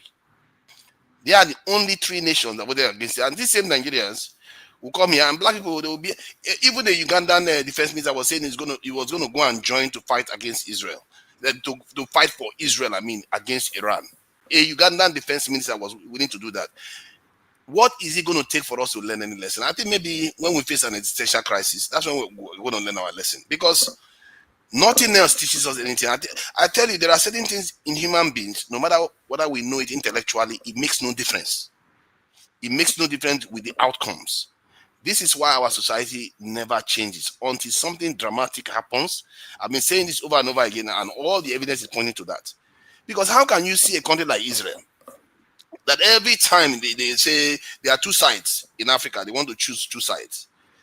If they will always choose the side that is oppressing Africans, and Africans still support that nation. What is it going to take? They supported the apartheid regime against South Africa when we were taking pay cut to support South Africa. And many of us today will be willing to die for that same nation because we never learn our lesson. We don't even have our own brain anymore. I'm telling you, man, we are in a serious situation where our leaders are just selling us every day. And they will sign agreement. They don't even consult the people. These are big agreements they will have. Oh. They will bring foreign troops into your country. No consulting the people. They will agree that they are going to share your data to foreigners. No agreement. They call it MOU. That is what is going on the continent right now. And African people most of us are asleep. Most of us don't even care. We don't even care whether they sell us because it looks like it's done already. It doesn't even matter anymore. Until someday, when the real dangers of all the things that have been unfolding from December to today, do you know how many things has happened? A lot of movement. They've been selling. Most of our leaders, they're just selling. Imagine Ghana talking Pan-Africanism. On the same day, they are signing massive agreement with the European Union to come into their country because they think they are going to become this in Japan. Is that how Japan started? Japan was a superpower. Japan was a massive military power. Japan didn't have 15,000 soldiers for 30-something million people. Japan is not a weak state like the Ghanaians. Why would they give the Ghanaians anything? We are so pathetic on the face of the planet. I don't even know how these people manage to even hide their shame, this embarrassment, the way we behave, about the way we behave. I don't know how they hide it.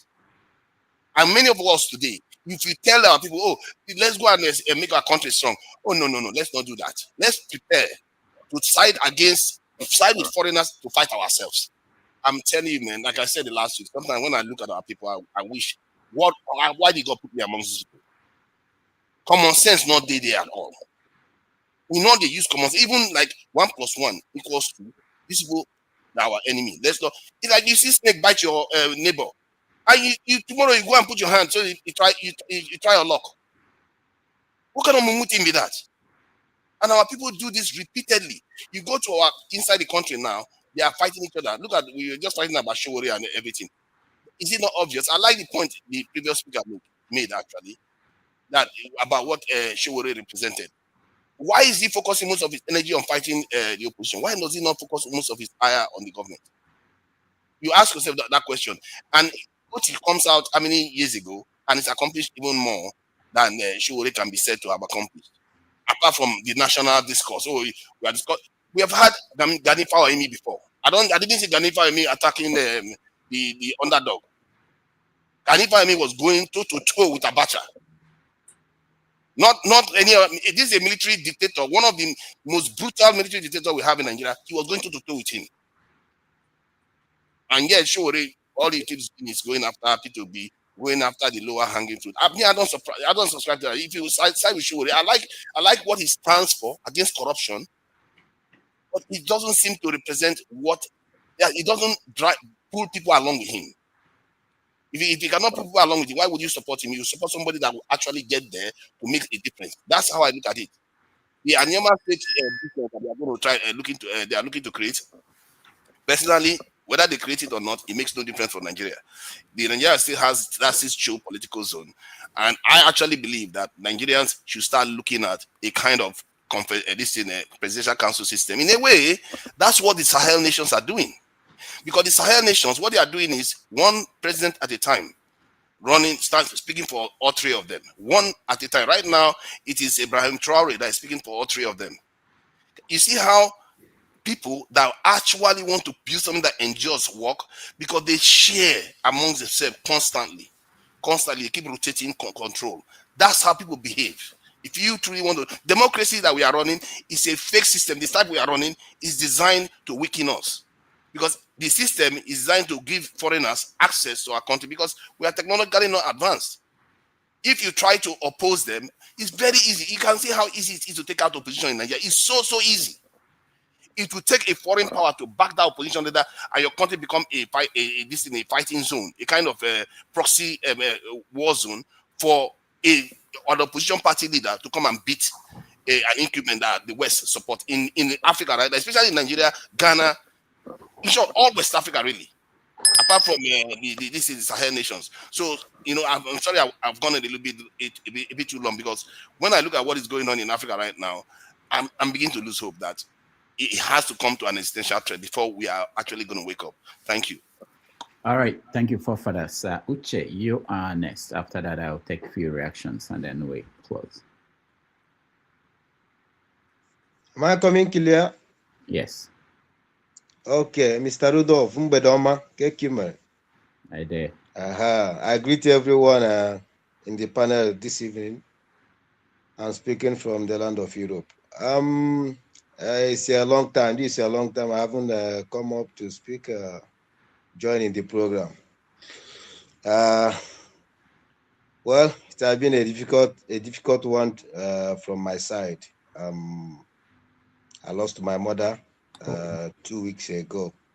Sorry. And she had been passing through sickness, stroke, and it has been a very difficult time with me. But at the end of the day, God knows the best. So I just bear it like that. I could have joined the program at the initial time, but I came back work a bit late.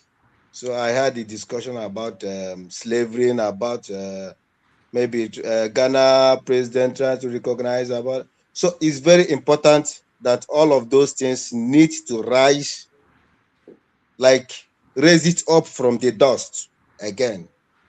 Because what led us in this suffering, all of those things must be touched.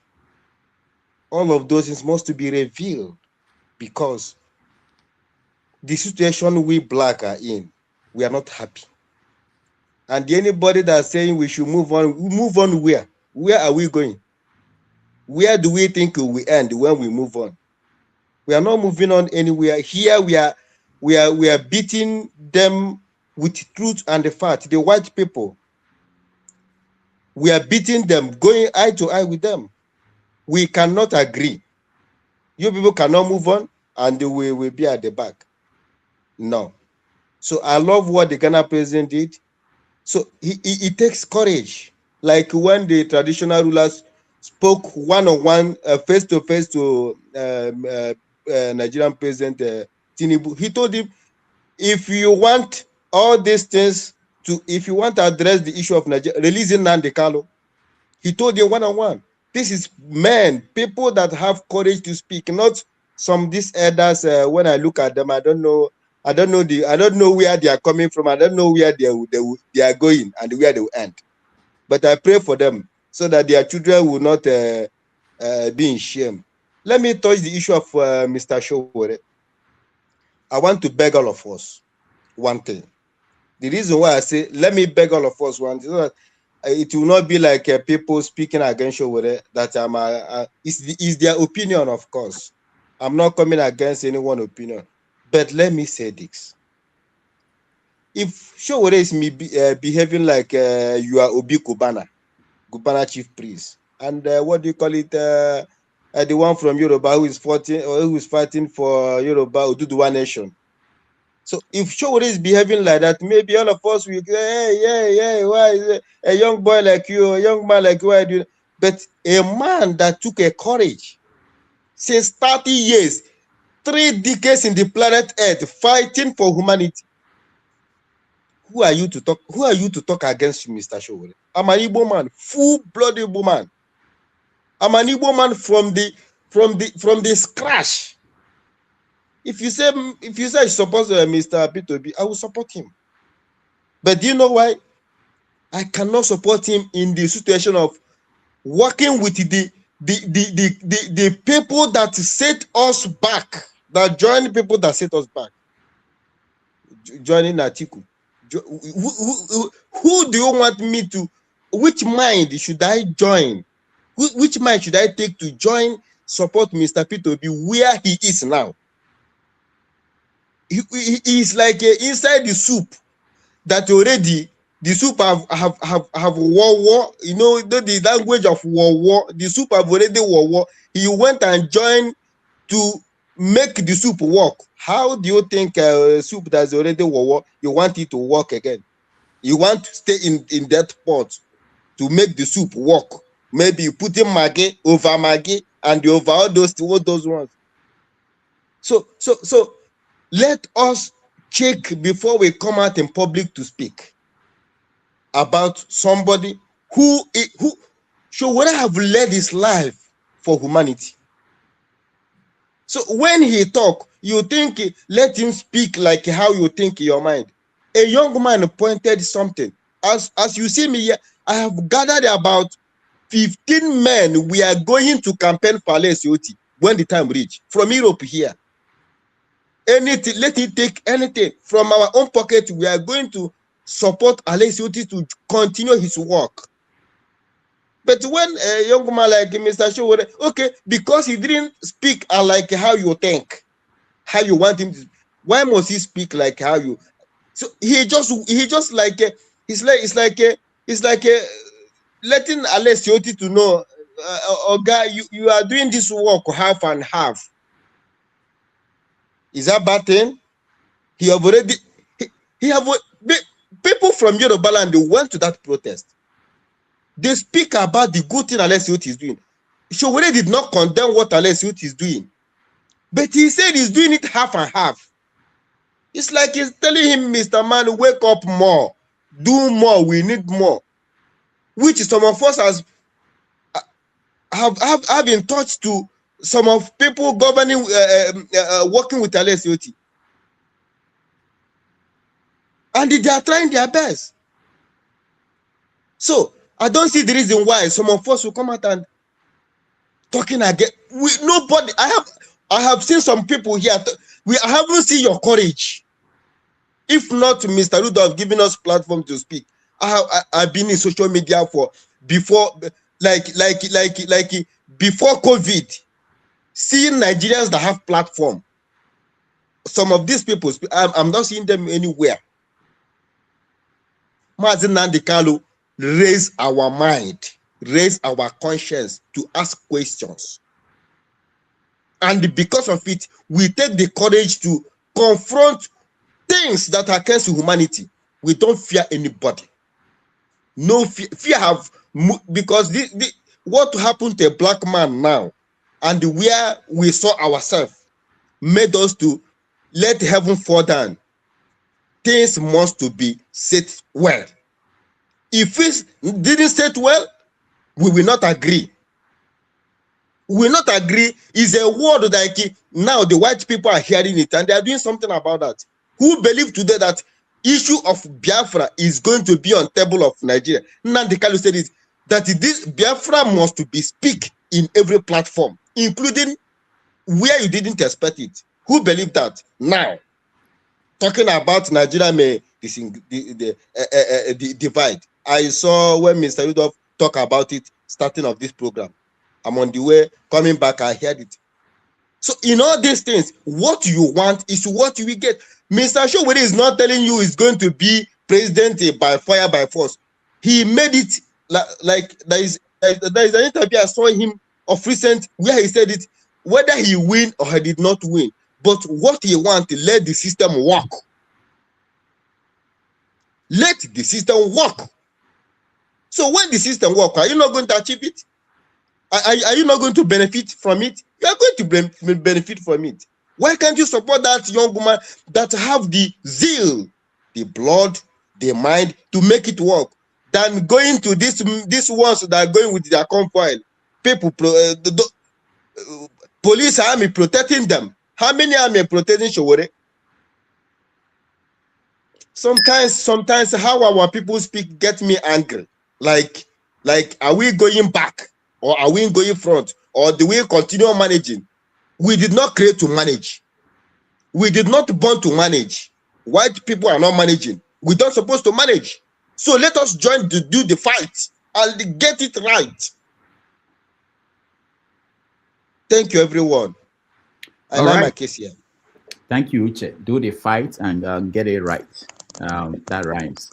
Okay, so what I'm going to do here is I'm going to give IQ. It appears you want to say something. I'll give Sully a chance to say something, and then we'll close.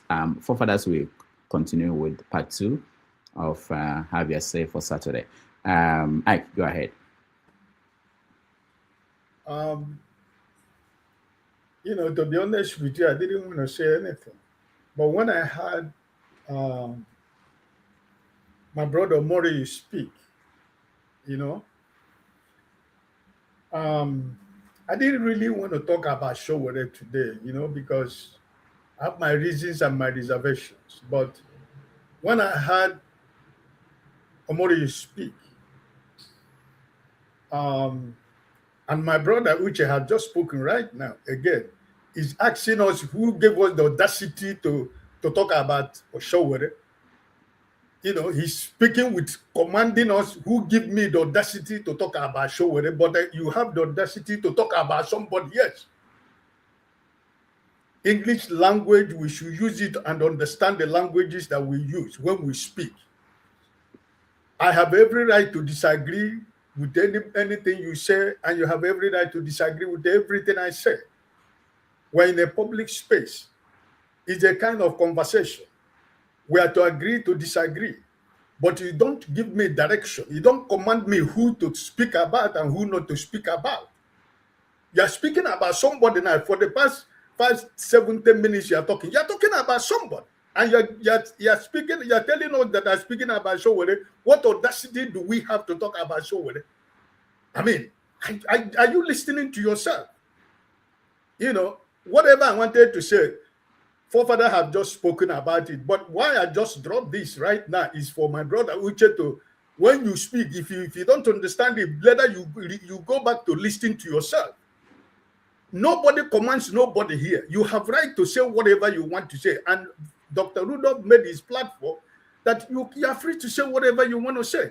So for you to begin to ask questions, what audacity do we have to talk about? Who is Showore in the first place? Who is Showore bigger than yourself? Who is Showore to me personally? Who is he better off? Is he better than me? What are you talking about? Everybody is important in your own style. If I'm not known in Nigerian politics, I'm known in my family. I am important in my village. I am important in my kindred. I am important in my local government. I represent the people. I might not be Showore, I might not be Mr. P2B, but I represent the people. And that means that I have the right to say whatever I want to say. Showore is not better than is not better than even you. So what are you talking about? In the real thing, in the real Nigerian politics that we are playing, that Showore every time he opens his mouth is all about Mr. P2B. In the real politics of Nigeria, that if Mr. P2B is playing the politics of other Nigerian politicians, Mr. Showore cannot carry the file of Mr. P2B. He can never qualify to carry his file. But this is own style of politics. So don't try to make people, when people have different opinion about somebody else, you are getting angry, you're upset, and telling me what audacity do people have to speak about Showore? Who is Showore? Does he have 2 heads? We represent the people. If you do not represent, I represent the people. And you are saying, you just spoke, your last final word, that you just said that you have got 5 people who want to go back to Abia State to campaign for election.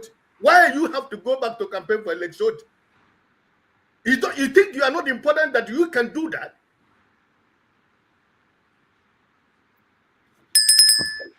All right, thank you. Sully, last word, unless someone has something urgent to say. Otherwise, we have to. Yeah, I want the viewers. The reason why I love this is because it's a live stream and people can rewind and go and fact check things. I want the viewers to note the behavior of Obi supporters. You see, that last person that came, I wish he did not leave, because I want to dissect what he did step by step. He said, I'm insulting people about Showore. I've not insulted anybody about Showore. The maximum I've said is somebody being hypocritical, and that is just observation. Now, I never said nobody should talk about Showore. So disobedient people, in order to prove their points, they have to lie, which I always, they do that consistently. And if you have internet and you watch most of their videos and rewind, you will see a pattern of telling lies to prove a point over and over again. Like somebody saying Showore said Abiola is his idol. I've never heard that before. I never heard him say that before. What Showore said that he was backing somebody up that was willing to pay for his votes. And he said that he was willing to follow him for that. Just because of that, he wasn't really following Abiola. And he offered the same thing to Obi, and Obi did not take his support. They refused to talk about that one. They conveniently removed that, and they started twisting his words in order to support their candidates. But these people will tell you that they are different from APC.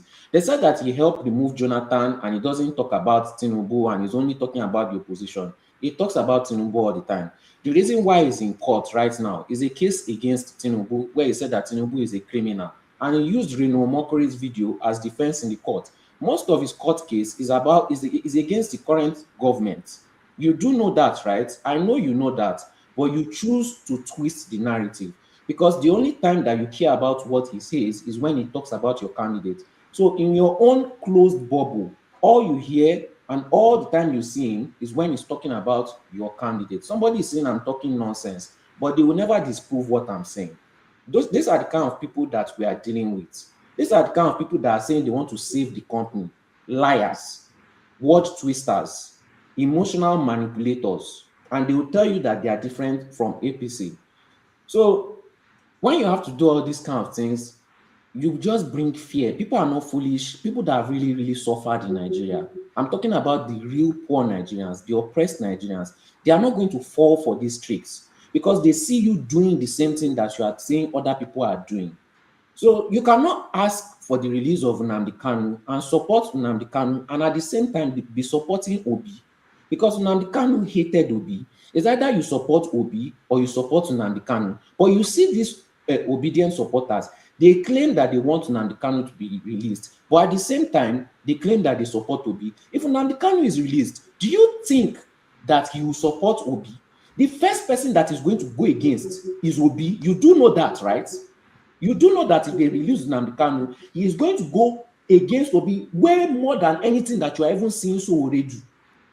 10 times more, 100 times more. He will gather back his group and go against Obi. You do know that, right? That is how I know that a lot of these Nnamdi Kanu supporters, they don't know Nnamdi Kanu. They only heard about him after Buhari arrested him. They never watch his live stream. They don't know where he started from. They don't know how his ideology changed. They don't know anything about Nnamdi Kanu. Nothing.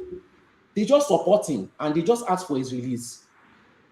Why would Nnamdi Kanu be relating with somebody like Sowore, but not somebody like Obi?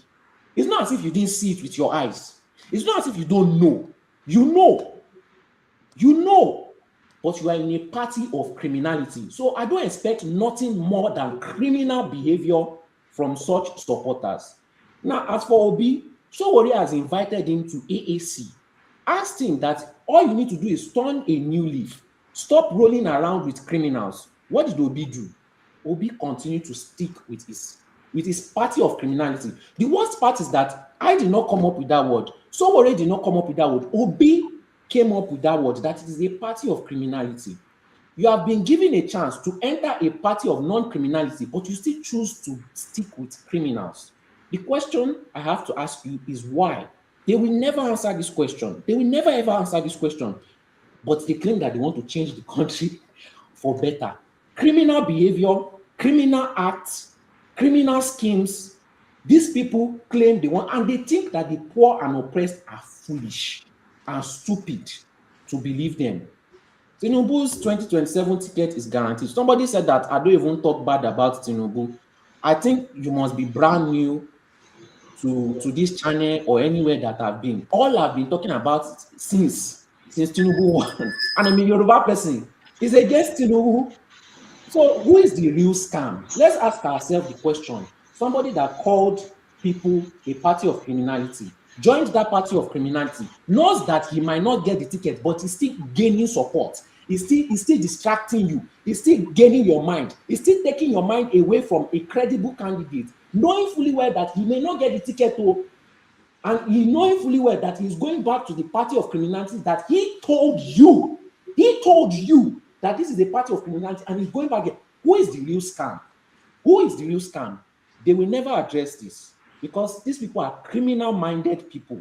So it is very obvious why they are supporting somebody that has been exposing, showing his criminal behavior to the fullest.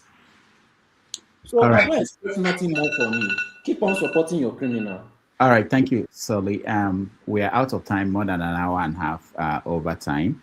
But just like I give Sully time, some people pointed that out. You know, he represents a younger generation than most of us.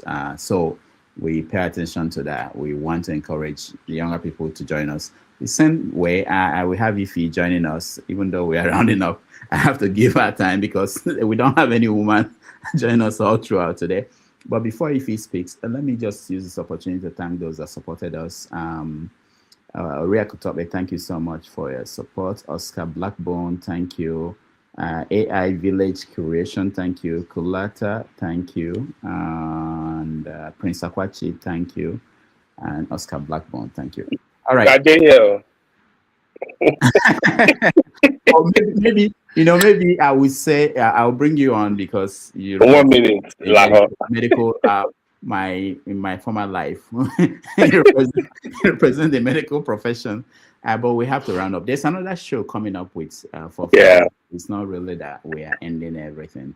Okay. Being that I know that if he likes to have the last word, let me come to you, Obi. Go ahead.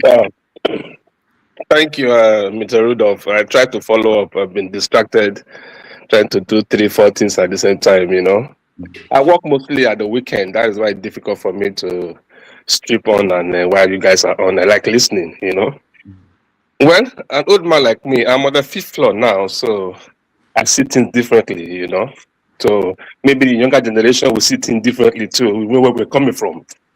2 things. I left Access Bank to America. So those things that I was talking about, Mokwede and Wigwe, I have the personal information because I actually picked them at the airport when they come to Uyo then for meeting, and they will go to Le Meridian to lodge and all that with our money, with our private jets, so many things. Mokwede never left the scene. He was just a change of role. Any meeting that Wigwe went, Umokwede was there. So he was just, he went behind the scene while they were fronting a Wigwe. So they were 2 partners that came up together that left GTB Bank to go set up the so-called Access Bank, you know. It was great anyway, they tried. So those money, they're going to fight over it because the money was too big anyway. That was why when they were paying all this stipend, I couldn't cope. I had to say, man, these guys are using us. I had to leave the scene and come to America. That one of their problem, Jare made them go. That of Showore, I just wanted to rant about his issue. So Lee, take it easy. You and Mori, you guys should be coming down, okay? Because so many things are involved in this matter. I voted for Showore that first election when he came up with his ideology and all that. I was student government person, welfare director in SUG. I went inside the bush. I went to Bini when they were doing prison break. I was there. We released prisoners. So I went with them in the bush when they were pursuing us with gun in Babangida that time. So I've seen a lot of things that they were doing. I resigned out of it. Statute of limitation. Are you sure that it's over? Or you just confessed? Which one? That he went to prison to release. I saw it. I saw the scene because I was in the entourage of the SUG then. To me, I don't come up for that level. Then Sabi. When they were using go to pursue us in the Kadolo inside the bush, I was there that night. Okay. So I saw a lot of things that happened. I contested for SUG government, Uniben, president. So everything about SUG, comrade, whatever, I did it. When I'm on the 5th floor, I should resign from those things. I think the next level. Because the children are not going to university, you know, you are to think about the next thing you're going to do for your life, you know, not to be playing and whatever. I wonder his kids and his family how they're coping with the daddy in this kind of situation. It's a lot to mental health to work on, you know, it's a lot. But be that as it may, the issue of Showore, So from his talking with Alesuti and everything, then for me, I have given him my mandate. You have to take another position first. Be a local government chairman or be a governor, whatever you want to be. Rule for 4 years or 2 years. Then change the place to Dubai. Then I will now campaign and vote for you to become president. If you don't have that testimony, you will never be president. I'm very sorry about that. Because it's just too much.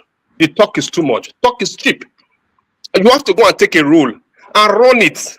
Then you will change whatever state you want to rule and become a Dubai in 2 years that OT has turned Abba to. Then you will not bring the testimony. Then we will vote for you now. Why is people cleaving over Obi? Because he have a testimony of Anambra in his hands. Why are they not telling Obiano to come and rule? Why is Obiano not in the stage today? Then you are telling me that this guy is an idiot? Because he's an Igbo man, or because he talk less, or because he has Ada Obi's voice, Abi? I not blame them, Sha. Just calm down. Ochowole is a good guy. Let him do whatever he's doing. But each time he talks about Obi, he reduces from 50 votes to 20 votes. I'm telling him. Each time he mentions Obi or whatever he's mentioning, his votes keep reducing until he becomes zero. Let him get that feedback, Rudolph, because I know you're close to him. I'm not able to talk to him because I don't have his details anyway. But let me tell you, take it easy, calm down. So we want to do your comradeship to a different level. You know, not beginning to blackmail people and say people are bad. Let me tell you what Precious said about him when David Udeyin came on stage, that he is a frontier. He has not come to respond to Precious till now. Because he gave him an invite, said you have to come up and defend this allegation. If you're not fronting for somebody, come and say it here. Then every time you are blackmailing, we don't know where you belong anyway. That is my confusion. I don't know whether he's here or he's there. It's so sad anyway, but to me, I think he's also in the 5th floor too. If he's an old man like me, he should be coming down. I think the next step in our life. It's too late to be doing this 20 years, this teenager 20 years kind of business of being in a so-called frontier of protest and all that. It's not working now. If it's working, Nigeria would have changed by now. Thank you, Rudolph. I said, let me just hop in and say this before I go back to my desk. All right. Thank you so much, Ife. You have the final words before we... Pakudoka, good afternoon. Hi, everybody. Maska, forefathers. Anyway, Sterling, my brother. Uncle Ike. Okay, let's talk about Showore. My brother, I heard everything you said, and yes, it's okay for you to believe in who you want to be president of Nigeria. But one thing I will tell you is this. Obi said that he is not a saint. But one thing you can never call him is a criminal. He said that. And let me also let you understand this.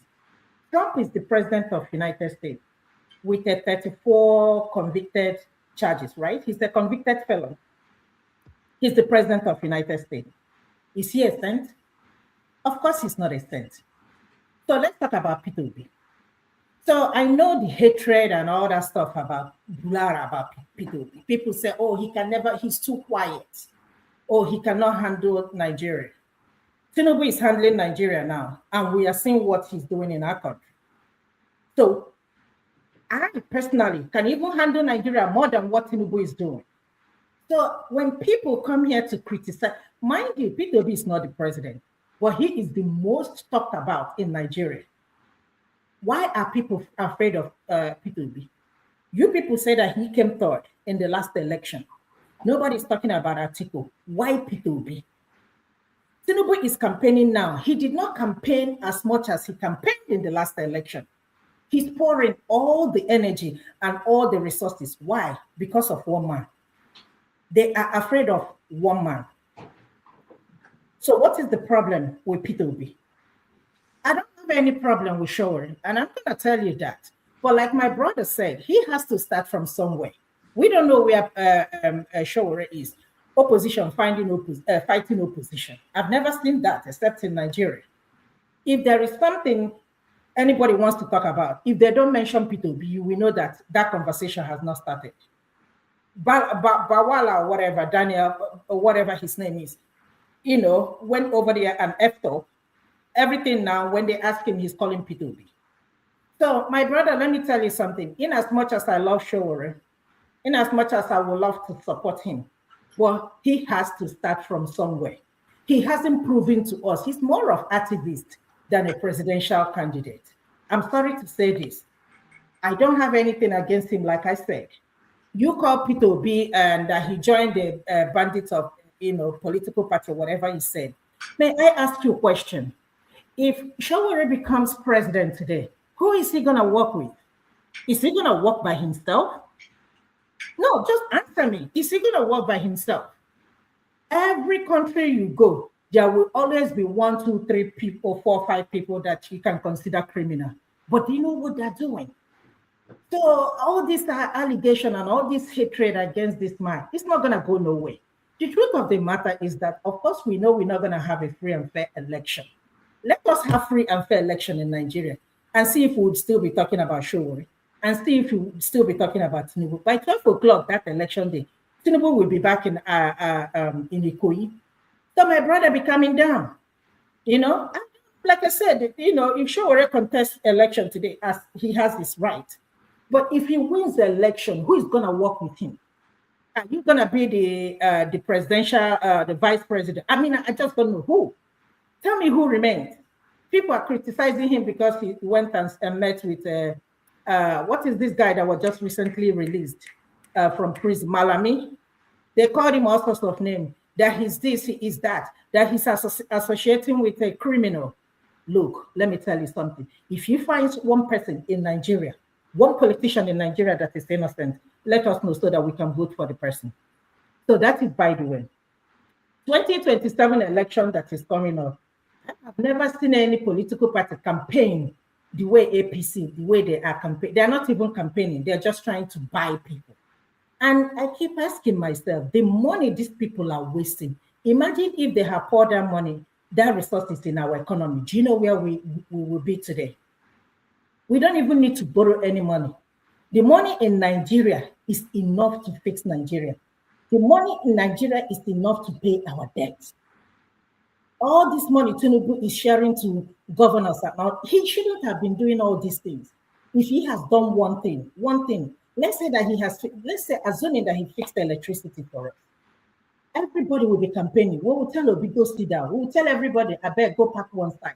Let's Tinubu continue, just like they are doing to Oti in Abia. You criticize Oti.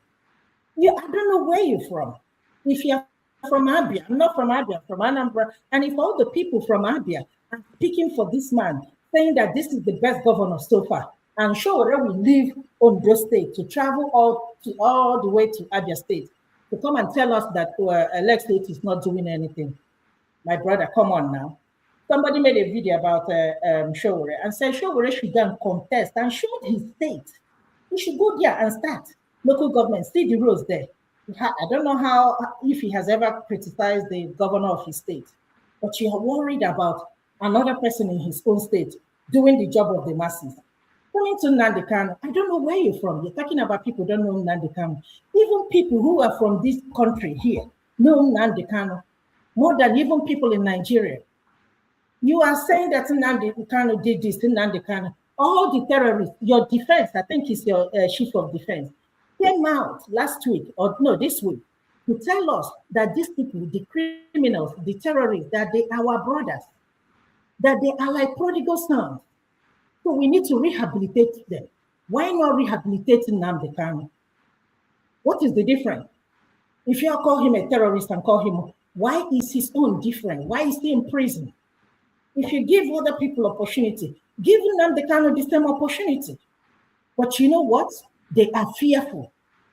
Look at what happened to El Rufai. Why did all of a sudden they release El Rufai? Because he lost his mother. Is that the court that asked them to release El Rufai? Wasn't it the government that released El Rufai? And this is the type of politics we play in Nigeria. So who is holding Nnamdi Kanu? In Sokoto, a place where he's not from. My brother, come on now. Forget about all this back and forth. We want the best for Nigeria. But Showore is not going to be a better president. Whether you shake your head, whether you agree with me or disagree with me, take it from here to Jerusalem. He will not. He needs to start from somewhere. You can't criticize everybody and call yourself a saint. He's not a saint. You know, if you want to become a politician, go and look at other people around you. You must join them. You can't tell me that you're gonna get a perfect person. A whole United States has a convicted fellow as their president. Come on, my people, my brother, chill. Chill. Obi is not you people's problem. Tinubu is you people's problem. Okay, thank you. All right, thank you, Ife. On that note, I think we will.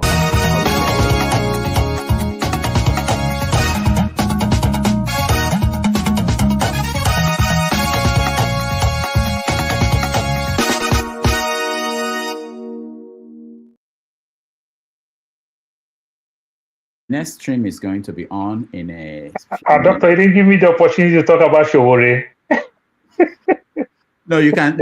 I'm sure you have opportunity when forefather he will start the next stream immediately. So you have opportunity. I want to thank you, Paul, for being here. Thank you, Sully, for being here. Thank you, Maska, for being here. Thank you, Sleeping Head, Ovie, for being here. Thank you, Ife, for being here. Thank you, OBE. Thank you, everybody. I really have to go. I appreciate all of you. Paul, I will talk to you. Doctor, give me 1 minute. Make I talk about Showore. Say that. All right, go ahead. Doctor, Showore is the best thing that can happen. Showore is like our Martin Luther King and every other thing. Some of us should understand that Showore is just a politician. He's the opposition that we need and every other thing. What he's doing is opposition. It's simple. If you, my sister, let me make you understand something. Good percentage of obedience used to be Showore follower, and they crossed to obedience. Naturally, Showore understand that it's going to be easy to win those people back. Showore is only trying to win his lost folks back and everything. These things is politics. Maybe because we don't really play politics to that level. That's how politics is. And it can also help Obi if Obi can learn how to also play politics in that direction. Than this, my elder brother. Play politics, play dirty sometimes. Trump never called any president. He called them by their name, like as Tinubu used to call other people by their name. So, and Obi can also use that to win more followers to himself. It's just politics, my sister. You know, but sometimes, if you speak very mature, but sometimes people from the Southeast take it like a tribal thing that these people hate us. My sister, and politics. When you go politics, you're going to get this type of thing. And it's just politics. All right. Thank you. Thank you.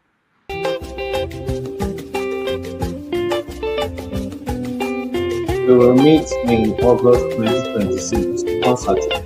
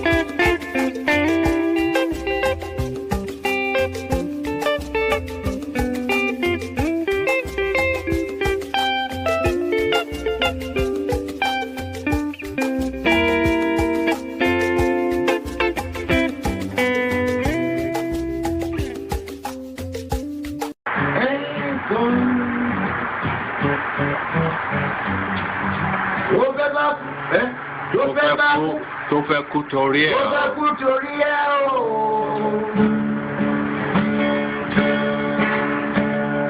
Ọwọ́ ẹni ló ti ṣàánú kọ́. Ayé la bá, ayé la fi sílẹ̀ sí. Ọ̀nà èyí yóò. Thank you so much for watching. Thank you. Have you subscribed? Yes, you. Have you subscribed? You. Yeah, before you go, click. It's free. Click. Just that's it. Have you subscribed? You're laughing. Have you subscribed? Have you subscribed? Thank you. Thank you. Thank you. Hey, madam. Thank you so much. I can see you. We have to get to 100,000 subscribers. This by the end of the year. How are we going to do that if you don't subscribe? Yes, you. Yes, you're about to click off. Why? Have you subscribed? It's free. If you don't, ask your son, ask your daughter how to. Just one click. Thank you. I see you. Aha. Thank you very much.